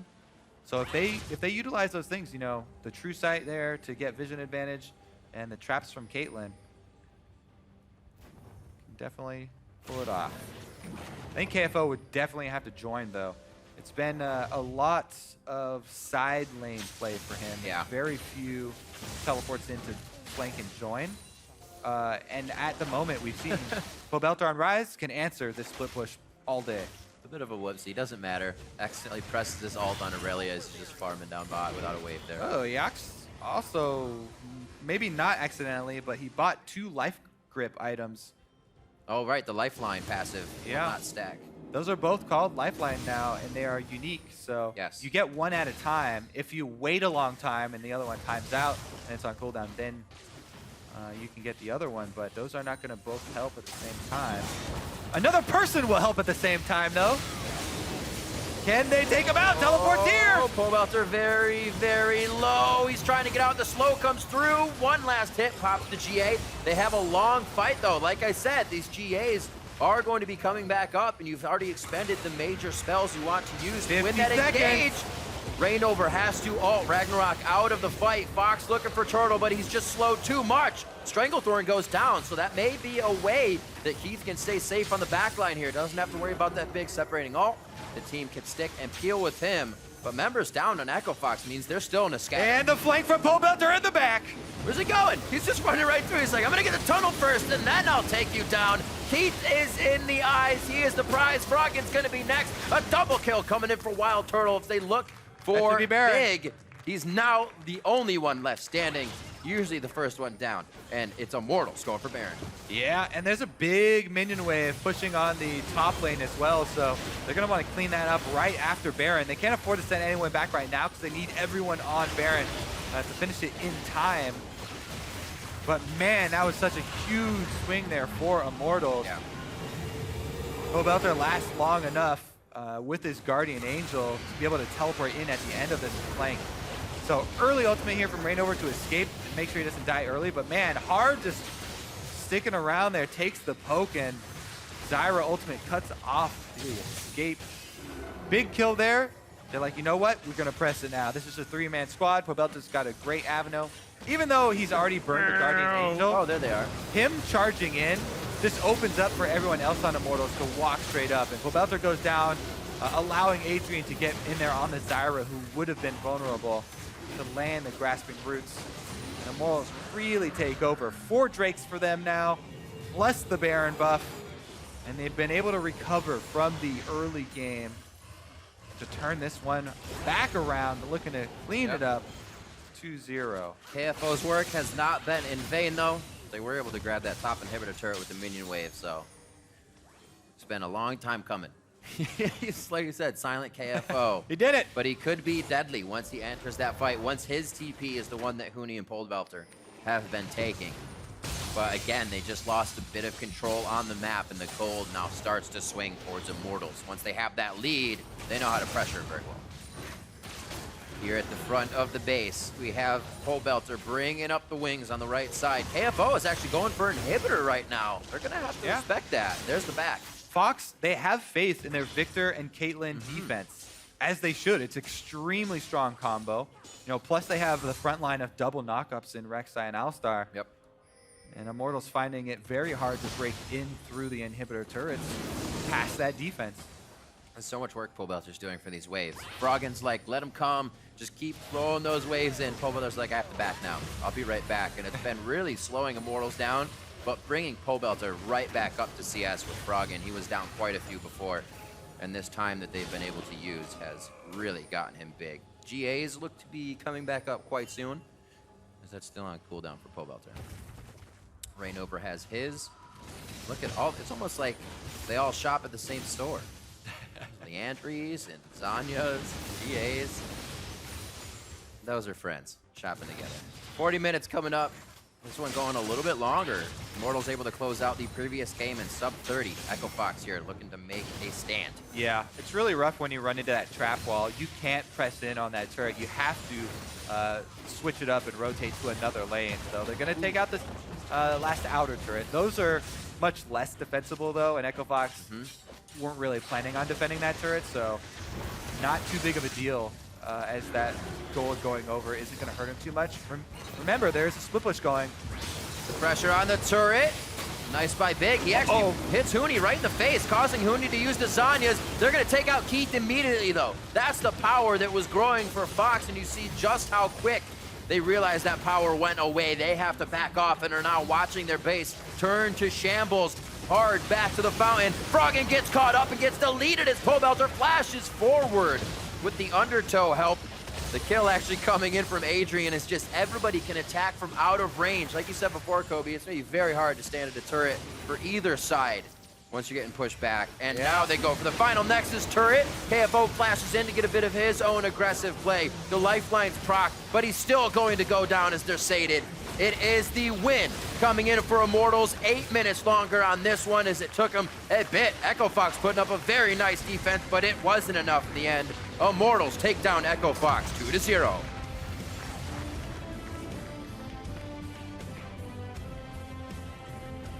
Another strong series from Immortals, and they are definitely proven to be one of the top teams in the North American LCS. Pobelter had some big plays last game. This time on Rise, the Guardian Angel early did work. And Echo Fox, at least they did have improvements in this game. There are some takeaways for them. You know, they got off to an early start, the first blood, plus a couple of more early game kills. Unable to transition, though. It's the few things you don't see happening for Immortals. We saw, and this isn't to take one player out, it's the team goes along with the times people die by themselves. As Big goes in, there wasn't communication there. There was another time Big went down alone. There's not many times when you see an Immortal member go down alone. They're all there to back each other up in those instances. So communication is definitely a mark there to be looked at. Definitely agree there. The double teleports trying to support each other. Man, KFO, the Jax, the Aurelia, showing actually quite strong from the top lane, but almost ignored by Immortals, saying, yeah, he got big and will actually stay away from Keith for a while after he got a triple kill in the top lane. So they know where they can actually make errors. Immortals stays away from that, and they actually play around, continuing to farm, getting those tiers going. No, they have the Roa coming up, and then once they could, it was equalizer after equalizer and Desire ult, and there's not much you can do when all that is being spammed in front of you in a fight. Yeah, that's something I want to see from more professional teams is once you know you're going to lose this laning phase, like you don't want to go back into the same lane matchup. Right. Opt out to it into a mid-game sort of lane swap. If it's unseen and unexpected from the enemy team, you can make a push like Immortals did. You just opt into trading objectives rather than continuing on in the lane phase that you are losing and you're going to continue losing due to those early kills. It's definitely a point where, you know, Echo Fox says they're able to kind of look back and reflect on these. I think we definitely saw that, and there's even a big point in this one. The gold lead, at least 2.5K alone for Keith, and just go back to that point in the game and say, what are our avenues from here, actually? What could we have done to keep shutting Immortals down? Because it was almost like that first triple kill was given to them, and they just kind of sat on it for Echo Fox. They were trying to, you know, help Keith stack up and then try and protect him in the team fights, but unable to come together there. Gonna have to move on to next week practice. Now they've got a whole week to look at, you know, more material to review. they just have to refocus and look ahead. So Immortals still a team to stay at the top of the pack. They are going to be looking to kind of replicate the strength they had coming out of old splits. And it's kind of the story of troubles for Echo Fox. Where are they going to get this out, and how are they going to figure it out? Right now, we're going to head down to Zyrene, who's got an interview ready with Immortals MVP jungler. Thank you very much, Riv. Yes, I'm here with Rainover from Immortals. Victory 2-0 over Echo Fox. There were some struggles there back and forth in that last game. And I got to ask you right off the bat, what happens to the calls when your team is getting behind? Like, what changes? Oh, well, last game was like pretty disaster for us early game because I died at level 1, and then Rek'Sai was having like pretty good early game because he just normally cleared his first camp and he was level 2, and then he kind of can like pressure me more by coming to my blue or coming to my red, but thankfully he didn't do it, so I could just come back to the game after that like big mistake. And like when we are behind on the game, like we kind of like fail on the top defending with TP. I think they just make play on top, and then we lose like 3 kills, and we give like Caitlyn 4 kills, which was really bad. But after that, we know that our comm scales really well too, and then we just have to like farm up until we have Israel second core, 2 cores. So I think we just try to farm up. Like we don't like, even though they make mistake, we just still like keep saying to ourselves like, hey, let's just wait, not take the fights, and then just wait for our purse back, and then we just wait. Awesome. And Immortals, it seems like, you know, you guys had a 17-1 regular split last season. I feel like we're seeing more mistakes out of the Immortals squad overall. What do you think is contributing to that? I think it's like before. I think before like everyone like play super aggressive because like we felt like we're just a better team, and like right now like even on practice like we're not as like super dominant as Spring Split. So like I think we're still like working on our teamwork. I think we're getting really better. So I think maybe like end of the split, I think we can be like the Spring Split Immortals for sure. Do you think it's Immortals that have fallen down a little bit, or do you think it's the teams in NA that have kind of stepped up? I think for sure teams in NA stepped up a lot. Like now they have like really good rotation, like they have really good game knowledge, and that they make less mistake than Spring Split. So I think it's also like us struggling a bit because we had to fix our issues, but that we didn't know in Spring Split. But also like at Summer Split, the NA teams are like playing really well as compared to Spring Split. And I heard that your performance coach, Robert Yip, has not been working with you guys this split. He's working with your CSGO team in the Immortals organization. Do you think that that has contributed at all in any way, or are you guys pretty self-sufficient with the coaching staff you have? The job that Robert did for us was pretty big, but like we had like our meeting that even though Robert cannot like help us right now, but we should just like really like coordinate as a team like to do his job ourselves, like be responsible. So I think we're doing pretty well on that thing. So I think it's not about that. Okay, awesome. And final question here. You guys have CLG on Friday next week. What are you thinking about that match? I think like CLG is definitely a good team, like, but I think they're kind of struggling a bit right now. But I heard that they're like tryharding really hard right now, like, so I think it's gonna be like really fun match to play. All right, awesome. Thank you very much, Rainover. Congratulations on the victory in the 2-0. Now we're gonna send it over to Dash, Mark, and Crumbs to break down that game. That's it. It's still the 3 of us. I haven't gotten rid of these guys. No, Immortals 2-0 victory. That's why we've got necessary. Do we really need him? We got the Oh, come on. The analyst desk and a host. Let me help you out by kicking off this segment. No, Immortals 2-0 victory over Fox in a game that Fox, I think it's safe to say, should have won. It was Christmas for Fox. I mean, Immortals just giving out advantages left, right, and center, losing the jungle matchup in the invade, losing bot lane on the defense, and Fox couldn't do anything about it. Like, what more could you get to try to win a game? I mean, you look at, Nothing. yeah. Right. I don't think you could do more. You look at this team composition, Immortals switching things up pretty significantly between games 1 and game 2. We see the Zyra support coming with the Ezreal AD carry, the Rumble of all things picked into the Irelia. So Huni showing us that lane matchups are not something he really cares that much about. He's going to play that champion to fit in with the team comp and what they want to do. And they do execute on it late game. I'll give them that. But let's dive into some replays and look at this lead that Fox was gifted so early on into the game. 6:30, 3 for 1 in the top lane. This is already after Keith on Caitlyn was able to pick up an easy first blood. Just watch how Fox plays this. Like, most teams will play this really aggressively. Froggen turns around here. He needs to chase through and finish off those 2 targets so that it's like this. Huni doesn't have a chance to kill Keith here. I mean, luckily he doesn't, because like Hard flashes in really aggressively.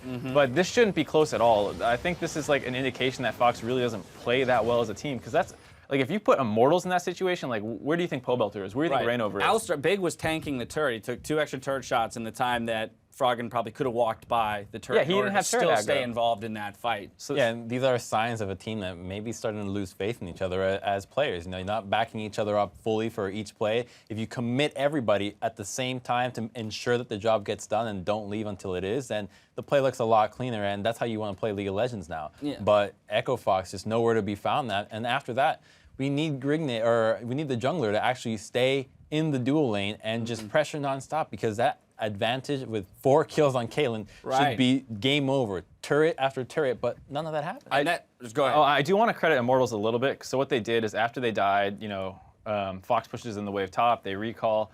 Immortals heads to lane, pushes that out, and then once they see that Fox goes top again, they recall and go bottom to do a turret trade. And then once they swap back top, well, they also get a dragon off of, which was Infernal, so that was another good thing. And then when they go top, they actually drop a ton of wards in the topside river to make sure that their bot lane is safe in the long lane, because they just lost that turret. So Immortals did a pretty good job playing safe, but there's no reason that, you know, Fox can't just go walk up there with their jungler, like you're saying, and take control back. Which what happened was they were just focused on the fact that Irelia can beat Rumble, a split push threat. We're like, okay, let's just help the Irelia out. We have a good matchup. Instead of focusing on the actual in-game and what happened, they kind of stuck to the plan in the beginning of the game and didn't recognize that the advantage was no longer in the Irelia, that your win condition is now Caitlyn. And failure to recognize that as a team puts them in a position to not win. I love this distinction too, that this is the team at fault, not just Keith, right? It's not, most people say, well, Keith had the 4 kills, how could he not carry the game? No, it's not about that. It's about the team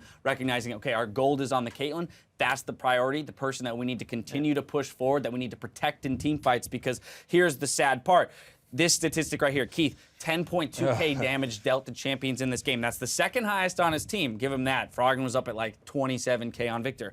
But he was lower than 4 members of the Immortals squad. The only person that he beat was Rainover, I believe, in terms of damage dealt. So when you are gifted 4 kills early and you aren't able to top or be near the top of the damage charts, that is definitely a breakdown within the entire team, and not being able to play around you and the carry champion that you are on that Caitlyn.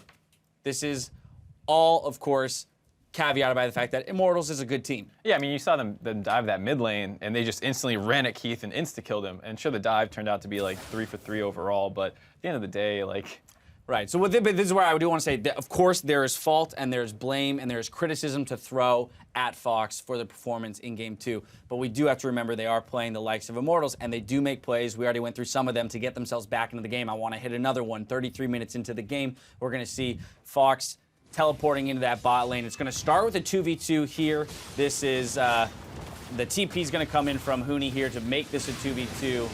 And eventually we'll roll ourselves up to the Baron. It's going to end up being a 4 for 1 in favor of Immortals. This is kind of the closer to the game. This is welcome to the Rise zone. Like, you're not going to... Rise is just so strong right now. And trying to actually make a play on him, again, it's the same concept that we talked about during the laning phase. Stop trying to make a play on your Irelia. Use the Caitlyn that had that massive advantage. And it's failure to capitalize on the mistake that Immortals made that ends up stalling this game out to a point where Ezreal is an even farm, even items against Caitlyn. That should have never happened. Right, and then they turned to go really aggressively on Rainover, but he's an Olaf. You can use ult away from anything that you're really trying to do. And the TP in from Pobelter here. Yeah, so Pobelter finally rejoined after Adrian had a nice disengage, and they just turned this completely on its head after turning another play on the other side of the map. So they turn 2 plays at the same time and then go back to pick up the Baron. It was kind of just game over from there. So it is an interesting case study of one team throwing their advantage away while the other one is making proper moves to get back into it. That's going to take us to our player of the game, Rainover.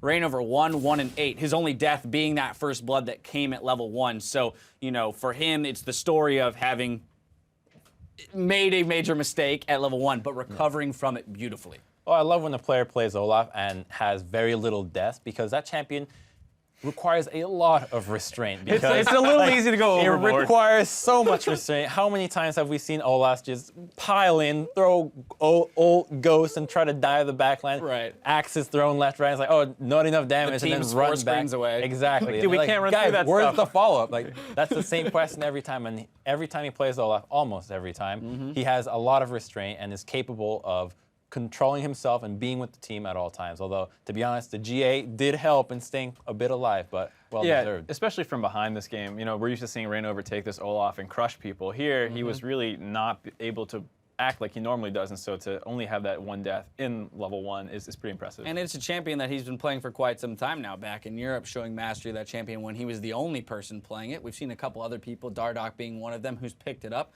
So we'll probably see a little bit more Olaf, but all in all, Immortals going to be happy with yet another victory to throw onto their schedule or onto their record for them. Before we check in with NALCS 2 for the remainder of the day, we want to check in on the current standings. TSM is, of course, in first place, with Immortals taking second now behind them. Team Envy is currently 1 slot ahead of Cloud9, while Apex and Liquid are tied at 5th. CLG are ahead of the bottom teams with 1 extra win. Today's matches in the Battle Arena are complete, so we're going to hop on over to our second series from NALCS 2, where CLG and Team Envy are facing off in Game 1. Mana, that's first blood coming through already for Ninja, and in the mid lane, and he's gonna block off Afremu. Beautifully played. He's got nowhere to go. Who's gonna get the kill? They're gonna donate it over to the Nidalee, actually. Proxen lands the last auto attack, 2-0 to Envy. Yeah, great collapse there by Envy, and it's honestly just the what is the better teleport presence, the Sandra or the Trundle? Because there is also, I'm trying to get my words right here, but basically Envy had a better teleport play to join that thing, and it's surprising too because I'm looking at the bottom lane. It's Trundle versus Ezreal, so technically Trundle should have been able to teleport in, and Ezreal couldn't match, so COG should be able to get a numbers advantage, but Envy pulls the trigger on the play so much more quickly with the double teleport. Ooh. And then Hakuho gets caught warding. That didn't even take a teleport. Hakuho actually gives.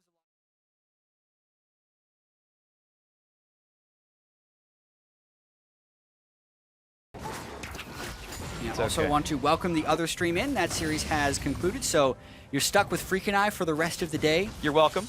Normally, the Battle Theater wins the race of who can finish first.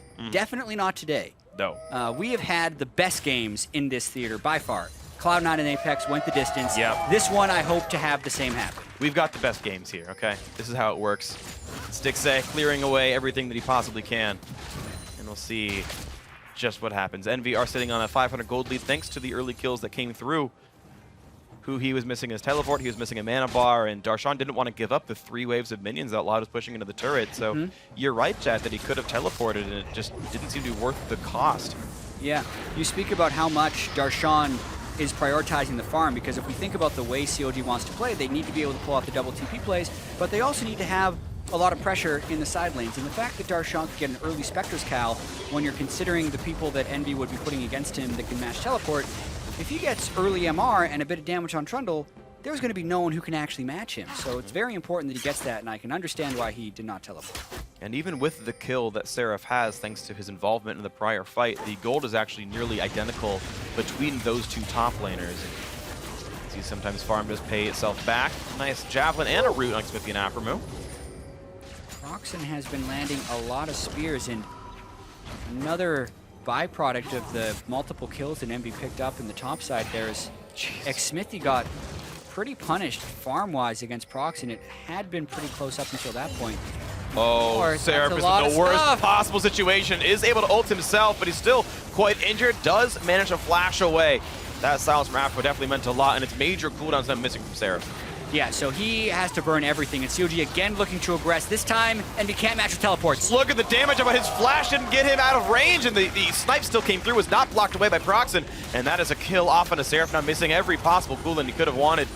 They did clear the minions, though. They're actually pretty low right now. Yeah, they're He stuck. might have to ultimate if they get another spear through. Waves here in 2 seconds, does put the Kindred ulti down. Here comes the assassination. Afro walked out too soon. He could have survived the situation. Now Proxen will actually get one back, and he's not done just yet. Finally does get dropped, and now Stixay a few hits away from dead. Ninja is here, and that will be a wall. That will be the slice, and he goes down 5-3 in kills. A very interesting game, but CLG lost 3-2 in that. A little ambitious, and it's telling that all 5 of COG's deaths are in pretty much the same zone of the map. They're trying so hard to push in that inner turret in the top side, and it's just failed twice in a row right now. So yes, they get the trap into the Soraka silence in the big chain, but they can't completely burst him out. Seraph gets a bit of a self-heal and then can flash away. So this is now the continuation of the play. The Ezreal ult only clips 1 minion, but it's interesting how these minions get cleared. Notice how Seraph used his Q there before falling. He can't claw away, thought Proxen was going to be able to tank it, but at this point, Stixay and Smithy go in to help Darshan and Afro because they're stuck between the turret, but the minions are so far away. So Proxen and Hakuho are really smart to stick around here and just land as much poke as possible because they know COG has no way out. Therefore, we understand the decision-making. Smithy does a self-ult, but Afro goes too far to the outside, lets Proxen execute him, doesn't get the heal, and then since Proxen chases back into the turret's still going to hit him back, so more people on COG die on the way out. Yeah. And because that die was 20 to 30 seconds long, it's very easy for Ninja to walk back up. And really, that is good responsive play by Envy and over-aggression by COG. And there were ways they could have gotten away with that really cleanly, honestly, and just it didn't happen. Now look at this, more damage onto Xmithy, who does not have his ulti available, but smites Proxen and runs away, and they're going to be all right with this one. Okay, nothing picked off for that. But I think back to that tower dive, Smithy could just walk to the turret, ult himself, say, CLG, run away. Just run to the left, you're safe completely, I'll die for you. And instead, they lost 3 when they could have lost 1 and just taken the loss. Very true. I think they were probably trying to stick around, wait for the minion wave, and then finish the turret, but they thought they could, and they were wrong. Cloud Drake picked up there, and Envy doing beautifully now, 1,300 gold in the lead. First Drake picked up as well, and now Ninja can flap his wings a little bit faster. And really just that massive lead from Proxen over Xmithy. We talked up Xmithy's Kindred so much in the pregame, but he has 0 marks to the Kindred now, 13 minutes in, is significantly behind Proxen in CS, and while, yes, he has picked up 2 kills, he's still at a 1,200 gold disadvantage to Proxen. And Proxen has been a part of 100% of Envy's kills. So really gotta hand it to Proxen and Envy for being able to work around that. Yeah, really nice stuff right here. Envy just looking quite good as a team, and you're going to see Ninja actually go for a lot of mana regeneration. I don't know if I've seen this build specifically very much, but it's Rod of Ages into what will be Morellonomicon. Huh. The CDR is going to be nice, but also it's a way to apply Grievous Wounds in a team fight when you're against a Soraka and a Kindred and a Trundle who all want to do that kind of stuff. So I think it's a very smart build and really bright of Ninja to think about this. I've seen a lot of different paths from Nivi, actually. I know when FLICKR played it earlier on in the split, he actually did the Roa, Seraphs, and a Morellonomicon. Oh, and I was like, wow, 3 full mana items. But at the same time, Anivia has such high base damages, and those items still have good AP values when they're getting to the late game. So it kind of just guaranteed power later on. The Morellonomicon could come in a little bit earlier, I think, is also good. And as long as they're able to control a little bit of blue buff, I don't think they'll need the tier item. Okay, well, should be pretty good for Ninja then as he continues to do quite nicely for himself. 1-0 into his scoreline. Look at that. The move by Lot and Proxen knocks down this bot lane tier 2 turret. And Envy winning by every measure you could kind of think about in this game. Yeah, they're out playing the lane swap game against COG. COG's getting a little ambitious. Envy's been able to counter it, and now Envy is making proactive plays on their own. Think about how many times COG tried to kill the secondary turret in the side lane. Envy does it on the first try as soon as they try to go aggressive. Yeah. Really big props to this Envy team who was 4-1 to start the split and hoping to take down COG. Really nice. Yeah, looking to make that a 5-1 run, which puts them at right near the top of the table. Only TSM would be doing better at that point. Darshana looking for a fight against Seraph, whose Claw is on cooldown, so a bit of a chance to make this play. Ults in, and look at how much slow there is. He's actually stuck against the turret. Has to ult himself, and now Smithy coming around the backside. Seraph's going to go for the teleport play. Another pillar. Pillar is enough for 13 seconds, and yes, he gets out. That sneaky devil, Seraph. He's able, like, he was really caught in a bad place. It almost looked like he was resigning his fate a little bit, but no, Seraph wouldn't do that. He's stuck against the turret because the Trundle pillar and the turret completely blocked his retreat path, and then Trundle was on the other side, so it was like 3 points that were blocking him there. Smart of him to know that when the Trundle pillar was up and he'd self-healed a little bit, that was the most time he was going to be able to buy before teleporting to safety, and while it does cost him his teleport, it cost a lot of time for COG as well. Xmithy was on the way, and they don't end up getting anything for it. Ooh, and look at what Seraph just bought. I have not yet seen this item in competitive play. I know Azael loves it. The Hextech GLP 800 has been picked up for Seraph here. Exactly. It is another burst item, essentially. The damage on it scales a little bit more aggressively than Ignite, and it's an AoE slow. So essentially when Lissandra jumps in, it's a roll replacement because it builds out of Catalyst, is a little bit more expensive, and has pretty much the same ability power. But when you do go into burst, you get one more button to press. Plus, you can use it as a little bit of an extra wave clear, as we just saw there from Seraph. Yeah, it will net end up down 20 AP and down 200 health. Same mana otherwise, a little bit more expensive, but yes, he has the active Ice Nova, which right now will do 192 damage, and it gets better from there. Yeah, and it scales with AP as well. So it has a base damage, it scales throughout the game, and it also scales with AP. So when he does get the full item, it will be a slightly bigger burst than the Rod of Ages would be as well. And we'll see what he can do with the item here. Seraph continues to walk down to the bottom side of the map, and he can, of course, just pop the active to help himself wave clear as well. We're watching Prox right now just run through CLG's jungle completely rampant. He's got Lob to his left to make sure it's not completely dangerous, but just taking away wolves constantly. Darshan, yep, can't get the wolf.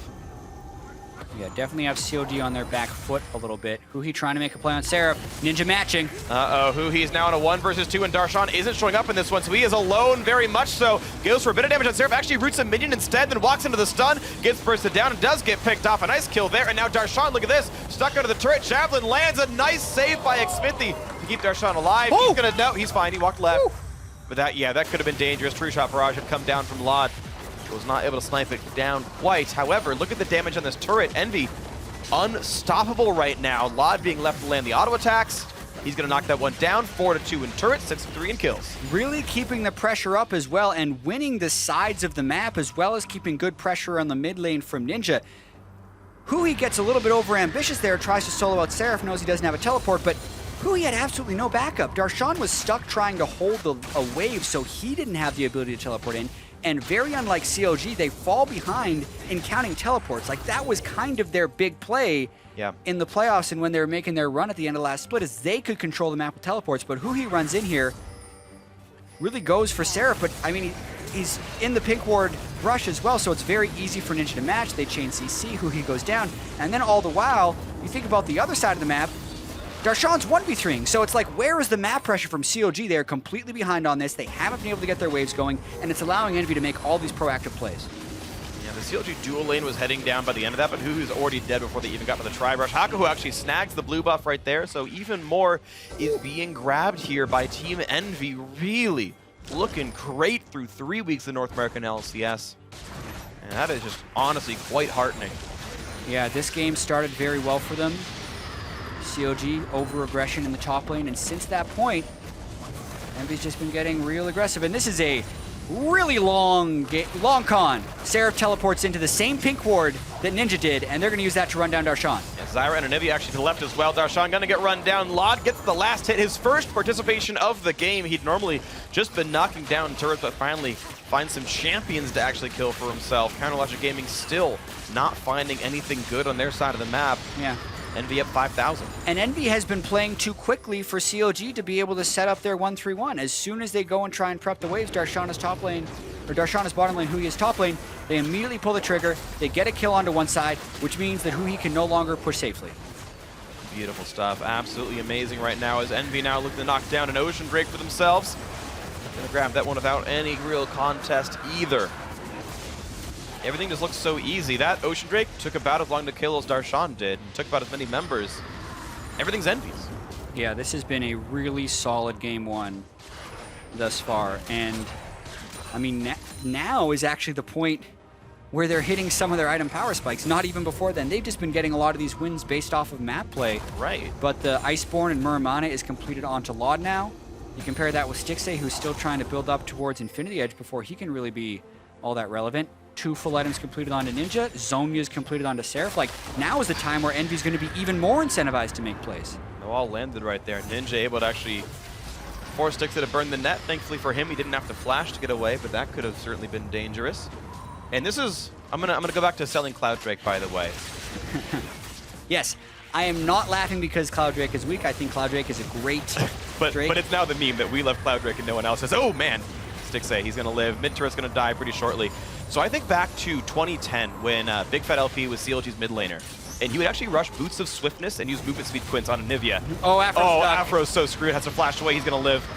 We might gotta fight here. Yeah, we got to fight here for ourselves. Darshan is getting ulted on, taking all the damage in the world, but he heals himself back up, and he's going to survive. No, he's not. Ninja takes him down. Now on a killing spree himself. Hakuho quite low on the bottom side of the map. Smithy running forward, looking for Ninja, looking to turn Anivia back into an egg, but no, not just yet. There, he finally gets pushed down, and the fight comes out. Hakuho does drop, and it's an ulti in from Smithy to buy some time. A shutdown comes through the knockdown. Ninja Smithy does trade his life back. Lod getting a lot of damage down there, but he takes him out. Seraph's back into this one. Proxen rejoining the team, but now forces a kite backwards. He wants in. Stixxay again with the Hurricane, looking for the kill. The spy on the Seraph, and he misses, can't quite land the damage, and it's COG losing 2, Envy as well. Still a huge fight for COG because they were down about 6,000 gold before that fight, and it was a full-on 5v5 where COG just over-executes because Afrim was able to stay alive and heal throughout the entire engagement. They actually get a counter push throughout of this one, so for all the talk we had about Envy and their ability to hit power spikes, COG just kind of walks over that because they hadn't even gotten their big items and they still win the fight.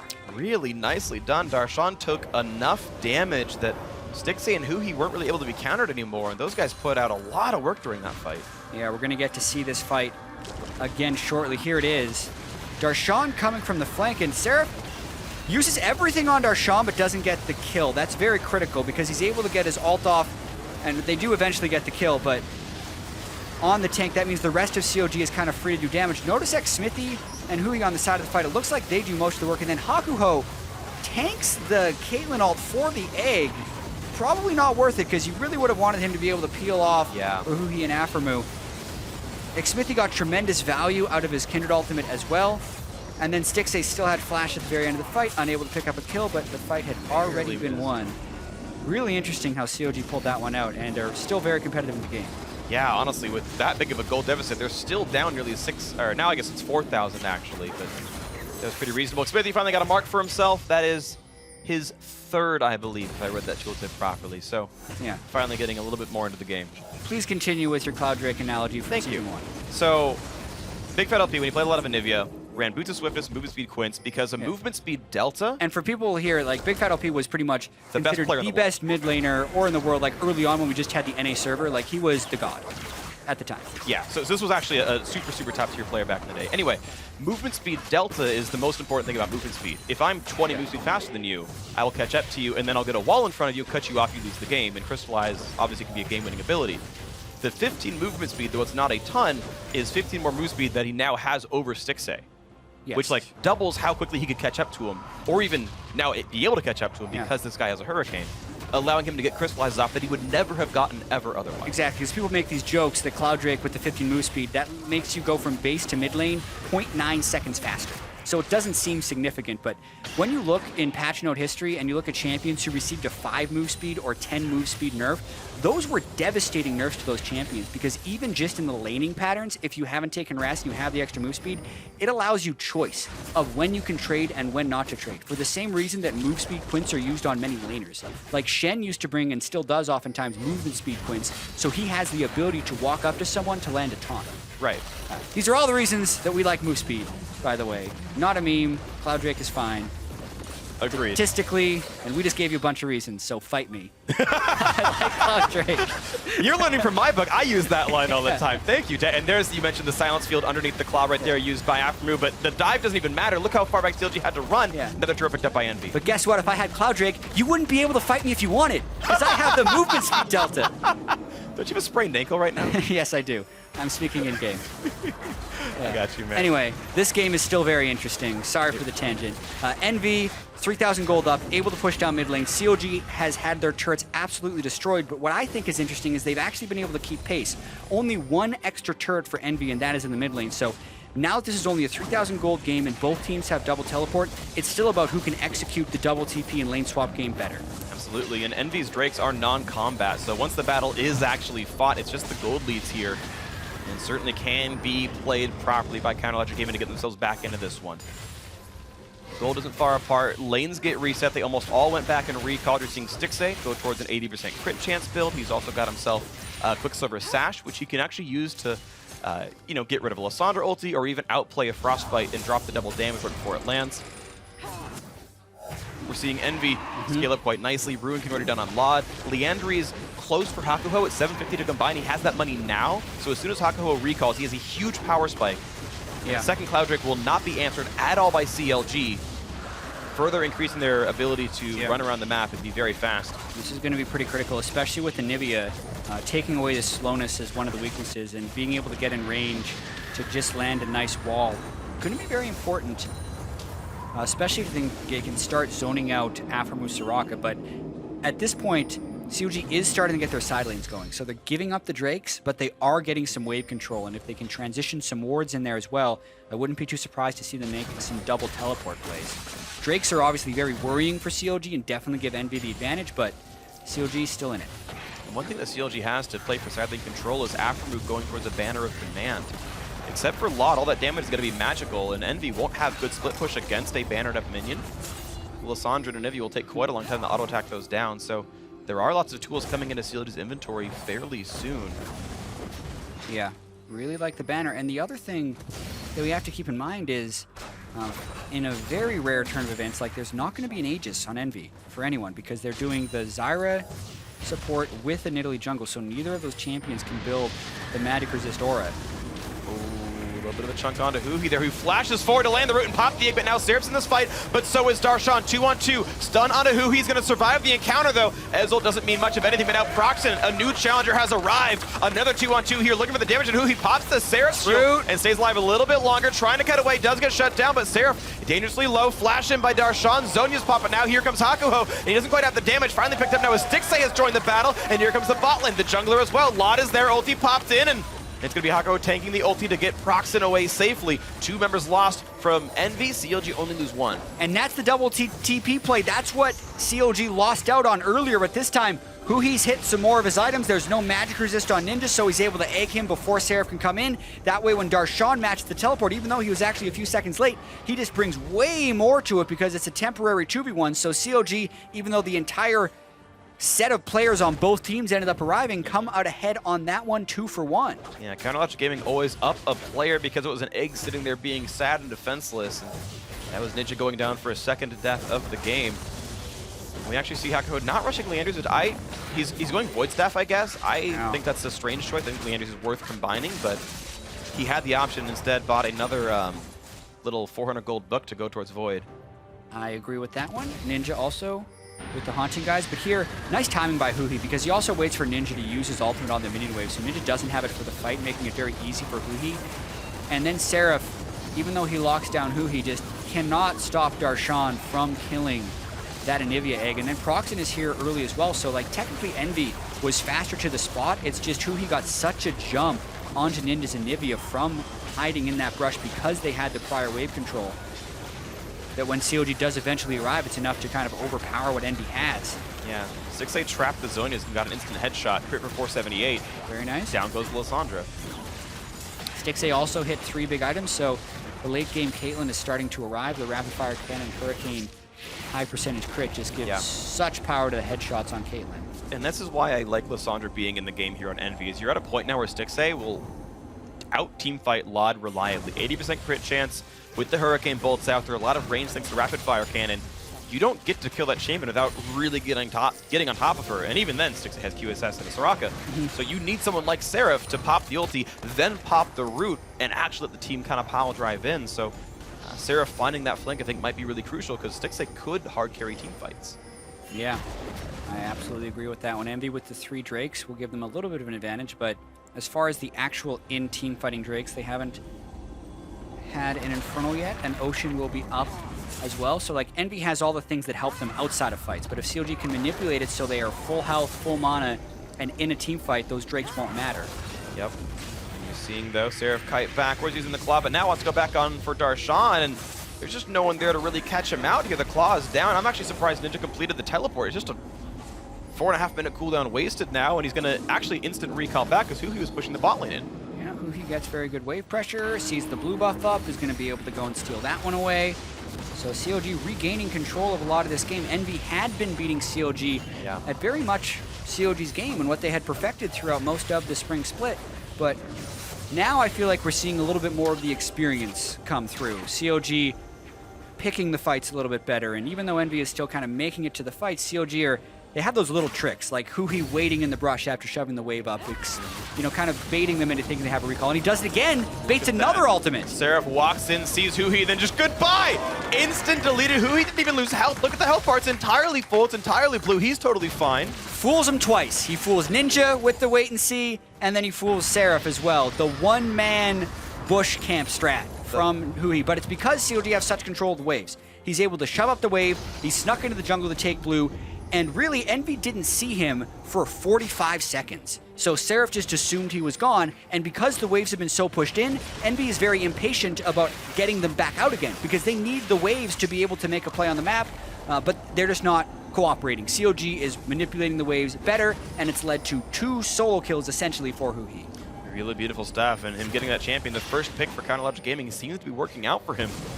He's now he gets the successful turret. on a turret, There's no one to dropping as defend. well. No one is there to stop him. There's still no one recalling because CLG are baiting around Baron in a 4v4 here. Even if Seraph tries to stop him, though, he'd just been solo killed by the Rise, so they can't do it. COG actually doesn't even need to do the Baron. They just need to keep a 4-man distraction, and they get a free inhibitor.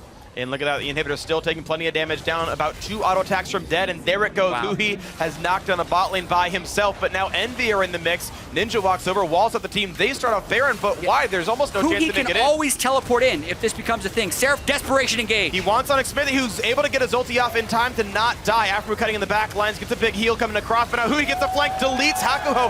Ninja on the wrong side of the fight. Darshan not really receiving any damage anymore. Cutting back and forth after running away, but now he's on the wrong side of this one. He will not get picked up by Nice silence. Seraph. The silence zone comes down. Ezel ticking by, still doesn't turn into any kills or anything. Almost tags Dick to it. He was also able to kite out. It's Smithy dead, and it's Hakuho dead. Now it's Seraph knocked down as well. Now it's also going to be Proxen. 2 for 1 so far in favor of CLG. Could that be 3? Not after a wall like that. They might be able to get away. Proxen kills off a ward. Lod fighting Huhi, getting rooted up and just deleted from the map. And Proxen jumps over the wall, still going to get dropped down, and more kills for Counterlogic. If COD finish this ace, they can actually win the game close to it. No, they're not going to side you, but they'd already had the down inhibitor. That was just a series of outplays by COG to make that situation happen in the first place. So Envy tried to desperation engage, and then the fight was very chaotic, but Huhi had the right teleport position. He completely deleted Haku at the start of it, and now this will lead to not only the inhibitor, but also Baron. It will be almost definitely the Baron. Hakuho wants to be involved in this fight. We've seen steals! Oh, and he gets it! Yes, he does! A Baron for Hakuho. What is happening right now? That steal. That's a game-saving steal. It is absolutely a game-saving steal because it will allow them time to get control of their minion waves, most importantly, and it was the Strangle Thorns that end up getting it. Yeah. The damage expands throughout the time of the ultimate, and COG just doesn't spend the time to zone the Zyra away, and he ends up stealing it. So only Ninja and Hakuho are wearing the buff. It's only the 2 of them who had respawned in time. The gold's still good. In fact, Envy up 1,600 gold. They would have been down if not for that Baron, but you know they're up now because of it. And they have some waves they can keep pressure with now. Absolutely. Unreal. The banner is completed for Aphromoo, which is super critical because that means either Seraph or Ninja are stuck in a wave, which means that Huhi can just kind of wait in a brush to kill them. Nice pass off of the red buff for Laud. He also had some amazing blue buff steals against Pobelter yesterday. Yeah. Really been solid with his true shot barrages. True. Yeah, so just to encapsulate this game, because it's been a little crazy, 35 minutes in, the first 8 minutes or so, Envy was winning by a lot. COG did a bunch of overaggression in the top lane. Envy gets a bunch of kills, and then they actually were pushing the tempo like incredibly well, and at one point had about a 5,000 gold lead over COG. But then COG won that one fight in the mid lane, mainly because I feel like Seraph overbursted Darshan and allowed the damage dealers of COG to get in, but there were a lot of different things that happened in that game, and since then, it's really just been the split push game from COG and Envy not being able to match properly. Here, Envy takes so much damage from Baron, and Seraph flashes in to get an ultimate on X-Smithy, and they can't even burst him before Lamb's Respite comes through. The teleport then comes in from the side on Huhi. You can burst down Hakuho, and then at this point, it's just Darshan and Aphromoo doing their best to run around while Huhi can catch up. Love Afromu knowing how to play Soraka here, silencing on the claw so Seraph can't finish him and walking the other way.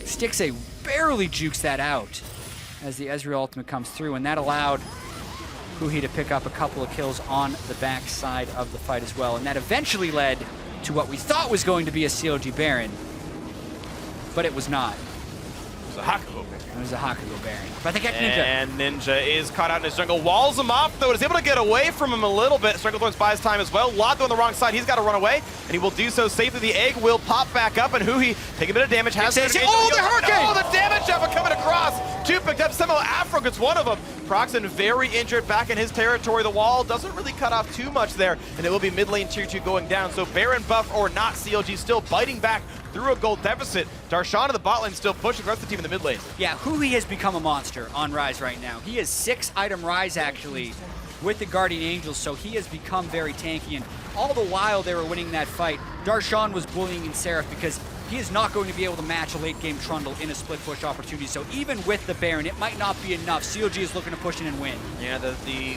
champion that Seraph wanted to play here now gonna re-Zonia's over a trap, take a headshot for 600 damage, take another one and lose a lot of his health bar, but it's okay so far. Ninja kiting backwards. One of the turrets will be dropping down, but Lamb's Bite forced to be used. Counterlogic Gaming a bit injured here. They might have to give a bit more deference, and here comes a flash in for who he wants on the Ninja, but Seraph in the back line is gonna pick up 2. The bot lane is dead. CLG have lost 2 of their members. Now Smithy in a battle with Proxy, but Proxy wins the jungle battle, and it's going to be Huhi and Darshan left alive 2 versus 4 right now, and they're going to get hit up right there. A lot of damage coming out of Ninja. Pops the Guardian Angel. They're going to try to kite back on this one. Ninja is injured. The stun's going to land. Lod puts the damage through, and Darshan now the only one left alive.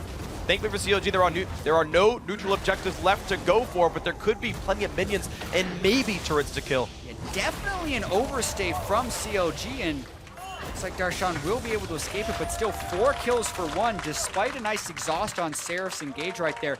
Yeah, when CLG burned that Kindred ultimate just to continue to stay on the turret, it kind of signaled that Envy would be able to turn something around. So game saver right here, we'll get to see it again. Take a lot of damage from those Nexus turrets. Also a respawn on Zyra, still 13 seconds until Lod, but Hakuho lands a root onto both Stixxay and Xmithy, which delays their ability to be damaged. And then Seraph goes all in. Flash W, then the exhaust hits, so they still get the CC on Stixxay, and because Proxen could join in, they're able to burst him. And then at this point, they're just kiting around on Huhi and Darshan so well, and Huhi is still alive with Guardian Angel, but there's just too much to push him back down. Even with the Guardian Angel, he's not a full tank, so it doesn't res him with that much health. Darshan actually didn't have to die. He was completely safe to leave the base earlier. He just wanted to wait around and hope he could save Huhi and make the turnaround. Lost his flash for it. Still got away, so not the worst in the world. But we have Envy now sitting here with, once again, an actual gold lead for themselves. They have 3 death caps on their roster. Yeah. Just lined up beautifully. It's kind of nice to look at it. And really, this just kind of says to CLG, why don't you have as much magic resist as possible? And they kind of do now. Huhi sold this Guardian Angel, picked up a Banshee's Veil. They have 3 copies of Mercury Treads. They have a Mercurial Scimitar and a Hex Drinker on a Stixxay. So like they're really primed to try and deal with the super AP team that Envy has put together. Yep. Very rarely do you have like a full AP threat of the jungle, like unless you're in Italy. And then also as a support with Leandri's Voice Aqua. So like there's 4 mages on the team right now. Heck, it's 4.5. Ezreal's usually like at least 60-40, often more times towards magic. Oh, 60 being physical. Because of the...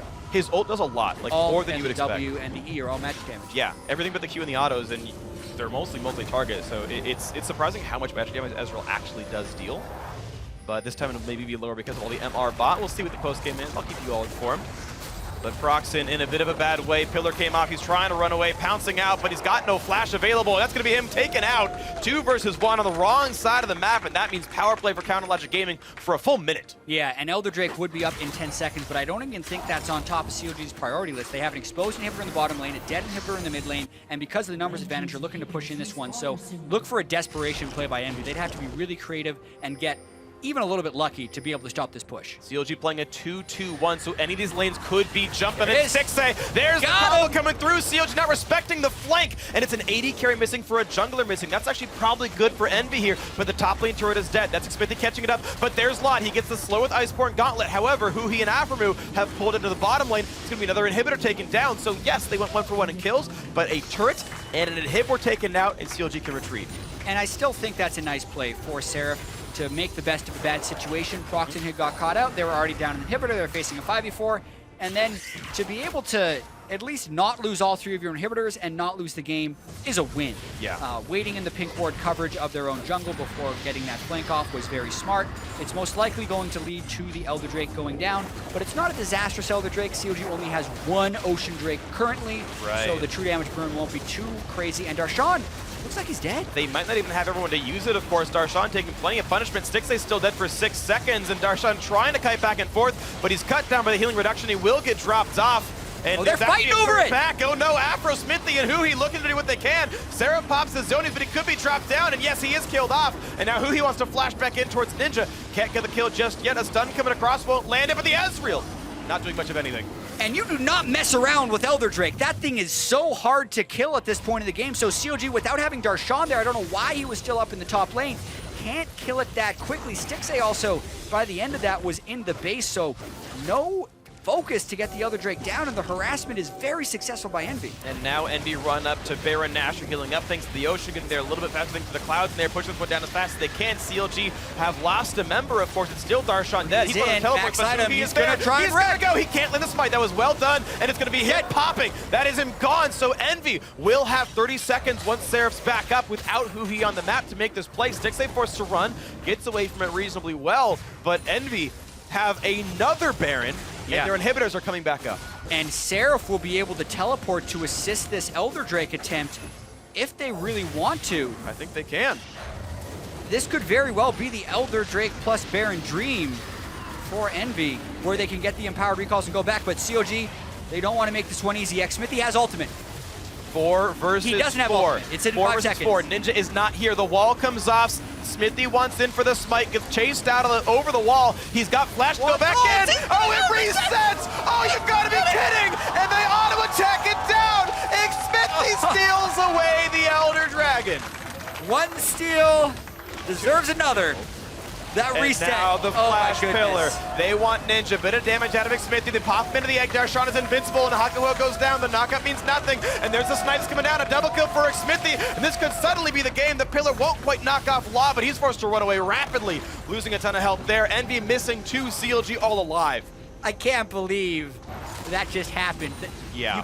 You can only reset the attack timer on the Elder Drake so many times before it will start healing up. And there was the added mind game that I don't think Proxen knew that Xmithy's ultimate was down. So he was expecting Xmithy to jump in, throw down the Kieran ultimate, and mess with the smites anyway. So there was so many layers of mind gaming to happen there before it actually ended up resetting. And now, looks like COG's got the win. They're going to try for this one right now, but in goes Seraph looking for damage, but Xmithy is able to pop the ulti. They can focus the turret down. They will knock it out, and Seraph is going to drop, lose his life. Now it's on to Law, trying to win a 1 versus 4, but he can't get enough done. Darshan pushes him out, and it's going to be Stixxay onto the Nexus. It's going to be game 1 going to Counter Logic Gaming. We will have more, but in a hard-fought victory, they are moving up the standings a little bit.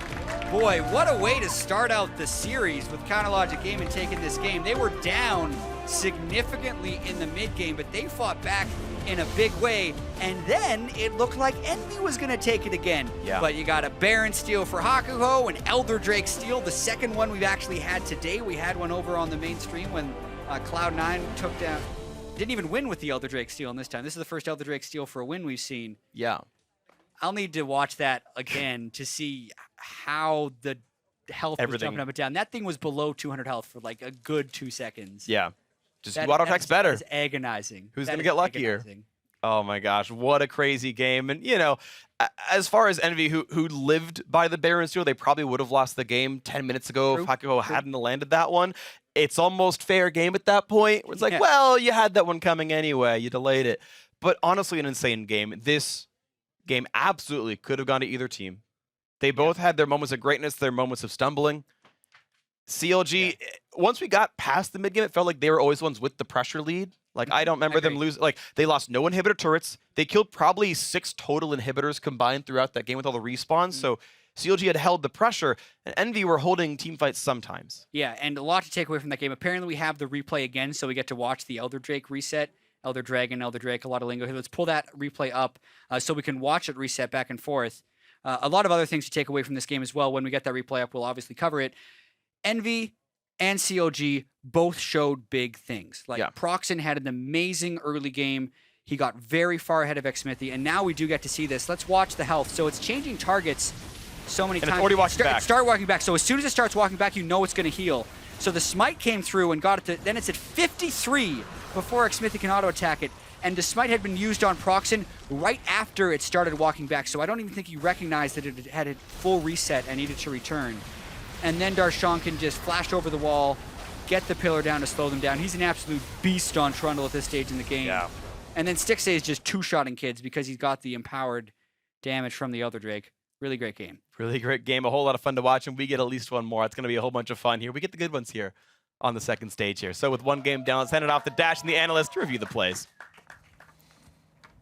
Thank you very much, gentlemen. Can you believe that's just game one of this series? A cornucopia of League of Legends. We're going to get so much more League of Legends to follow, but that was an insane game. I mean, Fun game, not a good game necessarily. Well, I don't know. It depends on your Good is perspective, susceptible. right? It was good to watch, I tell you that much. It was exciting. Yeah, fun. It was very exciting. No shortage of action in that game, but CLG does end up victorious in their first matchup against Envy here. Let's look at how they did it, starting in Champion Select, because Envy, very magic damage heavy. What is going on there? It's not just the magic damage either. It's like what they gave up. Like you give up the Ryze first pick, and then from there you think Trundle's the next best. We've seen Trundle basically become one of the top tier top laners, and then they don't take that and they take Zyra and Nidalee, which it doesn't even look like CLG prioritizes Zyra. Maybe you're trying to hide stuff, but you need to take the Trundle there because then the answer that they have is Lissandra, which, like you said, makes their team comp magic damage heavy, and then CLG's getting Trundle, Soraka, Caitlyn, Ryze. It's just, and Kindred too. Yeah, I mean, another thing with the all AP compositions is you got to time bomb. You got to end the game very quickly, otherwise you're going to get outscaled, as we saw in that game. But with a jungler like Nidalee, you have no chance of actually ending a game quickly. That champion cannot close out games like a Gragas and Elise, something that offers more CC and dive potential, but that just was nowhere to be found then. It just took a couple throws of their lead for the game to be all over CLG's hands. All right, and that's an important thing to note is the fact that Envy did have a lead early in the game. So now let's dive into some replays. 10 minutes, 11 minutes into the game, top lane, we saw some really weird stuff happening here. CLG catching Seraph out, and then eventually overdiving the tier 2. Now let me tell you, if you took up the name tags and you told me to watch this play and guess what team this was, it's either CLG or Immortals, 100%. I love his reasoning for this. Like, no team currently is good enough to actually get themselves into this position but not be able to actually fully execute it because there's no wave right here and they're just dancing around just like, okay, I guess we're all in here. Here we are. Other teams would have died getting through. Yeah. Well, some teams would have successfully dove, but only CLG is going to end up on the wrong side of a turret but all alive. And then from here, Afro just steps a little bit just out of range, and then Proxen gets that kill, and then actually from there it turns really bad for CLG. Very bad. Yeah, double kill to Proxen, and then of course Nivea will stroll up here, pick up another kill for Ninja. And so this is that kind of situation where you go, okay, great. Envy is out to an early lead. Can they make the proper map movements to close it out? Well, big thing about this game was that the lead that Envy got was actually off of CLG's over-aggression. And the first couple of kills were, again, fighting too much in the jungle, going for these plays that are just a little too wonky, but eventually aggression will pay off, and that's exactly what ended up happening against Envy with a composition that is unable to actually perform well. And one of the trademarks about Seraph and Ninja is that they'll TP to each other oftentimes. So we see him try to catch Seraph by himself, Ninja TPs immediately, they kill him. Fast forward a couple minutes later, that Ryze can now 1v2, you got the Trundle TP in, and that play is no longer you don't available. stand a chance anymore. Exactly. Spirit Visage, Merc Treads, Banshees, no chance. The amount of magic resist stacked on one side with Merc Treads across everybody. We had 3 Banshees Veils, a couple Spirit Visage. We've got the Aegis, the works in terms of magic resist. And then we had 4 Void Staffs on the other side. Doing their best to penetrate there, but not able to do so because the resistances will win out in that regard when you are heavy in one area. I want to now fast forward 21 minutes into the game, 3 for 2 that CLG will come out on top of in the mid lane, plus a turret, but not in the cleanest of ways. Right, and this is kind of what Crumbs was saying, where it's not really like This was a great dive by Envy, and they're forcing these players. Darshan walking around the wall, and then Envy dropping way too many spells on him. They drop Lissandra ult, Azira ult, and then Huhi comes around the side completely untouched. There's no ultimates left to scare him, and he just chunks people out, gets them super low, and they're able to start cleaning up kills with the Kindred and the Caitlyn kills. And there was a lot of miscommunication here with CLG, with Stixxay just being completely out of position, and then he goes all the way around, and then he tries to flash in and just be like, team, look at that, I'm committed to the play. I wasn't there before, but I'm here now, watch me do it.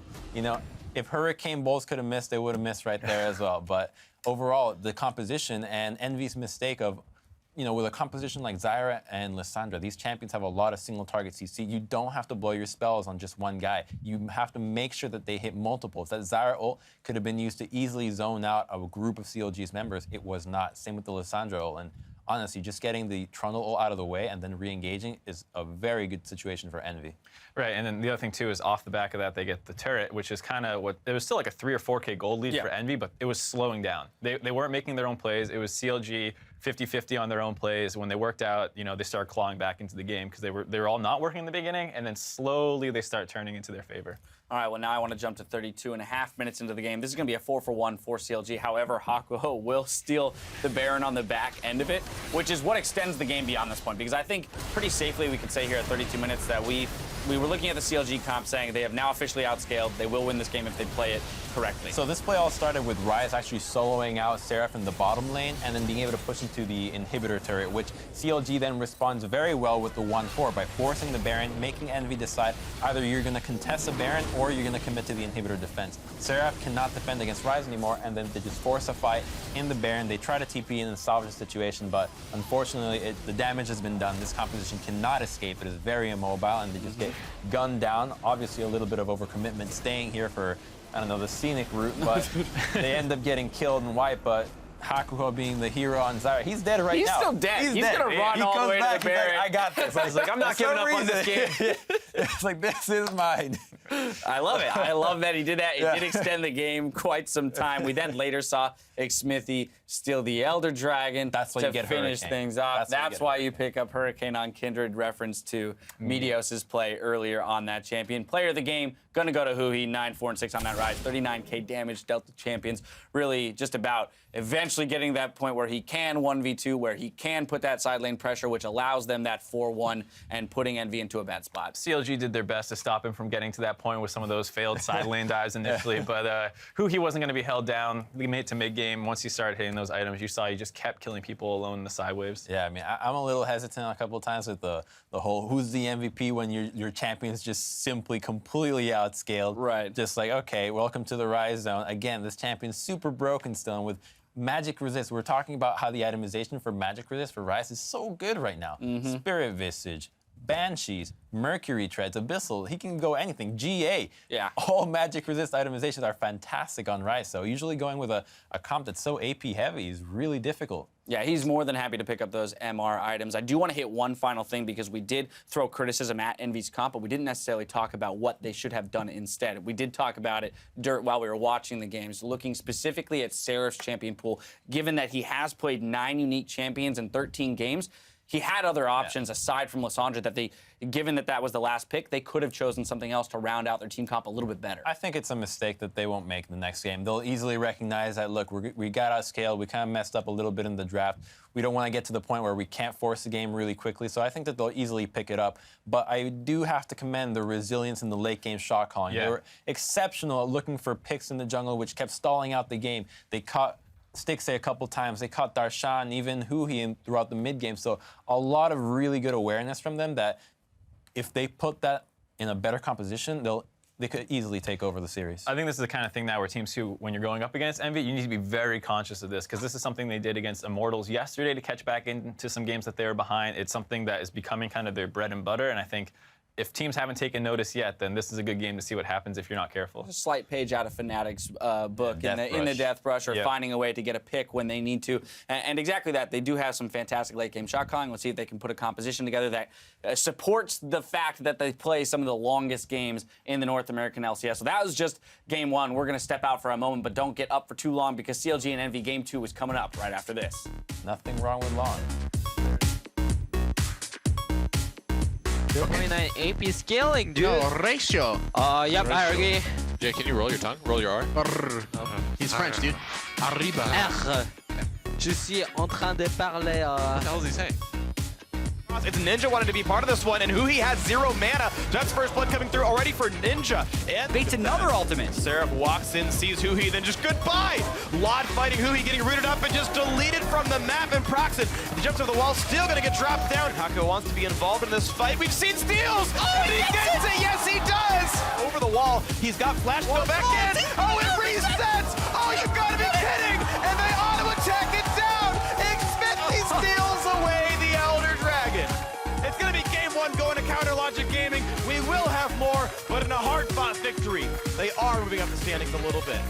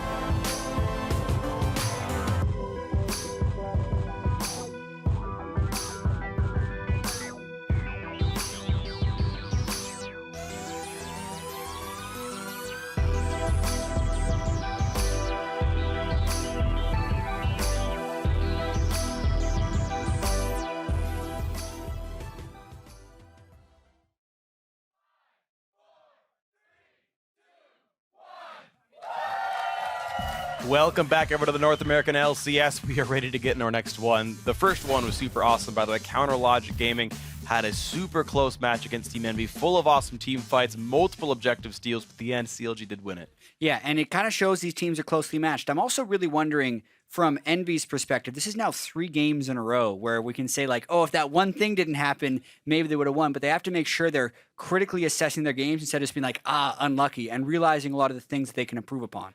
Yeah, and talking about this as well, sort of in Envy thinking about what they can do, what they can improve upon, you talk about what CLG's done, because not only did they eventually won the game, but they also gave the early game to Envy in the first place. Like, Exactly. they were the ones that got them that lead. Yeah, in a lot of ways, CLG lost the game as well as won the game because they were putting themselves in very dangerous positions, and then they fought back from a really bad situation. But when they were pulling the traps, like essentially that's why who he got player of the game is the side lane pushing with the basically repeated solo kills he was able to get. That's also on Envy a little bit, though. Like, A, from a compositional perspective, not being able to draft any type of physical damage wave clear, making one banner of command give you split push priority. And then B is to either not having blue trinkets to scout where who he could be waiting, or just not having deep enough ward coverage. So definitely things that both teams can learn from that last game. CLG with some early aggression, and Envy with some team composition as well as late game decision making. So we'll see what these teams have learned and what they can put into practice here in Game 2, because certainly it was anybody's and both teams can take some lessons here. First off the bat, Azir not allowed to be played yet again, banned away. First ban by Envy away from Huhi. Yeah, giving some respect to Huhi. For all the memes and jokes you can make about Huhi's Azir at MSI, it had a good record and it was pretty clean when he played it yesterday. So definitely some teams giving it respect with the ban. Jax also still mirroring the ban so far from Team Envy, so nothing new from their side of this draft. All CLG's really done is change the order of their bans. The Vlad still mirrored from the last time, and now they can choose again. Absolutely. Main change here is the fact that Envy is on the blue side, CLG on the red side, so that first pick priority can change. Remember that first pick last game was the Rise, which Huhi was so effective with. Right. And you would never first pick it unless you thought it was contested in the first place. And again, we know Seraph is happy to play the champion, so that is something CLG already has to give respect to and maybe consider what they would take on their own first round there and change up their options. So far, these 4 bans are the same as the first game, banned by the same lineup. CLG's banned the same 2, Envy's banned the same 2. Yeah, let's see if there's any changes coming up here. Was a Karma ban for CLG. And a Bard. And a Bard ban for Envy. Obviously, the sides have changed. And so it's Envy banning the Karma, actually. I guess. I mean, in that case, Hakuro had actually been playing Karma pretty much before it even caught on. He was playing it in, I believe, the promotion tournament a little bit, so he's been a good Karma for a while. Interesting that they wouldn't be willing to first pick it. There's a lot of other stuff up. They know the Rise is still up. They know Kindred and Italy are still up, so Rise goes down for CLG. I think that was the mind game there.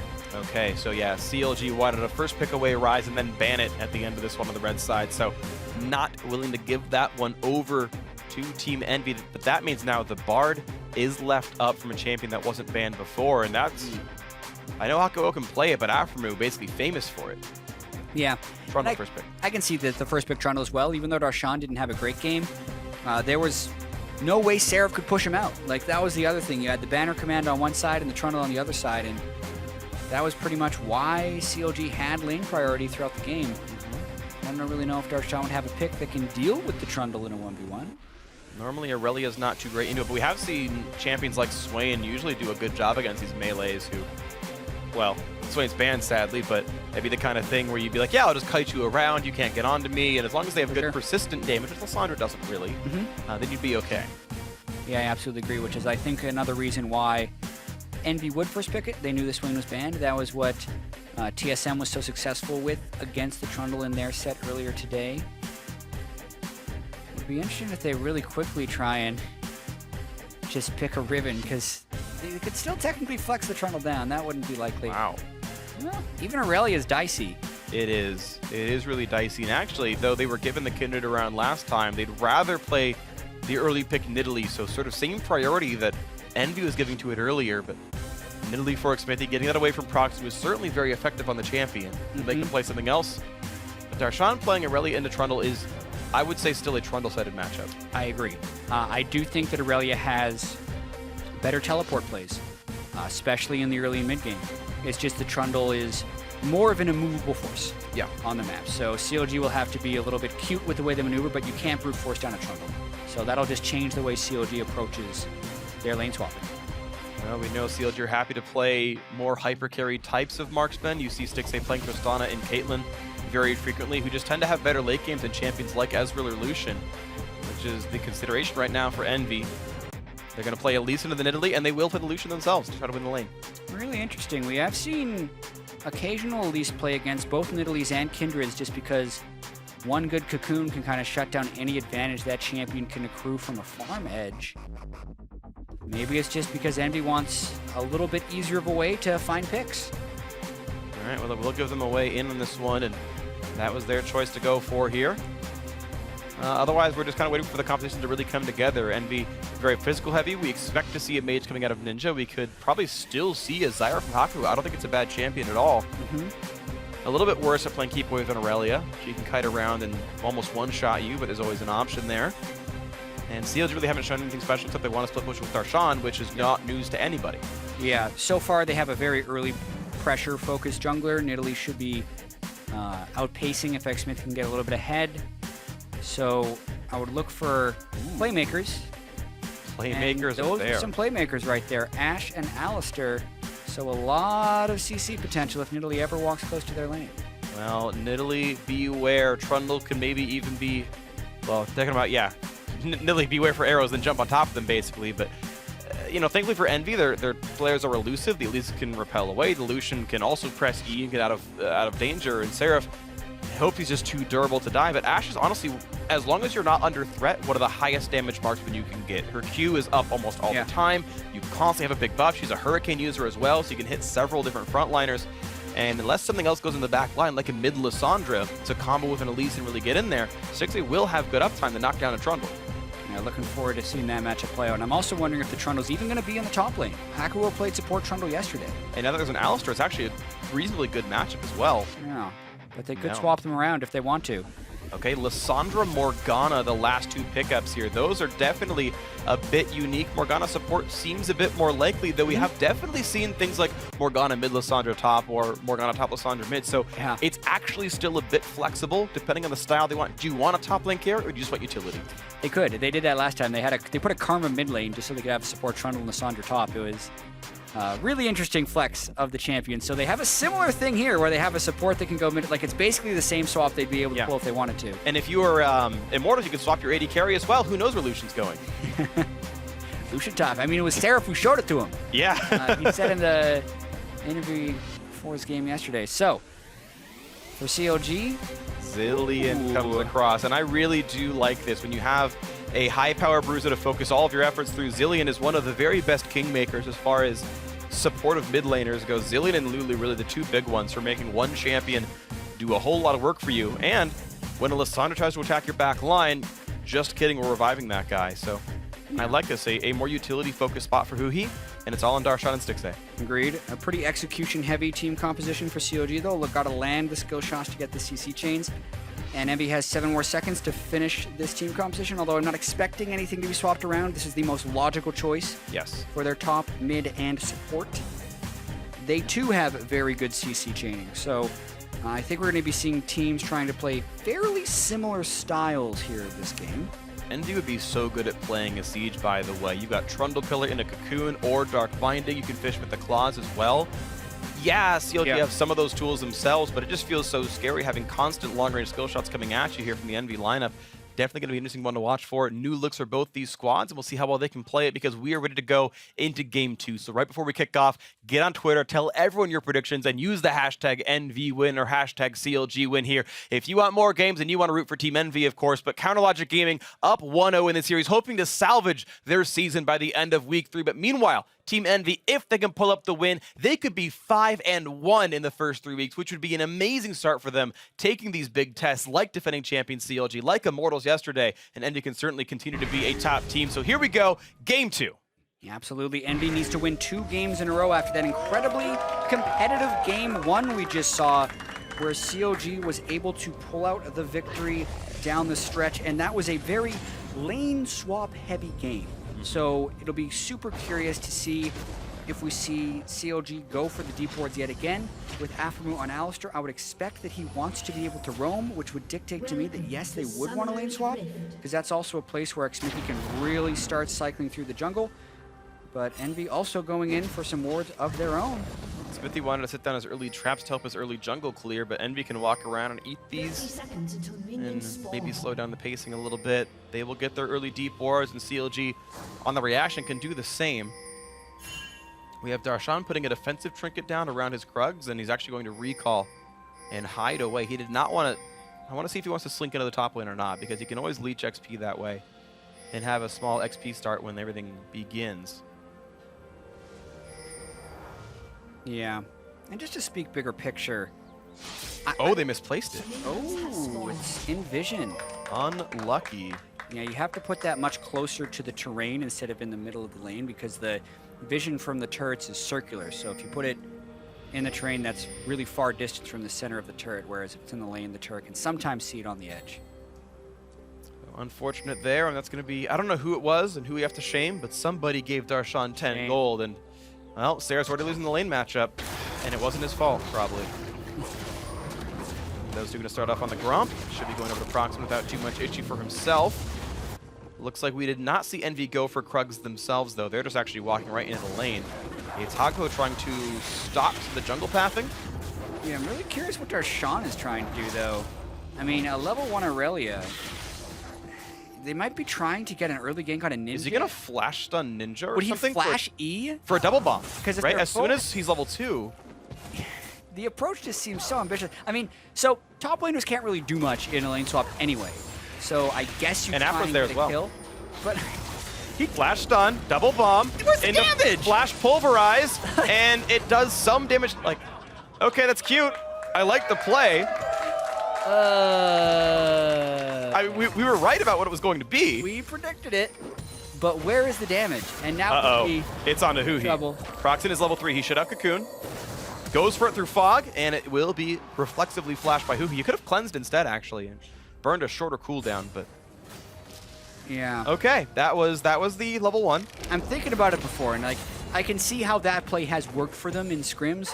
Like if the laner is playing aggressively, and he's pushed up in the lane, and you get the basically 5 seconds of crowd control, the 3 champions that are all level 1 or 2 would have the auto attack time to finish him. But because it was in turret range, they had to abandon the play. Right. So really, after Darshan goes for the stun, like there's no reason to follow with more CC if he's in turret range. 'Cause they're never getting that kill in that situation. Like Darshan flashing a double bomb, okay. Afro flashing for a pulverize under turret, probably a bit more than is needed. And yeah. Okay, a missing cooldown there probably shouldn't be there. Either way, it's a lane swap game. They won't be in combat for a while. CLG looking for the top side turret right now. Envy knocking this one down a little bit faster, and depending on their pathing, I want to see if they go for the Drake, because I know players like Infernal Drake a whole lot more. And we'll see with an Elise, they can maybe kill that one pretty quickly. Yep. And on the minimap, I'm seeing that, yes, that's actually happening here. So I can see what you guys can't, but Infernal Drake is in fact being started. So because of the perceived power of these Drakes, Envy playing the early game differently. Yeah, and this is actually going to have deferred power because it's a percentage of your attack damage and ability power.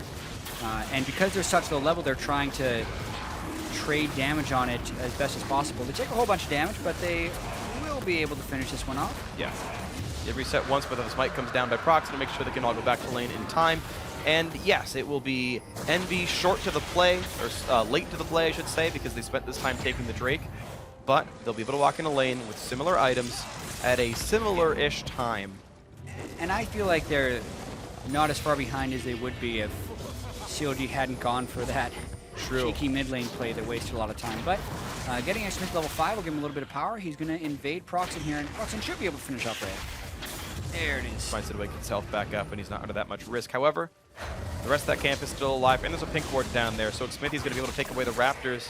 Of course, it's now kind of his strong side of the map. He does have Smite, he lands it, and he gets rid of the camp. Level 5 on Nidalee to only level 4 on this Elise. A good chase. Slow on the Ninja, jumps around, bomb's going to miss, and now the teleport coming in from Seraph to put the pillar in, and Huhi is missing his flash, which means the damage comes across, and they knock him down. First blood comes through for Ninja, and Smithy really regretting this. He's gonna survive it. Ninja also got away with the sliver of health left on him. Yeah, Seraph with the instant flash after his teleport as well, added to the pillar knockback, was just a large amount of burst damage onto Huhi. So nice gank once again by Envy. Counter gank essentially because Smithy had jumped in. But that's what Crumbs was talking about on the desk. Seraph and Ninja love to teleport for each other. And they pull it off once again, results in first blood. Nicely done by them, using the junglers back and forth, and Proxy smites it away. Smithy kills, actually not even any of the small spiders, and just walks away sad that his team is now down 500 gold right now. Envy with the lead on to Ninja, and you're seeing in the picture-in-picture the round 2 lane swap, no big surprises. Solo gold should go to the top laner. Eventually, I think we'll see Darshan come down and grab that. Yeah, the pacing of the lane swap is a little different, obviously. Seraph was there much sooner. CLG definitely behind in tempo on this lane swap. They fell behind pretty heavily in game 1. They're falling behind a little bit here in game 2. The Drake going down and really not getting any meaningful advantages, as well as getting first blood in the mid lane. And I need to call out the fact that Huhi chose to flash instead of cleanse Cocoon when he got ganked at level 2.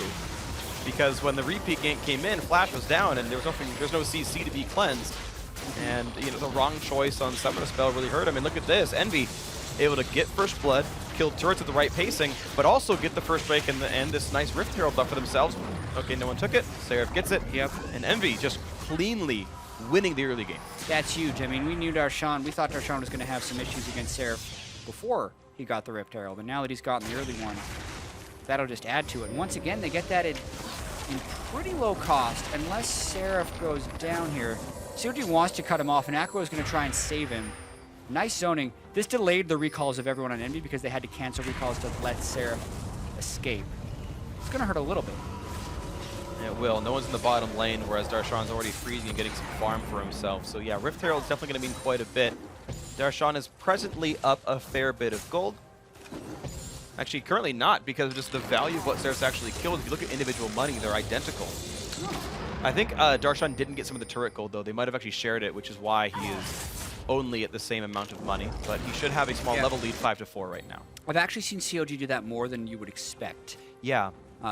Even earlier on, they will share the gold between Stixxay, Darshan, and Aftermoon, whereas pretty much everyone else in the league will be giving solo turret gold to their top laner over and over again. COG does always like to play by their own book. Like, usually the logic for it is the top laner is so heavily denied in the first place that you need to give him basically the kill worth of gold, and if you give it to someone else, like, he's just going to get bullied 1v1. But for COG, they're splitting it a little bit, and I don't think that's necessarily wrong. It could mean Aftermoon gets Sightstone or Boots of Mobility faster. It means Stixxay hits an item faster. There are reasons to share the gold. Darshan, though, in a bad spot. Gets challenged by it, but he's got a teammate coming around. Aftermoon does not land the pulverize, but now Proxen really wants in, gets stunned up, gets exhausted, and now they're running away. Darshan's going to survive the encounter, but now it's on to Aftermoon. Ulti in from Ninja, doesn't do quite enough damage, so he's going to survive that as well, and now it's on to Seraph. Javelin hits him, and Stixxay gets the kill. CLG finally answering back, and the volley hit as well, just did enough damage, and he's level 5, looking for Ninja, looking to get the kill. They pick him off, he hits level 6, but can't quite hit Proxen. However, that one still comes out as the Lissandra is dead. Another headbutt comes in, a double stun onto Proxen, and that's going to be Elise dropping to the bomb, to the red buff. Xfinity taking him out, 3-1 CLG. Wow, big chase kill happens right there. Darshan looked like he was in trouble, but the rest of CLG is able to collapse down way before Envy was, and I think it's mainly because Stixxay and Afro were already on the way from base, whereas Laud and Hakuho were in bot lane and top lane respectively. And then Seraph also was a level down despite having the Rift Herald, but Proxen's near him, so he's not getting the benefits of that buff. Darshan doesn't quite die. The exhaust lands from Afromu. And Xfinity doesn't even land his first spear. It's just the fact that Envy just doesn't have the damage right now with level 5 Trundle and a lower level Lissandra. So when CLG gets everyone here first, they're able to just continue to chase. The red buff on Nidalee helps them apply the slows. The volley just barely tagged at the end. And even though the arrow doesn't hit, it made Proxen juke back towards CLG, which gives Afro time to pull off another combo and secures the 3rd kill for CLG. So kind of impressive across the board. And now they were going to go for Seraph. Can't quite get away. I have to give massive props to Stixxay in that fight. When I said he was level 5, he was level 5. He looked at his XP bar, saw he was a sliver from 6, and kept hitting minions as he was walking down the lane. Got level 6 from last hitting the very injured wave, and then arrowed down. Nice, but now they are in a numbers disadvantage. Everyone has to run and scatter. Darshan. Ooh, a nice flash bind, turned into Cocoon, turned into damage up, a pillar as well. Everybody wanted help on this one, and Darshan goes down. Laud gets the kill, wearing his team colors. And that's going to be a nice one picked up. Envy finally getting the 2nd kill. That was an extension of CLG trying to make the play in the bottom lane, and they didn't have enough ward coverage in the jungle to properly get away from Looks that for the one. burst. No, I'm not going to have it. He pops the ulti. Now Ninja's going to stop hitting him. Yeah, he can still get him. What? Why did he flash? he was worried that the last second of his ultimate was going to end at the wrong time because it was a very tight thing. That's why Ninja threw out the Q. It wasn't gonna happen. Yeah, it was would've close, died, but it would have been incredibly close. Yeah, well, either way, the summoners are burned. He's out of cooldowns now, and it's a second Drake picked up pretty cleanly. Envy took down the bottom lane, made the mid lane flash and run away, and, well, those two lanes are gone. The Cloud Drake's going to be easy to pick up. It's now Infernal and Cloud, the buffs right now for Envy. And, well, they're down in gold, but they're up these buffs, which will increasingly start to matter. Yep. Ninja getting a, looks like he's doing the same build as Seraph as he also rushes the Hextech GLP. Yeah. Frost Belt activated. I mean, same team, same theory as wanting that item on the Slandra. You don't necessarily need the extra health from the Rod of Ages. You're a burst champion on the Slandra. So they're going to be looking to go in there and burst. It's going to be tough to do against Zillion.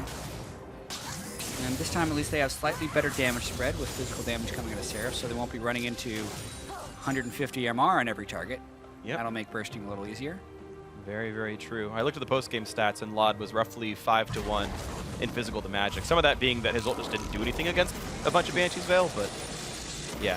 The team overall, I think, was like 3-1 Magic to physical. So itemization from CLG was pretty much on point, rushing all the Banshees. Yeah, I do generally usually credit COG for the proper item builds. Like, I think they put more time into understanding their rune mastery and item progressions than a lot of other teams do. So they usually gain small advantages from that. That's one of my favorite parts about League of Legends. To the detriment of some viewers, I apologize if you don't like math, but we'll move on as it's Envy pushing in the top lane, playing the rotation game. Darshan left alone in the bot lane. He does not have teleport. He cannot join this play if something happens here between Envy and Counterlogic Gaming, but nothing does. And if nothing happens, it means he gets a whole bunch of minions to die to Envy's turret, and Envy can't go and respond to that wave. Like, that's almost half a kill's worth of minions. That looks like two waves. It's a double stack wave, yeah. They crash in to the turret, so it gets a little bit of damage. Also, will pull Envy all the way down to that bottom side. And now Darshan can just meander back to the mid lane and join the rest of CLG. Yep, Ninja takes the claw over the wall. One remaining cast minion from that first, from that crash from earlier, and he'll get some of the farm back. But yeah, that is XP and gold that Envy will never get back. That CLG is able to throw away. So now a 1,000 gold lead for a team. And you consider the turret kills being equal and the kills only being one apart, and the fact that they were down the first blood gold, CLG are winning by making the farm be different. Some of that is Xmithing. He's up 30 right now over Proxim. Yeah, and he's also been granted the Zillion passive twice, which is definitely helping accelerate his experience. That gives him a 10 to 8 level advantage over Proxim, as well as having the completed jungle item. Plus Mercury tries to run around. He's gonna shop pretty soon. He's a full 1,000 gold, essentially ahead of Proxim. Yeah, feels good so far.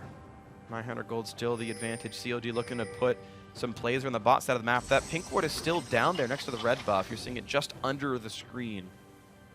Kind of where Proxim's sitting in a way.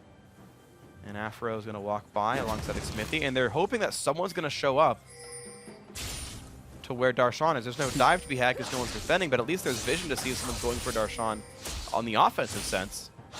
Yeah.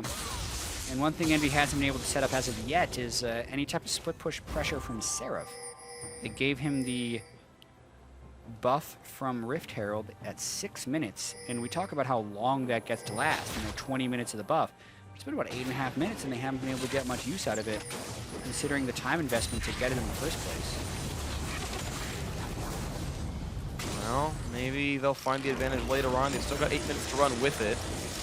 Let's see if they get something out of this. Hoopy just clearing the mid lane. He's down a bit of minions, but it's not really too bad for him. As we continue the builds going forward, the start of a Zonia's probably for Ninjas. He picks up his Fiendish Codex, and well, the jungle enchants are done for both of these as they're going Runic Echoes each. Yomu's done for a lot, as well as 8 CS to go until the Cull is finished off, and that'll be a big surge of gold for him, and it'll bring the scoreboard closer from the top, but it'll also be a power spike for Lot as he gets to go closer to what seems to be Berserker's Greaves and then probably a Black Cleaver. Most likely, that is the build that the Lucians do nowadays, unless you're Mash, who did a throwback Essence Reaper Phantom Dancer build yesterday. I like the Black Cleaver build. I think it's just absolutely stronger. Oh, a bind onto Xmithy, and now Lod the chase, only forcing him to jump over the wall, but Smithy Waiting around. Yeah. He just goes back to farming. He knows no one's there. And then he smites the wolf camp to know really who's there, but oh. Seraph was hoping that that pillar would block the jump, but Xmithy is able to get over the wall anyways. He held it. This is a little bit of map pressure, though, that Envy's been able to get. Lissandra up in one side. They have both teleports, so they could technically save him. That's a nice arrow, though. And it's going to be a lot of CC because Afro goes in for the combo. This is maybe bad things ahead for Ninja, but here's the teleport in for Seraph. A bit of damage onto him. Smithy's here, and no, it's Darshan as well. Goodbye. That was an ill-fated teleport by Seraph. Gives away a kill. Using the tendencies of Envy against them, but Huhi in the mid lane against the other three gets stunned. Cleanses immediately, gets cocooned afterwards, still is able to get away thanks to Burning Flash on top of it, but now another attempt for Ninja. Slows down Darshan, but there's a minion wave very far away. They will not chase any farther.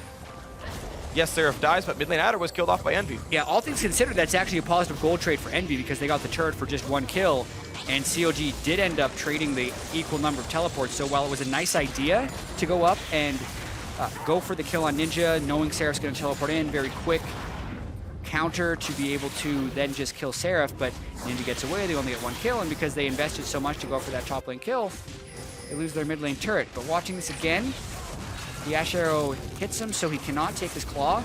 The instant teleport in from Seraph, Stixay respects it, Akumi doesn't have to worry because he has ultimate ready. Xmithy lands Spear, and then Darshan teleports in. That might have been the kicker. They didn't need Darshan, so to speak, because it was going to be a 3v4, and that gave the numbers advantage for Envy in the mid lane. True. Which could then get the turret. They were able to really heavily threaten Huhi in the 3v1, burned both of his summoners when he lost the turret anyway, so it was a resource loss, but CLG now, the ones with the tempo lead, they went right in for this Cloud Drake. Knocked that one down without any issues at all. Smithy, very high level, 11 on him to the 10 on Proxen. He's continued to been given or donated levels from Huhi's Zillion. And now look for the bot lane, and Ninja forced to run away. Headbutt in, look at the pulverize. Arrow's gonna land as well. The combo pulverize a little bit early, but it's still gonna be enough damage. They knock him down cleanly. He had no way out of that one. A great kill by Counterlogic Gaming. Now Darshan forced to run away from Seraph. A thankful minion blocks the Dark Binding.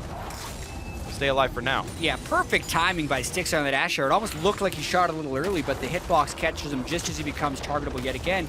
But here, Envy still with a nice response. They realize their Ninja's getting attacked on one side, and Envy's able to pull an offensive on the other. It's good to see, though, that Envy are able to make some proactive plays themselves and kind of keep this game pretty close as they trade advantages back and forth. CLG knocked the turret down, bring the gold back in their favor. Smithy now taking a Zillion ulti and running away because he's going to get dropped pretty soon. Proxen wants in the back line, and nicely played. Waits out the ulti, gets the kill, runs with the black shield on. No threat on him at all. A beautiful dive by Envy. And now it's them tying the gold back up. Yeah, Huhi's been a little early on his Zillion ultimates, and Envy's been very disciplined about waiting at the right time to use them. Also, because CLG isn't putting the Zillion ult on like really high threat targets, CLG's not getting that much out of it as of yet. They haven't been team fighting. Yeah, Zillion ult a really interesting spell. When you're good with it, you can get so many advantages, or when you're good against it, you can make it feel useless sometimes. Yeah. And CLG's team composition, like, unless they're team fighting and there's huge amounts of damage that can be done or be taken, it is easier to just wait out right now. And Huhi has yet to get good value out of it. He really has. It's not been too much coming out of this one. It'll be 4 Darshan or 6 in a team fight almost definitely when they do go in and go for the hardcore dives. It allows Smithy to maybe do a very aggressive build, but he's actually going to be doing, looks like Mercury treads into an Abyssal Scepter, so something actually pretty tanky for him to withstand Ninja and Proxen's damage and get through the crowd control. So he's actually doing something kind of defensive. Yeah. Nice bind onto Afro move. He's got Aegis for himself and probably gets more soon. So another one of these games that is very close. Yes.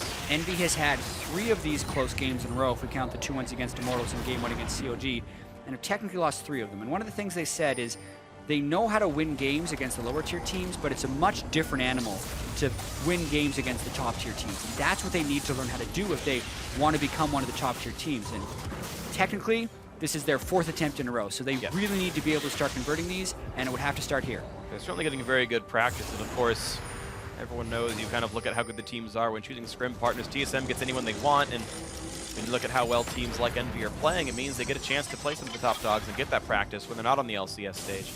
Right now, Envy hoping to keep this going for themselves and give their fans hope and secure their spot in the standings. No Drake for a little while, but looks like Seraph wants to do a bit to Darshan. Nope, it's going to be an Aurelia running away, but now Proxen wants into the jungle. Hako and Laud roaming around, and honestly, it's a very active team by Envy. You're seeing them really take the strides to look for these advantages, to poke and prod at CLG, to take the rotations, and again, they are almost good enough to win these games. We'll see if they can do it here. Bit of damage on this turret. Yeah, finally we see 5 people grouped up as well, so you gotta wonder whether or not CLG thinks they're strong enough to take these 5 versus 5 team fights. 2 items on Stixxay. Zillion Ultimate might get a little bit more use, but Nidalee still would be very squishy. Darshan's Aurelia. Aurelia in general, not known as the greatest team fighter. We gotta wonder how CLG's hoping to claw back in this one because it's very close, but it seems like the waves have been going in Envy's favor. This time though, Envy goes in a recall pattern and CLG trying to get a bunch of damage on the mid lane turret. In right away, plenty of damage there, but Sarah puts the pillar down, tanks up and says, don't you dare go for this. It's my domain, and it's gonna be okay for now, but a low health turret to be sure. 300 gold only separates these two teams as Envy made a play for the bot lane tier 2, couldn't quite get it. CLG went for mid, couldn't quite get that one, and now a quick culling by Laud, and that means the mid lane is gone for a solid 30 seconds now. Nothing to do in this side of the map, so run away, do something else. CLG set up a trap in the bottom side brush. Pink ward there, Afromu in front, nothing to be found. Yeah, and a very tense game here. 22 minutes in. I think the Infernal Drake is the main thing that would edge Envy a little bit ahead. Certainly. There's different champions that will be strong in the late game for each team, which makes it another one of those things that like any edge is going to matter. Seraph is going to be huge in the really late game on Trundle. Stixxay, I think, is going to be huge in the late game as well. So it's all about who can get the right CC in these siege situations, since the wave control is actually kind of switched off to just 5-man grouping right now, which is quite odd. Expect them to run back to their lanes and get back to wave. Yeah, you're seeing actually Seraph and Darshan split off down the river, carried by the tide. And wait a minute, we need to go manage these waves, they say. Yeah, hold on.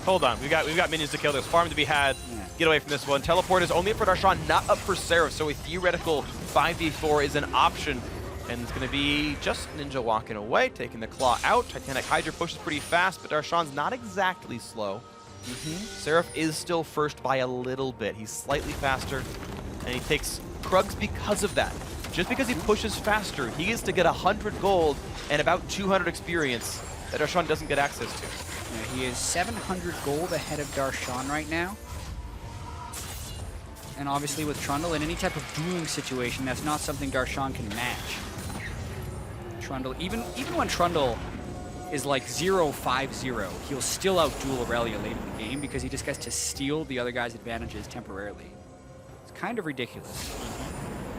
But it comes at a cost of being very kiteable, especially against Ashe, Alistair, Zillion. It will be tricky for Seraph to get in the right position for team fights. Yep. This Infernal Drake is absolutely huge, though. It really is. CLG can completely tie the score, or Envy can get a whole lot of extra attack damage and ability power, which certainly means a lot for these later game team fights. Yeah, and the Lissandra for Ninja is very strong right now with the Abyssal Scepter and the GLP. His burst is immense. If he gets onto the right target, he could blow them up. But a lot of MR on COD as well. And Speaking they of blowing up, they caught Hako with the double bomb. He's just gone. A stun lands on a Ninja as well. Darshan to slow it up, but he jumps in, goes for a ton of burst. Look how low Afromu is, just gets called down. Huhi goes for the revive on himself, but they're not targeting him. They're just going to take down the Ashe. Huhi's ult meant nothing. His carries are all dead. Envy's picked up 4. And it looked like such a good start for CLG, but they get all the burst onto the support, and then even though Afromu exhausted Ninja, he still gets off a spectacular ultimate and has all those extra burst spells, including the GLP. Again, Huhi's ultimate is ineffective. The discipline of Envy to target the right champions during it, and instead of going for Infernal Drake number 2, they turn for Baron. And there is no chance at a seal. Nobody's in range. Nobody's got the skill shots to land. There is nothing that can take this away from Envy, and it will be going over to the blue side. And looks like they might finally break the streak of game losses here, leading in game 2 against CLG. Yeah, watching this fight once again. After you get sped up, they have the ward over the wall, and they just chain the pulverize with the Asher, but that's all of their initiation, right? So Afromu's a little bit low. He gets the exhaust onto Ninja, and then Ninja blows all of this into an exhaust. still gets a whole bunch of damage off, still has a lot of burst off after he gets out of the self-ult, and then Laud has great target selection on the backside of the fight as well as Seraph, because as CLG was running up the ramp, they ran into a Trundle, and another fight is happening down at the bottom side. Aphromoo, no ultimate. Aphromoo is going to get popped. He's going to revive thanks to Huhi. Now the re-engage. They stun up Ninja, headbutt him into the team. Double bomb lands as well. He's gone. It's a 1-4, and the support is dead as well. And it's Hako looking for a big Soul Shackles. Catch the bit, and the bind hits Huhi. He's got Summoners gone, and it's going to be Cocoon now as well. The flash in, the chase down, the kill picked up. CLG lose 3, and we only lose 1. Questionable headbutt there from Aphromoo. Ninja did a bunch of burst before dying after he got headbutted in, and now Envy has a strong push with Baron buff. They're getting a lot done with this one. 5 turrets already picked up. They've got more time to run with 20 seconds on Ninja, but he has teleport when he comes back up. 15 on Stixxay, 25 on Huhi. This will be at least an inhibitor turret. We'll see if they want more, because it's a 4 versus 3. In 6 seconds, a 4 versus 4, and they've got Trundle Pillar to disengage. That will be the inhibitor going down. A clean retreat by Team Envy, and look at this lead. 8,000 with an inhibitor down. Yeah, they broke this game wide open, and a lot of it has to do with Ninja getting good Lissandra combos off, but it also has to do with Laud playing exceptionally well in these team fights. He's completed the important items of that build. He's in a super power spike state, and like comparing Stixxay's damage output to Laud's damage output in these fights just isn't even close. It is not. Stixxay's getting run at by Trundle, but his Laud has had perfect target prioritization. And here, Seraph just runs straight at Aphromoo, knowing his ultimate is down. Great binding from Hakuo. They finish him off, or come basically push him down to the Zillion ultimate. And then, watch the burst Ninja gets off. 3 people get WQ'd, so they're rooted and then slowed, and that allows the rest of Envy to just pile in for the fight. Binding lands on a Huhi, then a Cocoon just chaining the CC one after the other. And then they take their Baron, since they already have it, take the inhibitor, and also were able to pick up Infernal Drake number 2, so they're in great position to force a game 3 here. This is just a great amount of things to have, especially when you're ahead. Infernal Drake is the best one because it just lets you snowball the lead with the extra stats you've already got and really push the delta in power. Envy looking now at the top lane as their next major objective. And COG doesn't have any of the tools they had to come back in the game that they had in Game 1. In Game 1, they had the Trundle versus the Sandra matchup, so at least they had priority in one lane. Here, Seraph takes the priority away from Darshan, so that's out. They also had double teleport to at least match, and Huhi had kill pressure on anyone in the side lane. With the Rise Band and Zillion for Huhi, he's a supportive mid laner. He has none of that either, so really CLG's only option at that point is to think about team fighting. But they're losing those 2 because Ninja is getting off just such good combos in fights, and Stixxay has no way of staying alive. So over and over, Envy is out-executing and taking the options away from COG. Well played by them. Binding comes across, actually lands onto Xmithy, but admittedly not the easiest of targets as he goes towards actually a Lichbane to try to be a part of an assassin and maybe threaten the Lucian somewhat. Mid lane under fire though, gets dropped down pretty easily. Baron buff has timed out, so now they're on equal footing buff-wise in a sense, but of course, double Infernal Drake and 9,000 gold certainly means quite a bit. And that is correct, by the way. It's going to be 3rd Infernal Drake up there, and my gosh, Envy would love that and just have ridiculous stat leads. Yeah, that is the dream. 24% bonus attack damage and ability power, especially when you're considering Ninja just trying to burst people out. Really difficult place for COG to be in. They gotta hope that Envy overcommits. They're going to hope that they can turn around and dive, and certainly they have some champs that are good at it. Irelia does well when low, lands the stun. Zillion can revive somebody to make sure they're safe. Aphromoo is pretty impossible to dive, and Stixxay's got the CC, so there are tools to win a fight under turret, but there's no way to get the map control back easily. As long as Envy respect the long-range arrows, and guess what? They run Morgana. So if Hakuho is there, they shouldn't be landing these crystal arrows to any major effect, and should be an easy road ahead for Team Envy. We'll see if they can close one out. They said it's been hard to beat top teams and finish what they started. In Game 2, they might. Yeah, they're definitely building towards that. Add the Morgana being able to Black Shield and Arrow, and he's also going to have him kill soon. So even if someone gets hit, the Ashes initiation potential is dwindling as the game progresses. QSS probably coming up soon for Laud as well. Many people have ways of avoiding the Ash Arrows very soon.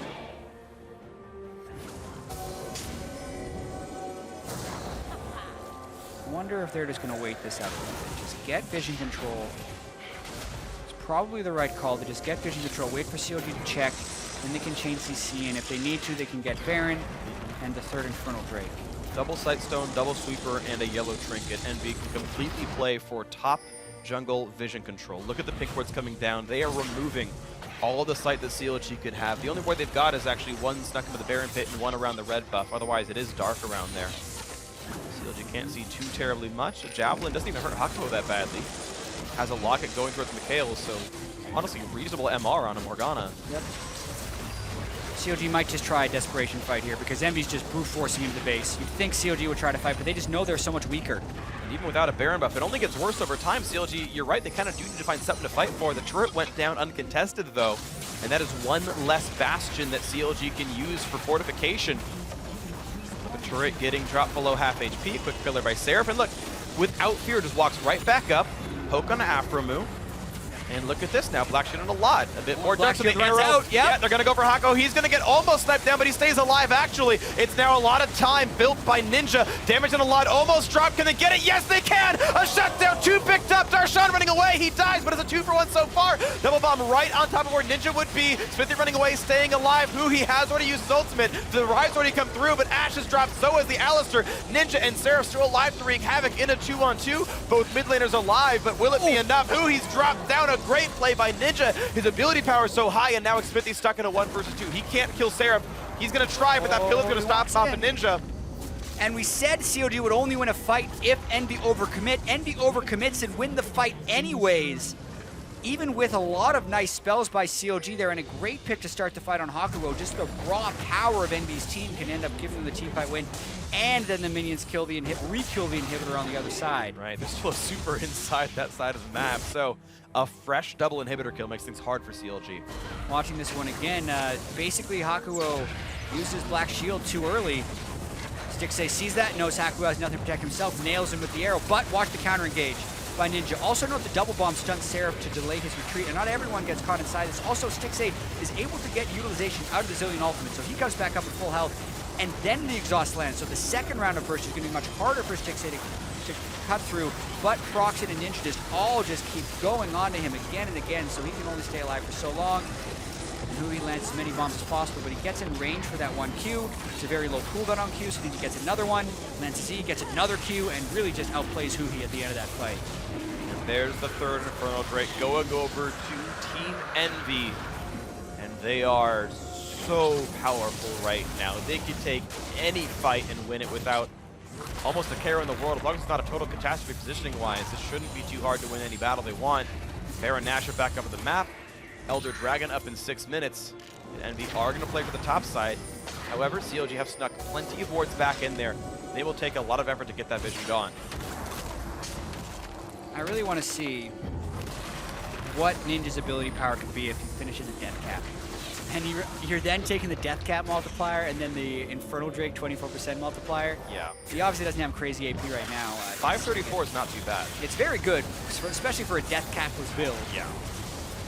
Even so, they're going right for Baron. Probably a fight. They want a one-shot. Smithy. He's taking plenty of punishment. He goes down. No smite left up. The binding hits Stixxay, but Hakuho losing a lot of health. Arrowed up as well. They've got the auto attacks, but Baron's already gone. And Afro just running away with a bomb on him. And look at Darshan. He took the wrong route into this one. He gets the revive. That's kind of nice, I guess, but they'll force him to revive. And then they'll pick him up pretty shortly. It's going to be Afro going down. A kill picked up by Seraph's Trundle. And it's going to be Stixxay dropping. Afro's already died after the revive as well. Hui, the only surviving member of Counter Logic Gaming, Lod, just going to walk right forward. This will be the game. There is no chance to stop this one.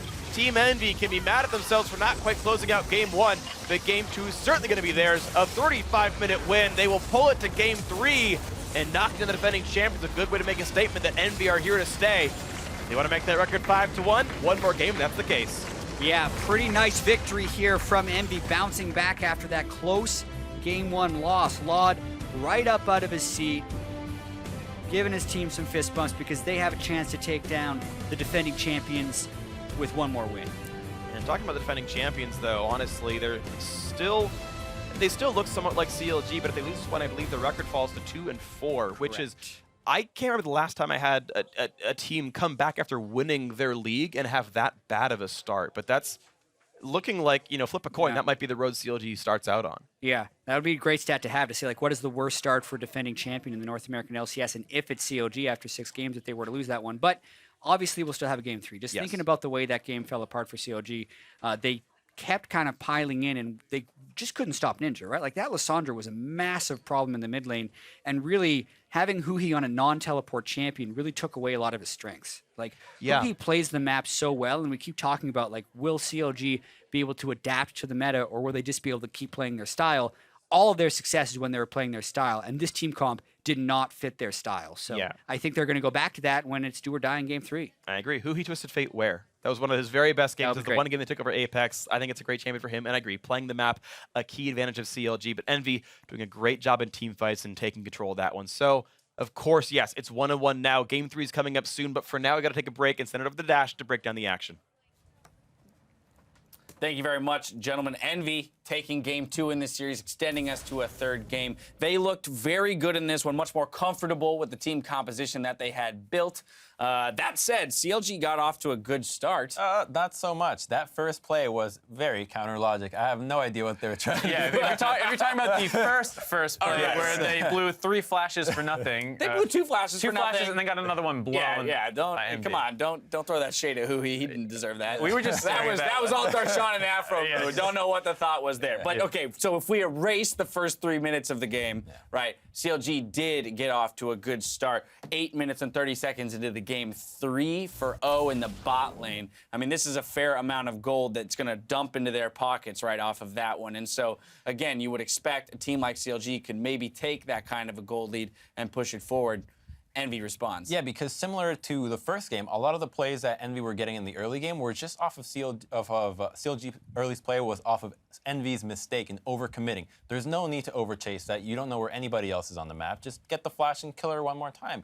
And after that, for some reason, CLG was just so hesitant with a build like Essence Reaver on Ashe. I'm expecting an arrow on cooldown anywhere. Just arrow somebody, someone.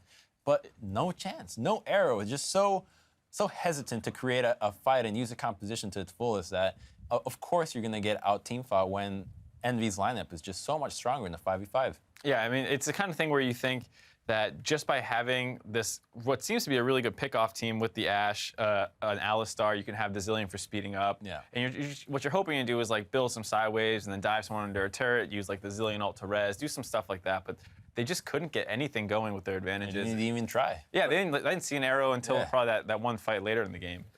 Yeah, exactly. The arrow, or for the lead that they have built, we didn't see them act on it necessarily. This time around, Envy also drafting a much better team composition in terms of scaling towards that late game, making sure that they at least have one answer to any side lane pressure in that trundle that Seraph picked up. We saw the Rift Herald go over to him, so that definitely helps out a little bit against the Aurelia. But overall, in that regard, they seem to have CLG's number because CLG wasn't being super proactive with the lead. Yeah, and we weren't too worried about Envy coming in from game 1. A very easy fix. Literally just take Trundle in the early rotation.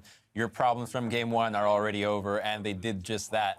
But again, CLG, you know, with a composition that relies so much on the Zillion and Aurelia, you just want to have Aurelia go in and dive the backline. That requires a lot of synergy between your Zillion and everybody else, but the synergy between Zillion and the entirety of the team just was non-existent. Like, bombs were going in the wrong places. People were getting ultied when they didn't need to. It was just all over the place, and honestly, I don't want to see more Zillion out of CLG. Well, you're going to have to see it one more time because we have one more replay to show. So 24 minutes into the game, CLG initiating a fight onto Hakuho as they make their way over to the Dragon. This is to compete for the second Infernal Drake of the game. So the Ashe Arrow comes through. There it is. That's what you wanted. It's a great pick. Hold the Ashe Arrow, actually. You have the Zillion there for the double bombs. You don't need the Ashe Arrow. Then it's down. Laud's free this whole time hitting the back line. Ninja has a really good re-engage here that hits everybody. He gets exhausted, so not as much damage as you want, but the fact he's still alive, despite being in the middle of the whole team. Yeah, and then Laud's popping off, and it's just, they blew so much on just a support pick when you can, even if you don't kill him there, if you chunk him out that hard, the Dragon's yours. Right. They blow everything on getting that support, and then they chase through the rest of the fight, and they just get re-engaged on and lose it. You overcommit without cooldowns. This is going to happen every single time. I mean, Zillion has one damage spell and one main CC spell. If you use it in the initial pick, he's not going to be useful throughout the entirety of the fight. Into double bomb, into Ashe Arrow. And the best thing was that Ashe was actually over the wall, so for her to actually commit to the fight, she'd have to walk around into the pit from a very poor position because she's going to get collapsed on from all sides. And I mean, Darshan flashed in for a W on Lucian with an E on Lissandra, which, like, this just makes no sense. Where is the coordination that we want to see out of CLG? And it wasn't just like a one-time thing either. We saw a couple times that these Ash arrows were being shot only at the support when you really need to hit a more priority target and then let Darshan kind of go in on that guy or something like that. Because if you just shoot it at the support and then you double bomb him and then everyone kills the support and you're going to let a Lucian and a Lissandra free, that's dangerous. Right, exactly. So off the back end of that, Envy, they pick up the Baron. They then go and take a second fight at CLG's blue buff, take that up into an inhib, and then back down to secure that dragon, which was what the initial fight was over. But that's a huge amount of advantages that they were able to take off of just one bad fight from CLG. The one thing I will say about CLG is that they did a really good job in recognizing Envy's patterns, which, as we know, Seraph and Ninja have a lot of synergy, and they will be very likely to TP into each other's lane to help each other out. So they did just that. They bait Seraph to TP into the top side, and they actually get to kill him. But Envy, very quick to respond, and because of the overcommitment of CLG to pick one of them off, they lose a mid turret. So even though Envy can recognize that maybe a team is trying to exploit this, they're still very aggressive in the map game. Not so much for the kills. They just want to go for the objectives, and if you're in the way, you're going to get killed. Yeah, I think part of the problem was, too, that the Aurelia really couldn't get anything done against the Trundle. If you're trying to make these kinds of like map-wide plays and abuse like the speed from Zillion and the Asher and all that stuff, if you can't actually get something in your favor, get vision control somewhere with pressure, it's going to be tough. And I think the Trundle proved to be a threat, even though obviously the more important factors were the Lissandra and the Lucian going crazy in team fights. Speaking of which, Ninja, our player of the game on that Lissandra, the highest damage in the game, and also primary initiator, a lot of good ultimates like that one in the fight that we just saw that really helped turn things Really around. great re-engage. Presence of mind, understanding that all the cooldowns are down, our carries are in position, we have multiple flanks with Lucian and Elise from different sides. Great fight to turn around. And, you know, the exhaust came through, so if there was no exhaust, it would have been wiped even faster. And all of this after being the focus of that weird level 1 shenanigans. Oh God, how did he recover from that? He didn't even have to use his pause. I'm just saying, when from the very get-go, the enemy team puts 3 of their 5 resources into stopping you. Hey, that feels good. You're like, man, these guys want to focus me, and they can't do it. And look what happened. Yeah. Look what I did. Anyway, good out of them. That's going to bring our series to 1-1. Exactly what we expected was a sweet series out of CLG and Envy. I want to take a look at this game 3 real quick. Thoughts on this one as they swap back to their original sides. So CLG on blue, Envy on red. I want to know who you guys think is going to take it and why. I think that Envy's going to take it. They have shown that they have better shot calling, better understanding of the map. They're very seldomly overcommitting for kills in the wrong places, and even when they fall behind, they always seem to have a plan in terms of how to climb back. Against Immortals, we saw it yesterday. In the first game against CLG, we saw them make a plan to try to come back, and they're not putting themselves in positions to actually get picked off by CLG, because while we do put some of the blame on Stixxay for not shooting at the arrow, realistically, who are you actually going to shoot that arrow at? You have Morgana to counter that. Lissandra's not an easy target. Elise is very nimble and can escape anything. And Trundle with Aurelia, you're not going to kill him at any time. So there were very few opportunities that Envy gave them. So just for that, I think that they're going to take it. I also think it's Envy. The big problem in game 1 was the comp. There's 2 things to fix it. 1, obviously don't draft all magic damage. I think they won't do that again. Number 2 is don't give the Rise away. Coming back onto the red side, I think they'll drop one of their previous bans for it in order to stop CLG from getting that. Because that was really the only thing that happened, was just all of a sudden, Huhi could like run into the side waves and just insta-kill whoever was there and force so much pressure. All right, well, strong endorsements for Envy there, our red-hot new team. After the break, CLG and Envy, they go for one last game to decide this series. Don't go anywhere. The LCS returns in just a few minutes.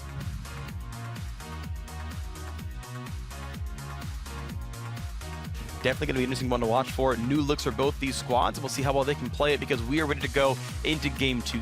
With the pillar in, and Huhi is missing his flash, which means the damage comes across, and they knock him down to looking to get the kill. They pick him off, he hits level 6, but can't quite hit Proxen. However, that one still comes out as the Lissandra is dead. Another headbutt comes in, a double stun onto Proxen, and that's going to be Elise dropping. Headbutt in, looking to pulverize. Arrow's going to land as well. They come pulverize a little bit early, but it's still going to be enough damage.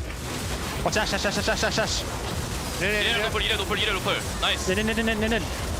No flash. I got it. We can Baron. Pretty nice victory here from Envy, bouncing back after that close game 1 loss.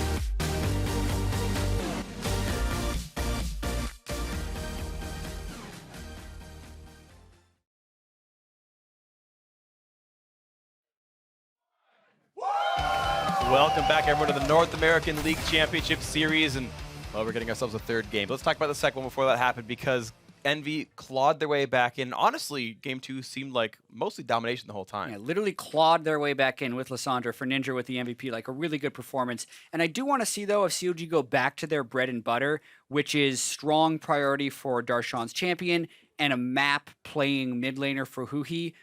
Because if they lose this game, it will actually be the worst start for a defending champion for first 6 games in LCS history, and that would be 2-4. No other defending champ has finished their first 6 games with that poor of a record. Yeah, the worst one was a Fnatic in 2014 at 3-3. Oh no, 50%! What a terrible start. And yeah, CLG not with a great run, of course, so far.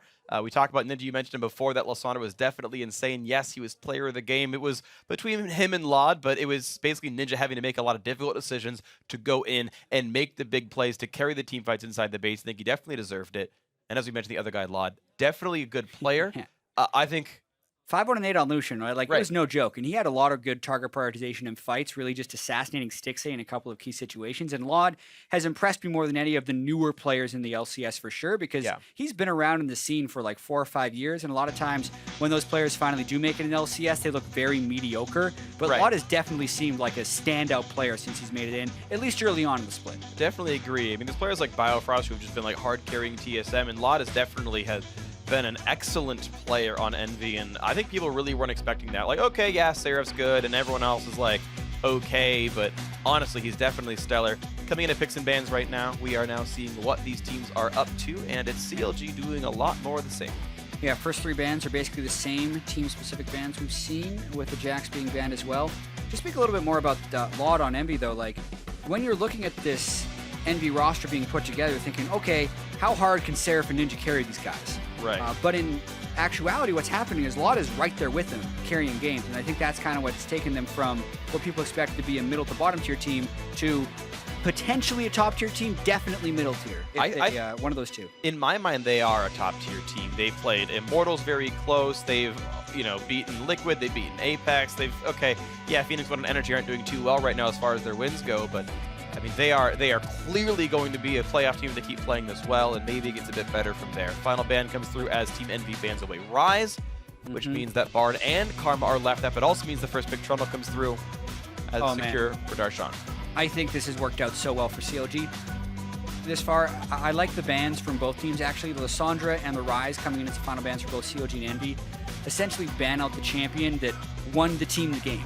Right. Or was the most impactful in winning the team the game. And then as far as Darshan having the 1v1 lane priority over Seraph with the Trundle first pick, I think that locks it down for this matchup, especially with the Swain being banned. It's then interesting to look at their ban choices and say, is Huhi's Azir better than Darshan's Trundle compared to the next one up? And that was the choice they went for, of course. They thought that was correct, and they go ahead and grab the best bot lane they pretty much can in League of Legends. That's going to be Karma Lucian. Yeah, of course, though, Bard is still available. If COG want to get that for Aphromoo later on in the draft, and COG will also get their pick of the jungle, so I don't fault Envy for picking the Karma and the Lucian. They could also flex Karma to the mid lane if they really want to later on in the draft phase, and after Laud had that great Lucian game, it's smart for them to pick it again early. Definitely agree, trying to maybe rival Doublelift for number of Lucian games played. Can't believe Doubles that 16 games in with only one that wasn't the same champion 15 so Lucian far. and I think 11 or 12 Lucian games in a row. Yeah. I was trying to get the stat on that. We're going to get it eventually, whether or not that's the most games in a row a player has played on the same champion in competitive play. I think it is, but I have to confirm.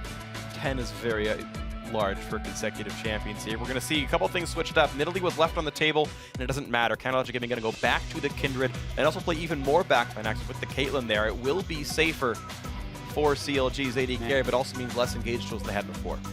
Yeah, they don't have the greatest engage tools there, but that is just perfect champions for CLG. I think, especially for the way Stixxay and Smithy have been playing, those are their 2 best champions right now. So I think CLG really getting what they want in this draft so far.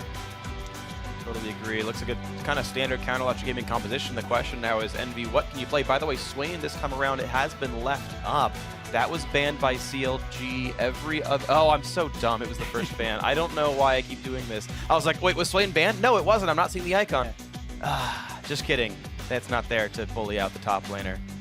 Jat pointed at his monitor. I mean, it'll be interesting, right, to see if Seraph has a pick that can take down the Yeah, Trundle. Because that's what I was going previously he for. tried to pick the Lissandra to like, oh, I'll just out TP and out pressure early.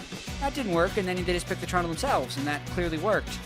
Rumble would be someone who like could do it. We've seen some Proto Belt Rumble in the past, and if he gets ahead of him, maybe he can run down the Trundle. I like the fact that they're mixing it up. Okay, so a cool idea. We're seeing a bit more Rumble in the top lane recently here in North America, seen it in other regions as well, and I think it's a very fun champion to watch and see potentially succeed. Seraph on the Rumble. We know Elise is going to be playing jungle here with Proxen. And yeah, maybe Rumble's a champion that holds up against Trundle pretty well. He's still weak to Pillar. He doesn't have any blinks or anything, so getting slowed down for a Kindred Chase is an option. Yeah, Rumble just does such absurd amounts of damage that he would stand out to me as someone who might be able to do a Trundle. But it's obviously going to be dependent on how much farm and what items they have. Yeah, he can't buy a Merlinomicon conveniently here. 500 mana is not exactly ideal in the build, so no access to Grievous Wounds for Ninja, who's going to be running Teleport and Flash most likely. Or sorry, to Seraph, I should say. And maybe something else changes with this one. Last picks for Counterlogic Gaming to come through, and he's got to quickly switch over to, yes, Twisted Fate plus the Bard. So there's, I love it. There's the global pressure you're asking for, Jat, and I think Huhi on TF is one of his very best. This is exactly what I wanted CLG to do after game 2. You mentioned Twisted Fate at the end of the last game. I mentioned Bard as soon as it was unbanned. The Trundle first pick was perfect because it denied Seraph, and Smithy's on his best jungler. Like, this is very typical CLG. It's almost a blind pick composition. Like, really, this is almost everything they would really want to get for themselves. The Azir and Ryze and Jax off the table, I understand, but it's still CLG able to play some very comfortable things. And I think the fact that it's a blind pick composition, even though it is exactly CLG's bread and butter, puts them a little bit at risk, because technically Envy has been the most versatile team champion select-wise. Seraph is adding another unique champion to his list, and depending on the versatility of Envy, it's really going to get tested here, because this is CLG doing their stuff, and Envy has all the options to try and counterpick away. Right, they got to counterpick 3 different roles here. They got to pick jungle later, top lane later, and mid lane later, as they move things around and actually realize, no, they actually want to put Karma in the mid lane anyway. So Ninja thinking that's going to be a good matchup for him, as the final pickup is going to be that Braum as a support after all. Makes their laning phase a little bit weaker, though I think Braum is not the worst into Bard.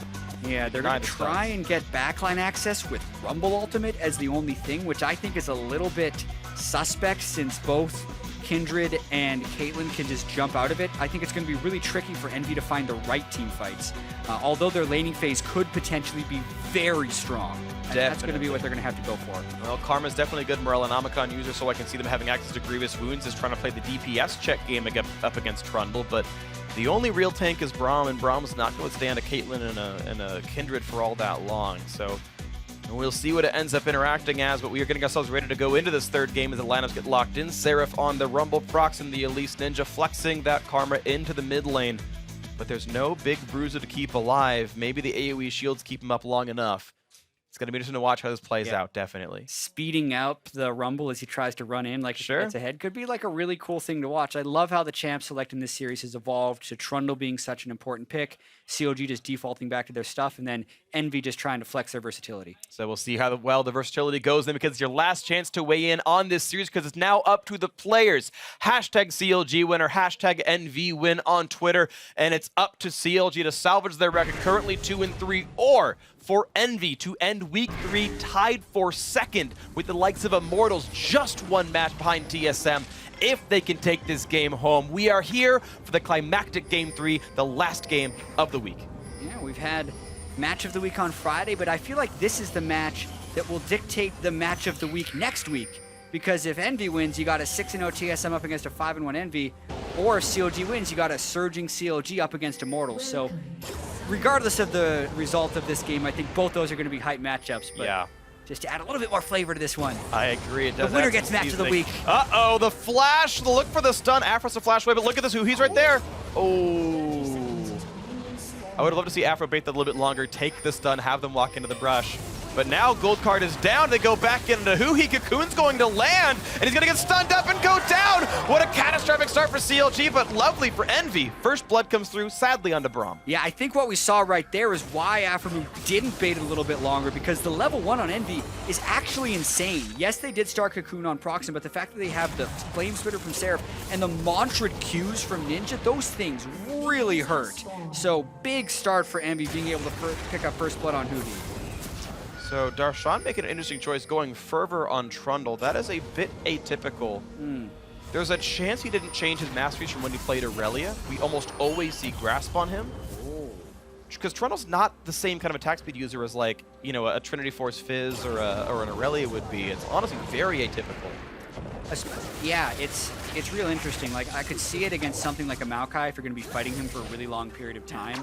And he may. Grasp is just insane on Trundle, so it's very unlikely you'd think that to be Fervor. Well, no way of telling if he did it accidentally for now. It's not like he accidentally took wind speakers or something on Trundle, so it's not a total disaster. Fervor can still have uses if he can find extended duels with Seraph.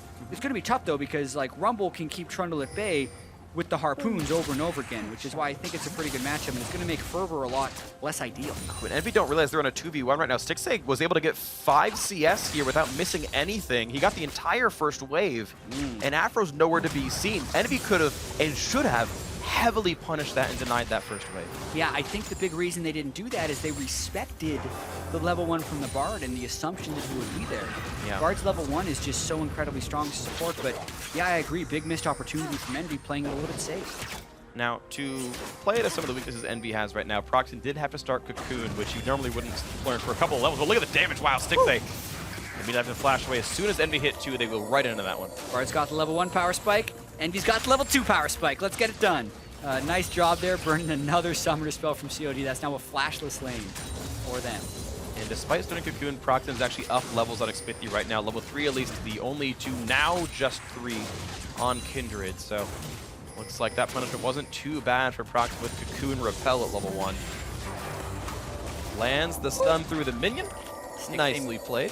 Stixay missed the follow-up, though, so that we've got him a little bit harassed. Yeah. It's going to be a fun lane to watch, knowing that there's 3 burn flashes there. This is Ninja, though. Ooh, the laning power of Karma in the mid lane is actually really, really high. He's able to hit both halves of the queue. Smithy running through his jungle, though, taking everything he can. And via this route is definitely going to be hard farming quite a bit. A late take on the red buff, but has enough health that it's going to be really no problem for him. Keep running through the jungle. Yeah, and he knows that Proxim's jungle is going to be a little bit slower since he knows he had to start Cocoon. Going to help Smithy just stay a little bit overpaced on him. Proxim running down for the scuttle real quick, though, and it is the one with the Kindred mark. The thing is, there's just not really a chance for Smithy to come in time as long as he's able to smite, and he's going to get it, Proxim. Gets away from Xmithy, who is sad. If Proxim had been a little slower killing that, he would have put himself in a really dangerous position because he would have been using his cooldowns on the Scuttle Crab and then kind of face checking Xmithy, which is what Xmithy was waiting for. But to just kind of blindly run out into the river is also something Xmithy didn't want to do. And I don't believe he had vision of the Scuttle Crab take at there because he had just made it in the brush and Proxim's actually rather far distance away from it. So everything plays out as expected there. Yeah. Smithy does have one mark, though. I guess he got one on the top side here, so he's not exactly terrible off here. He can keep on moving forward. Looking at the 2-on-2 battling back and forth. Stixay currently up 4 minions, and there's a few more on the field for Envy's duo, but looks like Counterlogic Gaming feeling pretty good about this 2-on-2. Over in the mid lane, he's down a little bit, and on the top side, Darshan -4. Oh, the flash Q is going to land. Afro gets his flash right back up. And look at the layered CC. He can't get away in time. A second kill coming through for Envy. And Ninja makes his way in for the root into the stun. And everybody's down here. And Counterlogic Gaming lose their duo. Just like that, a 5-man gank. Never mind all the wards that COG has in the rivers because that's a double teleport gank. 5 minutes into the game, catches COG completely off guard. We knew that Stixay was already down a flash. Aftermoo gets chain stunned before he can take his portal, and just a great gank there by Envy, all going down and they're losing a little bit of pressure in those lanes, but I think the double kill is absolutely worth it. Definitely is. So a couple of waves lost on the top side, a couple of waves lost in mid. They're actually staying to knock down bottom outer. The problem is it's before 6 or 7 minutes, so it's not taking a lot of damage from enemy champions, and CLG managed to keep the structure alive. Yeah. Seraph stayed to do that damage. The double kill I like, the stick around I do not, because that gives Trundle a lot of farm in the top lane. But to watch this one more time, you tell Aphromoo was being cute, trying to play around the side of the fight and get some harass off, but just instant flash, love it from Hakuo. They get the stun because of Lucian. Proxen gets the cocoon there, and the Ninja had already teleport flashed in just to get the root onto Stixxay, and that allows the rest of the team to just kind of pile in. A really early gank there. So well executed. Definitely is. You've got now some nice items on the lot. He's already got his serrated Dirk, Boots 1, and some more potions. It was a late recall. He's just done it now because he was hitting the turret earlier. So he doesn't quite cultivate the same minion lead he might have had, and some of those will crash into the building. Darshan up 13 thanks to all the earlier shenanigans, but now recalls back with a Spectre's Cowl in Boots. So he'll be in a much better spot up against Seraph, and if you actually just look at the money, Seraph is down in gold under Darshan, down in experience as well, because an assist doesn't pay for 3 minion waves. Yeah, and Spectre's Cowl being completed by Darshan. He's got to feel pretty good, especially knowing that Seraph doesn't have teleport for a while, so the Equalizer wouldn't be able to be that game changer with a teleport for another good while. Yep. So despite the 3-kill advantage for Envy, we knew that Envy has to kind of play fast here. We don't think their composition scales incredibly well. It's always tricky to talk about the scaling of a Karma team because like those enabler type mid laners really are dependent on the scaling of your other champions. And Laud scales okay with Lucian, but you compare that to like Twisted Fate, Trundle, Kindred, Caitlyn, and Bard. I feel like all those champions scale very well. COD actually just kind of has to stick around until 40 minutes if they can keep the game close, and it's on Envy to make the big risks. Oh, the gold cut's going to land on Ninja, the slow, the red smite as well. Ninja is summonerless, so this could be enough damage to knock him down. They're trying. Another gold card into the everything else, and yes, that's picked up. Smithy tanks the aggro, runs right back out, and a beautiful kill for Counterlogic Gaming. Yeah, really good gank. I love how Huhi's rushed the early cooldown boots as well to create a very big move speed difference on Ninja, so he can actually walk up to him and get a gold card as Smithy approaches. It makes the gank much more threatening. Then the cooldown reduction allows him to cycle to a second gold card during the gank, and it all works out for CLG. Yeah, the equivalent of 2 minutes 15 seconds for that Ghost to be back up again. He's actually going to have it around the same time Ninja's flash is back up. It's actually faster by 15 seconds, so he can repeat the gank, but now Huhi under attack as here comes Seraph, equalizer Proxen there as well. Great equalizer. And he's got no sum, so all the damage gets layered in, the execute by Proxen, and another great dive by Envy, 4-1 in kills. And Seraph making this rumble work, not necessarily by being a lane matchup bully against Darshan, because Darshan's got the Spectre's Cowl and is actually trying to freeze the lane, but by teleporting down and roaming down to the mid lane to make some big plays. 2 assists very early for Seraph. Still a pretty small goal lead. Now he's in a bit of trouble. It could be a bit worse. His teleport is down. Look at the damage Darshan's got. Just deletes him, and well, there's part of the value of Fervor of Battle. He's doing a lot of damage per hit on that. Yep. Just chunks him down. Totally intentional. Fervor Battle there. I mean, it absolutely could be, because Trundle will be doing so much damage with Fervor if he can stick on you for a long period of time. And yeah, CLG really trying to claw back after that great double kill bottom lane from Envy. It seems like the advantage has been erased. And you can see right there, 14.2 to 14.4. Top lane turret taking plenty of damage now that that early game bonus resistance now they're in trouble. Okay, teleport's coming in, but a match TP coming in for Huhi and everybody else. Lands only a red card on a Proxen. The red buff lets him run away and heal back up. He's going to be okay. Yeah, it was enough, though. Twisted Fate ultimate there. Absolutely worth it. I think Darshan and Xfinity would have been in some trouble if Huhi didn't match. But he did, and that cooldown will still be coming back fairly quickly. No harm done. No harm done. Blue buff going over to Huhi. He's going to keep his mana back up. He's going towards what looks like Rod of Ages here in this build. Will eventually stack up and get more movement speed later on. Low cooldowns, plenty of ultimates, plenty of ghosts and flashes up. That ghost is back up. Ninja's flash nearly so. Basically right now. And we'll see what the next move ends up being now. A very close game. The bot lanes have, honestly, despite the extra kills that Envy had gotten, the first blood earlier and then also these 2 kills, Stixxay and Aphromoo up in minions. Yeah. Keeping the game close. Caitlyn's still a very good laner. Stixxay very good, getting that headshot after jumping away. also keeps the Wrath up, and it's, I mean, he's just with Berserker Greaves and Endurance Blades, so he's just keeping his distance very well, avoiding the stuns, avoiding the damage from Caitlyn, and, or sorry, avoiding the damage from Lucian, and farming out. Surprising their turret's been able to stay alive as well. But yeah, Envy never got back down there. Speaking of which, though, here they come. Proxen and Ninja want in. There's a ward, but do they really even care? I don't think CLG can stand for this one. 3v4. Seraph, though, TP disadvantage under Darshan and can't stop the teleport. Darshan would have to teleport in on a ward or something if they go for this dive, and even then it would be brutal. Like, they're gonna try. Bartleby catches some minions. They don't have the damage. The flash stun's gonna land. Darshan does arrive, and here they go for the battle. Repel comes in. Proxen's gonna get deleted. They make that play happen, and now here is Huhi. It's a 5 versus 4. Gold card lands a Ninja, a great pillar on a Hakuho, but he shields up, blocks most of the damage, and they can't get much more done. A nice culling doing a lot of damage. Huhi getting injured. CLG walking away with a 1-for-0, and Seraph some alone time at the top lane. Hui, a long distance runner there, doesn't have ultimate, ghost down to the lane, but the teleport from Darshan just couldn't be better. Even though the Bard ultimate didn't catch anyone, it kept the turret kind of alive and maybe baited Envy to stick around a little bit too long. They easily pick up a kill, and another well-executed play by CLG. They're playing the map quite well. Playing the TP advantage as well. The 5-on-4 on top of that one. Top lane turret only down to half.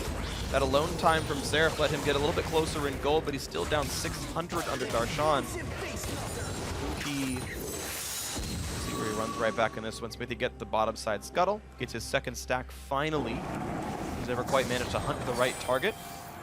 I believe he sent his marker over towards Seraph. Looking for the flash and onto Ninja, though. He wants in on this poor little Karma, and the equalizer coming across, and Huhi's gonna ult 5 inches forward to land the kill. Now Smithy pops slams to fight to stay alive, but Huhi's gonna be dropped out by the Flame Spitter. Smithy trying to run away, but still gets dropped. It's a 2-for-0. Now make that 3 as Avramu has nowhere to go. Proxen lackadaisically landing the attack and saying, maybe Seraph gets it. Nah, I'll get it myself. Thank you very much. Yeah, they were trying to give it to Seraph at the end a little bit there, but Proxen was afraid of losing the kill, so he ends up just going for the kill secure. And they arrive at the right time to get that counter gank off. I feel like Huhi, if he can't get the kill without ultimating, you know, halfway across the screen, essentially, the distance of a flash, it's not worth having, and they end up overcommitting when he uses it right there. If he falls, it gives up 3 kills, and also the dragon. So that'll swing the game right back into Envy's favor. Well, wow, these games have been so exciting. A lot of action, a lot of dives, and honestly, my favorite League of Legends to watch, where these teams are constantly looking for these plays, these little advantages, and these really nice moves, and now a Drake as well for Envy. Yeah, watching this fight one more time. Ninjas push up, and Huhi Red flags card. the red card. Smithy was there for the gank, and Huhi was a little impatient with locking the gold. That would have been great if it was gold, and they could have gotten the kill early, but then gets gold the second time around, but by that time, Seraph has arrived. Smithy dodged his own heal. He walked away too fast. Yeah, I think he was done for either way, and then Afram was trying to come in to help, and he gets caught in the side of it as well. And to kind of jump off your point, yes, these have been very aggressive games. It feels like CLG is really trying to push the tempo, and Envy is a great reactive team, as well as being a team that's willing to push the tempo themselves with how Seraph and Ninja like to play the map, and that just leads to these very chaotic looking games because teams are willing to take risks, and they're very good at catching each other in their own mistakes too. Yeah, they are. Well, try, brush, cleared out. CLG couldn't find a gank because it was trinket warded. They also won't play for the Rift Arrow take. I think the two of them could have duoed it. Looks like no one's really trying to stop that part of the map. That objective maybe could have been snuck by Counter Logic Gaming. They don't go for it though. Darshan will be missing that buff for now. And instead it's now Envy holding this side of the map a bit stronger. Kind of strange to even pink ward that when you realize they just left right away and just kind of give away that 75 gold. True. But now top lane under fire. Bard and Twisted Fate coming around to survive, and Smithy not far away either. Don't go for the portal just yet. They maybe could have looked for the play. Don't land the stun. One more attack will do it. Down goes the turret, and the flash cocoon's gonna land at a Huhi. Why even defend if you weren't gonna stop anything? And a kill goes through to Lot, 8-4 to Envy. To me, that feels like a mixed call from CLG. They had the Bard ultimate up, and you were thinking maybe they're going to try and pull another one of those moves, but Darshan didn't have teleport, and maybe they thought he did earlier on when they were making the approach. He didn't. Huhi was late on responding, and once again, that's Envy being very quick to catch CLG in their mistakes. Instant flash cocoon gets the kill. And now it's up to the turret. A quick shield by Karma gives them one more attack on this one, and they will be able to stay, tank the attacks, knock that one down. Darshan, again in a battle with Seraph, who doesn't land the best of all equalizers, taking 1 million damage and chunked out thanks to the team, and thanks to the damage output. Darshan crushing Seraph in the one-on-one. The one thing going well for CLG. 8 stacks of Fervor battle by the time he finished him off, getting a lot of damage off, and they stopped Ninja. Oh no, Ninja gets stunned up. He's almost dead for sure. Gold card across. He cannot help. That is big for CLG. And more, it's a teleport from Darshan now. The pillar coming across, landing a slow, but Stixxay on the wrong side of this fight. There's the hit, there's the kill picked off. Proxen landing one back. 2 for 1 overall, still advantage CLG, but losing their AD carry. Rough stuff. This game, man, so back and forth. Stixxay comes in at the wrong time at the very end of what was a great play by CLG, and they continue to try and push the turret. And we're seeing, though, Hako trying to keep the turret alive, taking up some of the damage, and it will keep that structure standing. A bit of concrete left on it, bit of stone, but still pretty injured here. Envy, to talk about it all, 1,000 gold up, still up that 1 turret, still up the 1 Drake buff. Yeah, watching this one more time. Ninja is trying to actually teleport out, so they cancel the teleport. McSmithy then closes in, and Prox and Lard aren't quick enough to cutting him off, but Stixxay trapped on one side, and then as the teleport comes in, he actually stutters, thinking he's going to be able to take the fight, but his team's not there to support him in time, and he just dies as Envy's on their retreat path. Yeah. You guys are good at killing off a Caitlyn, and Stixxay 0, 2, and 1. Not the best start to this game.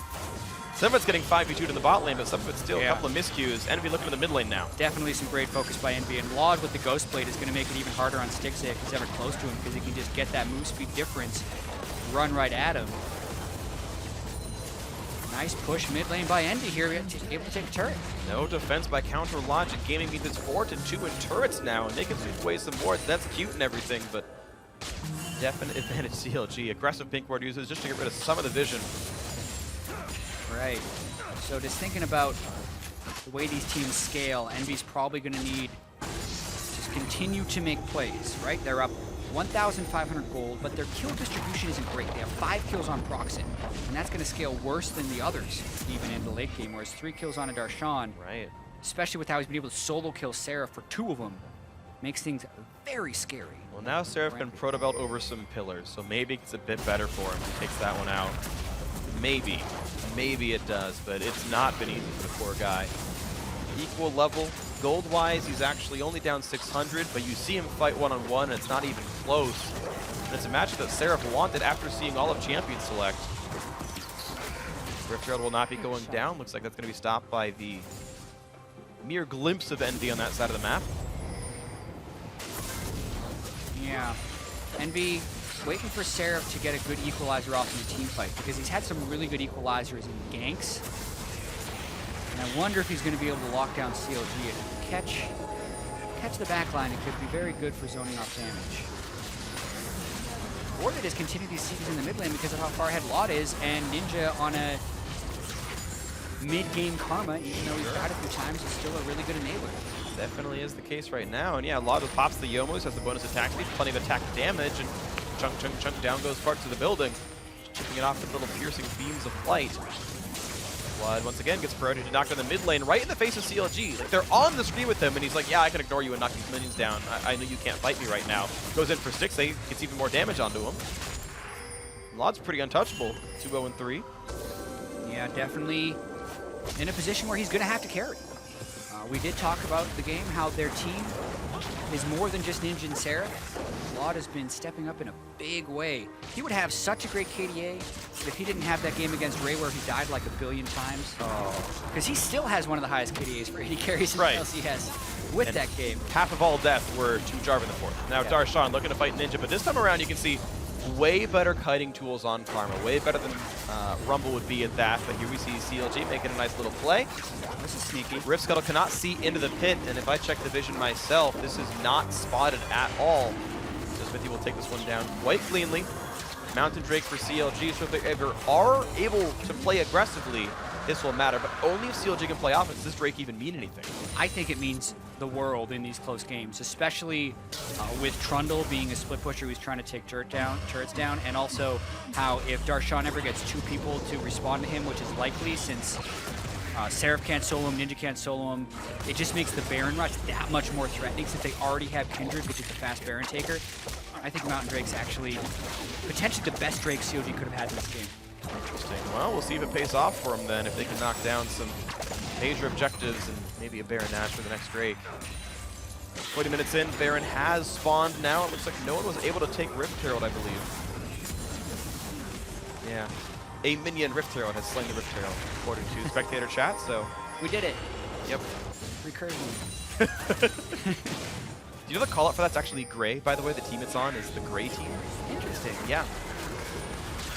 So, FYI. No strong feelings one way or the other. No.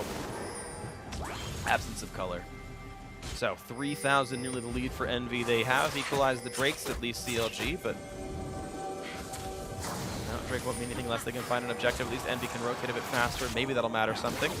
Morellanamakan will be the second item out of Ninja to cut healing at some point here. And Black Cleaver now done for Lod. So that is the Lucian power spike. And he's actually a great communicator on the team. He's telling this to his squad, saying, hey, let's fight around me. I'm there it cute. is. And Smithy is anything but that. Barely survives. Ignite still on him. Will not take the heal. He keeps jumping out of his own ultimate. Dies to the Ignite from Hakuo. Stun hits too, but it doesn't mean anything. Look at how much damage Envy can do. Hakuo is going to live. The minions are almost gone. They've got to run away. And now Bartles, he catches nobody, actually. Only their own turret. Proxen gets away. He's not going to get hit by the trap because Elise can walk while still in the air a little bit. Yep, nice job by Lara. Poor job by Seraph. Darshan, though, trying to take the turret on the other side of Seraph TPs. And that means a potential TP outplay. Oh, Hakuo's still dangerously low. This could be a big fight for CLG. They're going for it right now. The TP's coming around, and it's Trundle running down the map. Darshan didn't find the greatest TP location, but Twisted Fate is on the flank as well. This is going to be a very long chase. It's very important that Envy stay together because they have a big lead on Bard, and CLG doesn't want to walk in. They're trying to find the play that forces the flash out of Stixay, trying to navigate the situation. Now on to Aftermoon, down below half HP. Darshan made it. Flashes away. Darshan is here. Where's he going to go? It's on to Stixay. The damage from Proxen, and he's going to take him out. The burn isn't enough. It's not. It's Stixay staying alive. Proxen looking for a little bit more. Puts the Cocoon over the wall. That is He getting dropped and popped. Ninja takes him out 11-6, and Seraph has made it in. He got the kill to Stixay. Now he's on Darshan. A little bit of damage there. 4,000 gold lead and a 2-member up for Envy, but now Lot has to deal with a very large troll. The raid boss is just kited out and taken down. More gold coming in. Stixay killed off as well, and CLG keep walking in, saying, please, take more gold, take more kills, have more fantasy points, and Envy take the ace. And Envy never gave up on the play. They get the ace as CLG tried to push too far for that one. Seraph, who had initially teleported to the top lane turret, ran all the way down the map just to make it because he knew that fight was gonna last a while. And Envy did a great job staying together, communicating, and outplaying a CLG team who has been together for over a year here. Watching this again, Law does step on a trap to get a little low.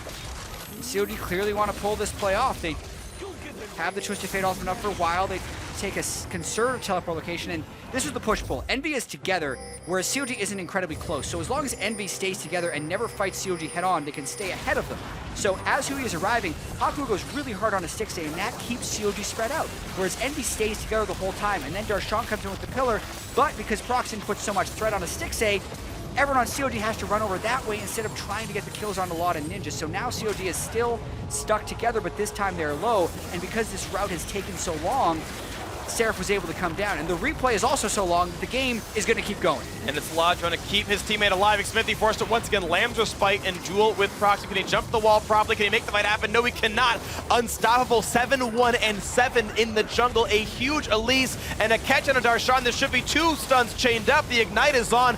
Lod on a killing spree, 3-0-8. And now Baron's in their sights. Yeah, and they are using their gold lead beautifully right now. They move in for vision. They don't give CLG time to prep the minion waves and get their advantage, and they immediately go in for a kill. And yeah, Hui's going to get a turret on the backside, but this Baron is so critical for Envy to try and push their advantage. It looks like it's going to be theirs, and that gold lead is now 7,000 while also wearing the Baron buff. This is so big for Envy to add another name to that hit list, and it looks like this could be another team falling to the newcomers in the North American LCS. Okay, a couple turrets were knocked down, a blue buff stolen by Huhi, but this is always turned around by Envy. Yeah, Proxen gets a stun onto Smithy early on, and it looks like CLG would have the advantage, but then Laud pops his Ghost Blade and just unleashes onto Smithy, who immediately has to pop his ultimate. And whether or not he sticks around for the heal or not, he's going to be dead in that situation. And then Hakuho also runs down the bottom. Great job to knock Darshan up first, then get the stun on him second as Laud is able to arrive, and chain kills allow them to go for Baron. And I gotta give props to Envy because this is 2 plays in a row where they were communicating sort of cross-regionally in a way. The old replay that was like a minute and a half long Ninja buffed up Hakuho with a shield so he could get into range and force selecting flash earlier. And that prior one was Proxen and Laud playing together, turning onto Smithy at the same time. And again, these are the Korean players talking to the American players, and the coordination's actually working. And so many times we see these sort of half import teams look like they're just playing dynamic queue. Exactly, and That's not NV. sometimes the play styles just click, and everyone has the same idea of what to do. And so far in this game, that seems like what's happening for NV as they play the team fights. With the Infernal Drake up, they know they have the Baron buff, and they're looking to push hard in the COG because they know in the back of their head this game's kind of on a timer. Zoning, Equalizer, might be trouble though. Not the best one because Bartley catches a couple. Proxen needs a trap as well. Low health bars now on Envy. Cullen clears some of the minion wave away, but there's no minions left. They stay to hit the turret down, and they will take it. That is a turret picked up. Envy don't lose any members. They walk away. Dragon is available. It's Infernal Drake. And Envy head over. Yeah, COG recalling to get some help in Smithy. Envy doesn't want to get caught in a bad fight with a bunch of people with half health, but they're going to try and use these Baron-empowered recalls to still get the Drake. And I think they can, actually, with the way COG is pathing out of base. This could very well be a game-deciding fight if COG decided to try and stop it, although I don't think they will, based off of how badly they've been losing these fights in the mid-game. Yeah, still a minute left on Baron buff, plus a 9,000 gold lead. Teleport up on Seraph, holds the top lane. You can see Xpithy and Fuki on the wrong side of the map, and that will be CLG forfeiting this objective. Envy now getting bonus stats, and a great one to pick up here. Lots of ability power and attack damage added to these guys. There's a ton of raw AD on Lot, has a Bloodthirster to his build. Relying on just the Merlinomicon for Karma and doesn't segue his build to add Executioner's Calling. Oh, the flash cocoon's gonna go, but a nice flash away. Hui's gonna stay alive with a shorter cooldown to boot on that. Yeah, Hui's flash will come up sooner, but they still get the flash out for the time being. Remember, the backline access for Envy isn't that great, so they really have to just cut through the front line, which they can do right now, with how strong they are. Another Equalizer pushing Hui away. Huzonia's on top of the flames, gonna tank a Q, but still forced to run away, and the Inhibitor's gone as well. A little bit left on this Baron buff, and Envy walk away cleanly. Yeah, Darshan would really need to get a Rand wins if he wants to be able to walk up to Laud, because right now nothing is stopping the Karma speeded up Lucian with a very potent item build at this stage in the game. Another empowered recall. Envy resetting more often than... No, they're just going back to base. They're just going to reset. They're just going to reset. All they're gonna do. Go back out into the lanes. Teleports have been preserved. Ninja and Seraph both have theirs. Only missing 2 ultimates. Laud's back up soon. Seraph not far away either. And though it is unpopular to buy cooldown reduction on a Rumble because you're still gated by your heat, that 10 CDR helps him get his ulti back up a little bit sooner. Yep. That sometimes matters a bit. Very true. He's also close to level 16. One more wave of minions will probably get him there. Leandri's completed as well as Rylai's, so that's to me about as strong as Rumble gets in the game.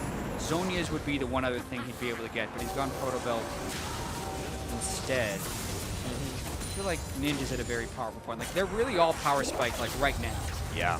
So them keeping the pressure up is super important, because if Darshan can get 3 or 4 tank items in there, and if Fuhi can get to Lichbane and Deathcap, and Stixxay can get to late game, COG still has better fight team than Envy. But Envy with the 9,000 gold lead right now, and very important item thresholds being reached, they're going to look to push in and make something happen. It is unlikely Envy fails to close the game out, but if they do, this would be a very good stall for CLG. Looking now at the top lane inhibitor turret, CLG needs to start holding parts of their base. You're seeing Darshan actually have priority over Seraph.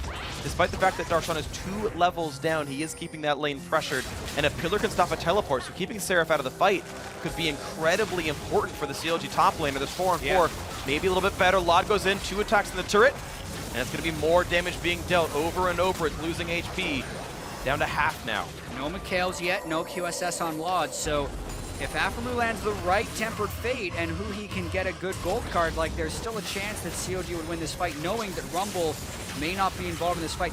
Really curious that Darshan's actually going back to base right now, because I feel like the 4v4 is way better for COG than the potential 5v5. Gets poked out, despite the blue buff takes it away, but now Envy have a bit of priority. A stun on Hakuho means almost nothing. Bartley catches 3, and here's the teleport in for Seraph. Gold card means nothing for Huhi. A bit of damage, but they cut out Stixay. He's gone. CLG have no AD carry anymore. Smithy kited back, and it's Darshan teleporting into the fight, trying to do a little bit of something. Lamb's bite is in. Low health bars on Envy, but it does not mean much of anything. It only heals the enemy members. And look at this damage output coming through. Darshan is dead. CLG missing 2, and they could close out some more of this base, but the health bars are low. 5v3, most of them heavily injured. Ninja wants in, finds a bit of poke. A lot of healing off of minions. Gold card comes in, a lot of damage onto Seraph's Rumble. Lower and lower his health bar is getting. One Nexus turret gone. Gold card hits a cannon minion.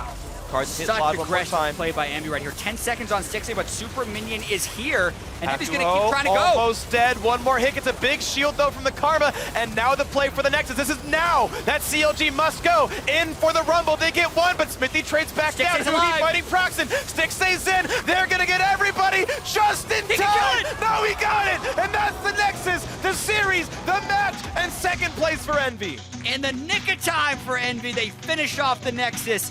They learned from yesterday. Everyone just hit the Nexus, because in the Immortals game, they failed to do so, and they couldn't win in that situation. So practice makes perfect for them. Blank stares a little bit by CLG as they fall to 2-4, the worst record we've ever seen from a defending champion this early into the LCS. But Envy can only be happy. Absolutely. I think Envy, this was the week where they had to prove themselves, and even though they fell to Immortals, taking down the 2-time defending champions, at least proves that they are going to compete for those top spots. Yes. And to talk about CLG a little bit with those blank stares, like this was still a game where they were having the chance of turning it around if they could just get to late game. And I think this loss is worse than some of the other ones because this was their bread and butter, right? This might signal to them that they need to now fully adapt and maybe change their style because they can't continue on this path with the 2-4 start. They got out team fought. That was most of it. Like, you look at some of the sort of strategic choices made, and I can't really complain about any of them. It's not like they were too passive or even in some ways too aggressive, really. Felt like they had made pretty good decisions, but Envy were just better at fighting than them. You had Proxen going 7-2-9, a great Elise game. You had Lod still with very few deaths, 5-1-9 on him. And even though Envy, theoretically in the end game, they could get outscaled, it didn't seem to matter. A 31-minute closure. A great game. I mean, they're the most flexible champion select team we have in the NALCS. I agree. And they are also the most likely to pull out flex picks. Like when they pick Karma, pretty much everyone else, you're still thinking it's going support, but they played it multiple times in the mid lane now. They've also moved Trundle down to the support role. They've also played Lissandra in both lanes. Like these guys just switch everywhere. And it makes it really difficult to play against him because they, for whatever reason, have this like gift to all be on the same page with all the different champions and all the different looks they give, which has a bunch of different play styles on top of it as well. So I think it's really difficult to prepare to play against Envy, and it gives them a very high ceiling if they can continue to play this way. It really does. The roof is nearly blown off here. To contrast them with CLG, where we're like, yeah, they play their own style, but at any one time, CLG has one sort of set of ways they play League of Legends, and it changes over time. But Envy's actually juggling like 3 or 4 different looks here, whether it's the hard engage Lissandra or the kite back team, whether Seraph's playing a mage or a tank and pulling a Rumble ban or a Maokai ban, then he just plays Ryze instead. It's honestly is some incredible stuff here. Envy, one of the very hottest teams here. Next week, they get a battle for first place against TSM. That's going to be such a sweet game. 6-0 versus 5-1 currently. It's going to be beautiful. So before we head back to the analyst desk, let's get an interview with Zyrene and Envy's top laner. Thank you very much, guys. I'm here with Seraph, top laner of Envy. And Seraph, immediately right off the bat, I got to ask you, because last interview you said, I'm not a top laner yet. So what does it take? Because your champion pool is so diverse. You're a leader for your team. You're winning lane against people like Huni in the top lane. And what does it take? What gets you to that next level to make you that top laner? Well, I still don't think I'm top tier top laner, and I just more flexible player because I can play whatever my team is wanting. I can play tank, I can play mage, I can play bruiser or something. So I think my most advantage is if my team is play well, then I can play well. But unfortunately, I'm if my team is play bad, I play bad. So I think the reason I have a good state so far because all the other 4 members really good. All right, and I have to ask you a little bit about that because you guys have only been together for about 4 weeks now. A very young team, and coming into the split, you had some worries about some of your teammates and their experiences, specifically Laud, because he hadn't had really any on-stage experience up until that point where everybody else had. So what are your thoughts on Laud now? They seem to be showing up as a big threat. Well, like, I think everyone's like, except me, like, including me. I think everyone like worried about Lord because he has like not much experience in LCS, but he's super lucky, I guess, because it takes like 2 years for me like be a consistent player, but Lord is just lucky, but he plays super well on the stage, and he never like shaking hand on stage. He never nervous, and the good thing is like the only one he tilt in scrim or like in LCS, that's he play bad, because he doesn't blame like any teammates. He's super good player, and he's really good attitude too. So I think he has to be more improved. Awesome. It's great to hear that he has nerves of steel and he's not shaken on stage because a lot of rookies have that problem. Want to ask you, because we talked about 2 years it took you to get to that point. Well, we've seen your development back when you were first introduced to us in NA and CLG, and you've come all the way to here. You've developed as a leader for every team that you've been on, whether it's TDK or Envy. What do you think it takes to be a great leader for an LCS team? Well, because to be honest, I'm the main shot caller on team right now. So I like usually I decision the like making and like Baron call or something or like objective call, but I still don't think I'm like maybe I'm good captain, but I don't think I'm good leader. I think good leader is Ninja, so I respect him. So that's why one of the reasons why I stay Ninja is because he's good leader, so he can kill me. That's not kill me. Kill me. All right, and final question here, Seraph.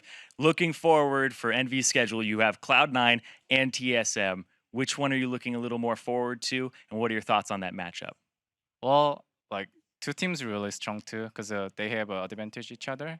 Because C9 is I really respect Impact, because so far since I started the league, because Impact was like one of my favorite top laner, and I know he's really good. He's really flexible player. So I always practice like kind of become him, like so he's my like motive or something. So I think C9 is really difficult, and also like TSM is Hounzer is good, WP is and Bjergsen is like NA Faker. So both team is really strong. So we are gonna keep practicing. All right, thank you very much, Sarah, for the interview. Congratulations, and hopefully Envy continues their win streak. Thank you. All right, now we're going to throw it out over to the analyst desk, and they can close out the day. Thank you. Thank you, Zyrene. Envy, Seraph there picking up another victory over CLG here. As Zyrene mentioned, this has been a big test for them this weekend as well as next weekend. They're going up against TSM and Cloud9, but they are stepping up. They are showing the larger audience that, no, we deserve this top spot that we earned in the first couple weeks of the split. Unfortunately, the CLG test was a lot easier than what they had expected, because CLG was just all over the place. They're missing mechanical understanding of their champions, team composition. Like, there's just nothing really stood out for CLG that was like a solid ground to work on. Yesterday they had a solid performance, but today just all fell apart. Yeah, I mean, like just so many individual misplays that lead to team problems. If it was just, oh, this one guy did something poorly, but it was everybody at different points just doing something that left you scratching your head. Definitely some breakdown and some failures on the side of CLG, but turning back towards Envy, I do want to take a look at the composition that they put together in Champion Select, because again, we see a very magic damage heavy composition, however, supplementing it with a Lucian this time around as opposed to the Ezreal. But even so, very few engaged tools and very magic damage heavy. I was a little concerned about it. I know Crumbs felt a little bit better that they have the Lucian instead of the Ezreal. I still thought it was, it's like not like a super high damage, it's not like bursty, and it's not quite like DPS-y where you have a Cassiopeia or something. So I had some concerns, but they did play it very well. They're level 1, which I think was one of like the big things, was like their Braum Karma level 1 is very strong, and for some reason CLG opted into fighting them, and they got punished really hard for that. So. Well, a cool thing about that comp, though, even though it only has one source of AD, Karma is essentially the new Lulu of mid laner, just some heavy AP damage that's a little bit of burst with a lot of support for your AD carry. And when it reaches that late game point, Lucian just gets to a point where he's your front line. He's the guy that's just hitting everybody and trying to dodge skill shots. So that composition in the late game is only as good as your Lucian's going to be. And with that in mind, I mean, Law definitely has been performing. He's played a lot of Lucian, has an extremely good KDA. So, you know, you give him this defensive tool and a karma to kind of run wild, and you know that he's going to do that. He's been stepping up in a big way, and I know in that interview just there, as Irene asked, you know, as I was talking to Seraph about reservations he may have had previous, you know, to this split, but a lot is stepping up for a guy that has been vocal himself about wanting to prove his value as an LCS player. This is another game, just another example of him doing just that. I want to dive into some gameplay. Let's go 5 minutes in, so not too far, but Envy making a sweet 5-man play on the bot lane to pick up 2 kills, recognizing, although Bard's Flash did just come up, recognizing kind of the lack of summoner spells and the mispositioning of CLG. It's a really nice gank, but the cool thing is with the double TP, that tunnel is essentially the death with Stickser. It's like, take him with me. Yeah. That was, Afram was saying, if I'm going down, you're coming with me, Stickser. Not intentional. Yeah, but, the Bard. We don't know that. I mean, we saw a lot of things that we don't know. That's actually true, sadly.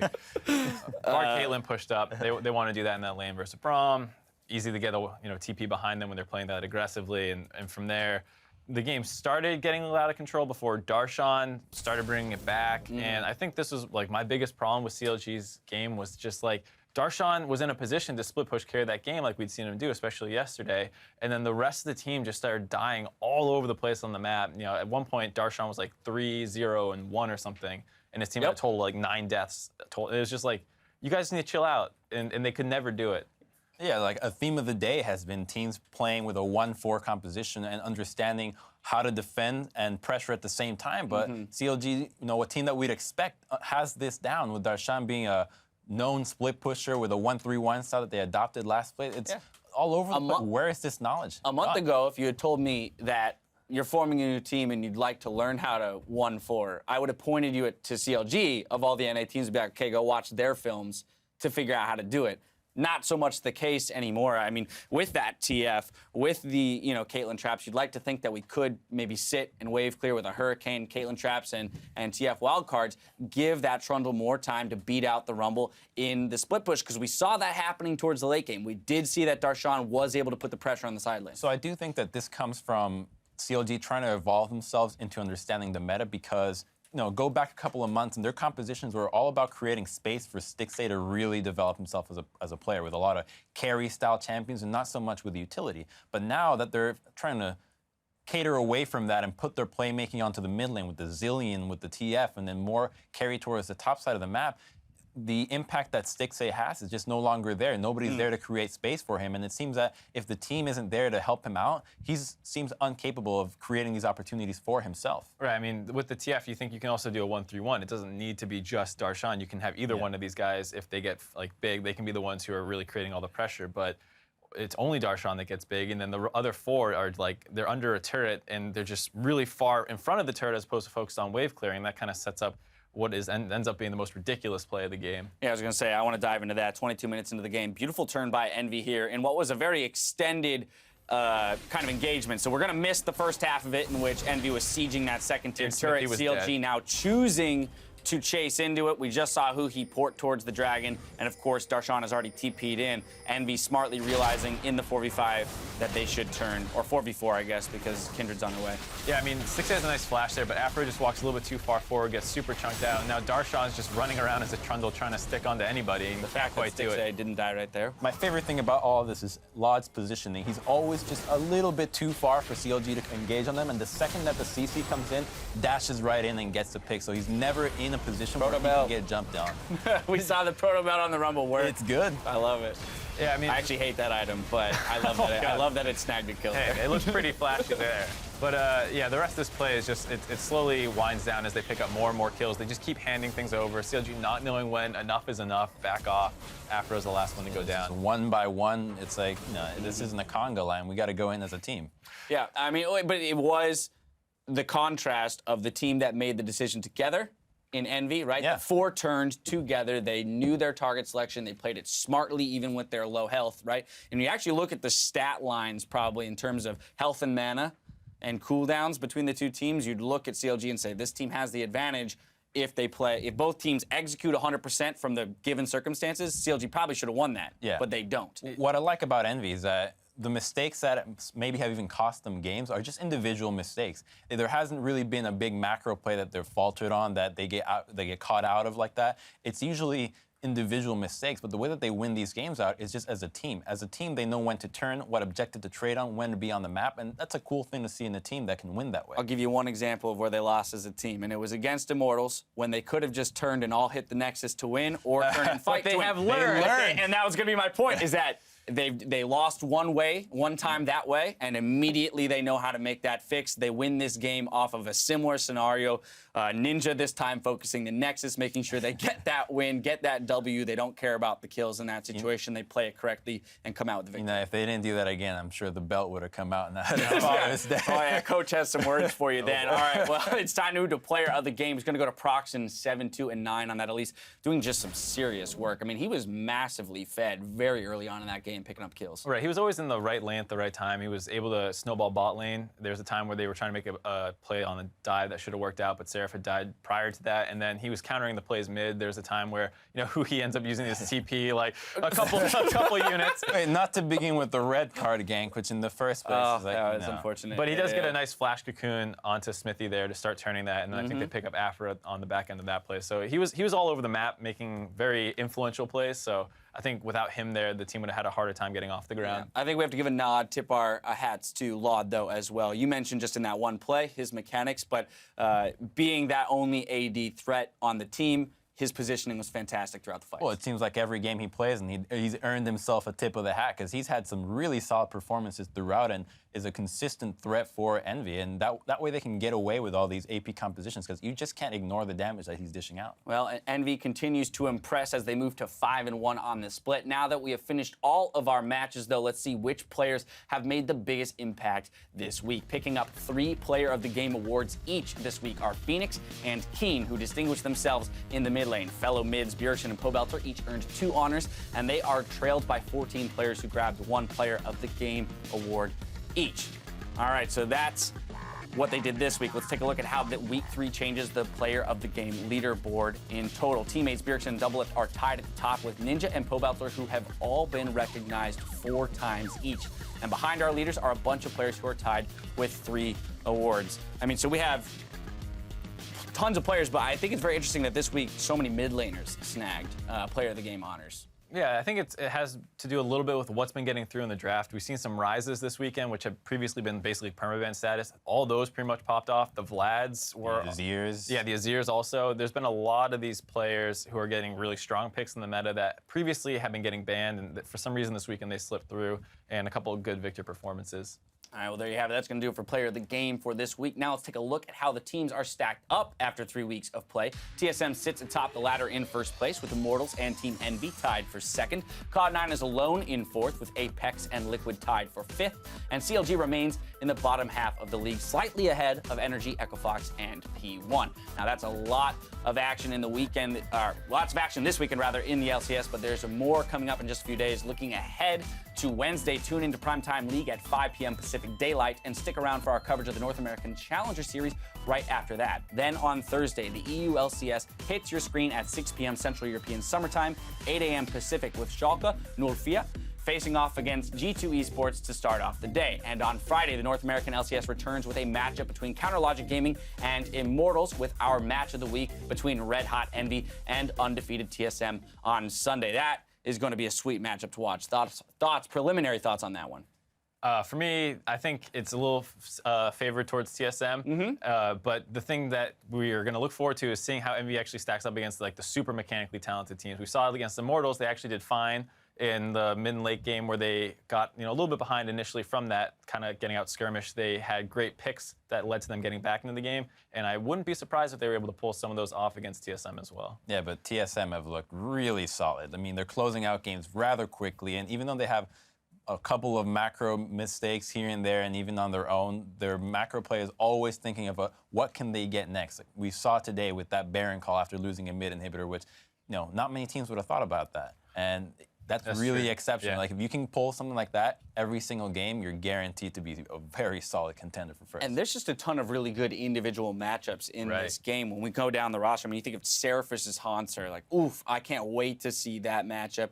Proxen now with some of the performances he's put up against Svenskeren. Will anyone be able to deal with the amount of jungle pressure that Sven's able to put on because of Bjergsen having pressure in that mid lane? I think that's possibly the most lopsided matchup, Bjergsen into Ninja. And then, of course, you've got those duo bot lanes, right? You have Bjergsen, or you've got Doublelift and Biofrost super aggressive, but Laud playing fantastically so far, and Hakuho right behind him on that. So a lot of interesting lane. Yeah, for this series, so we saw Envy kind of start picking up on the Lucian hype train now that TSM has really spearheaded it so hard. And, you know, I have a feeling that this next week we're going to see a lot more Lucian than a lot of these teams. And I wouldn't be surprised if a series develops to the point of Lucian being a first pick champion, just because it offers such a strong early and mid game power spike that even if you pick something like a Caitlyn into it, once Lucian hits his first item, that lane is over and he's just able to take over the map. And it basically shows how strong can your AD carry be on this pick, unlike the likes of a Caitlyn, which is just sit back and hopefully they run into me. Well, unfortunately, we have to wait an entire week to see this game, but I'll hold out, will you?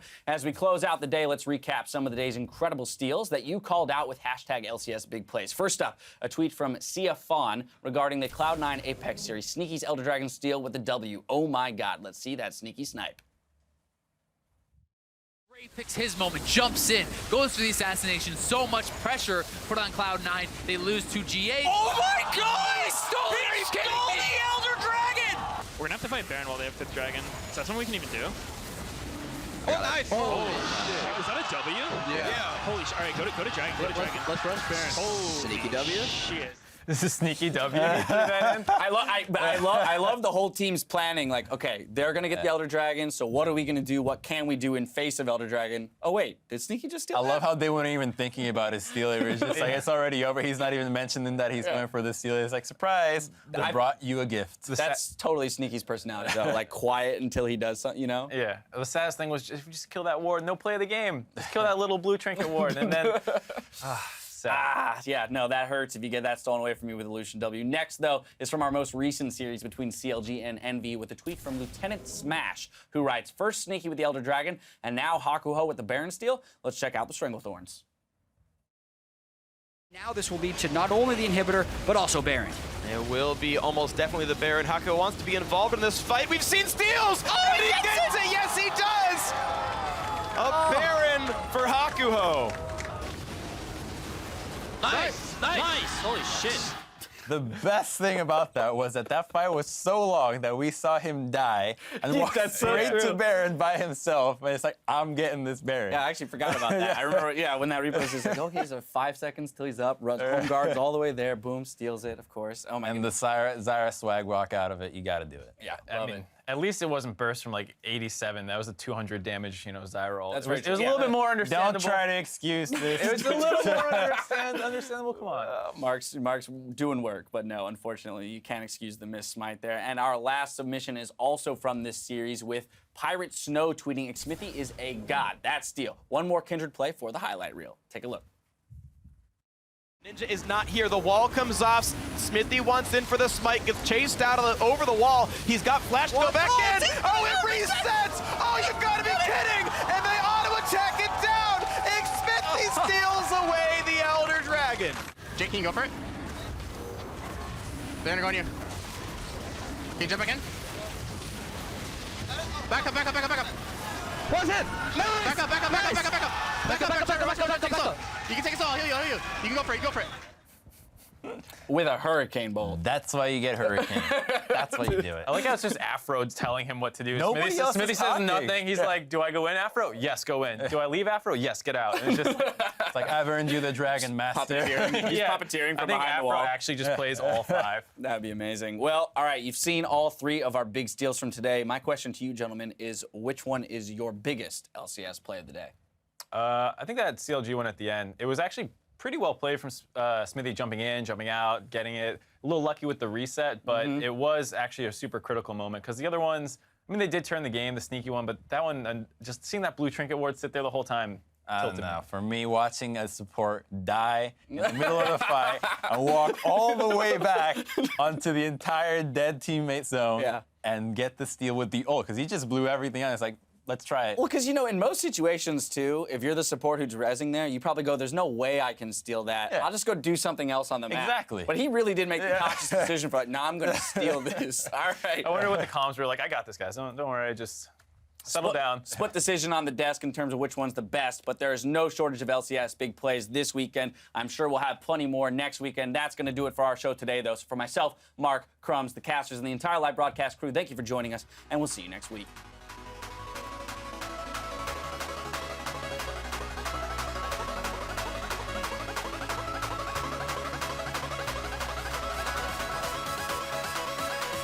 Welcome to the Battle Arena, everybody. We've got our first match coming up right now with undefeated TSM taking on NRG.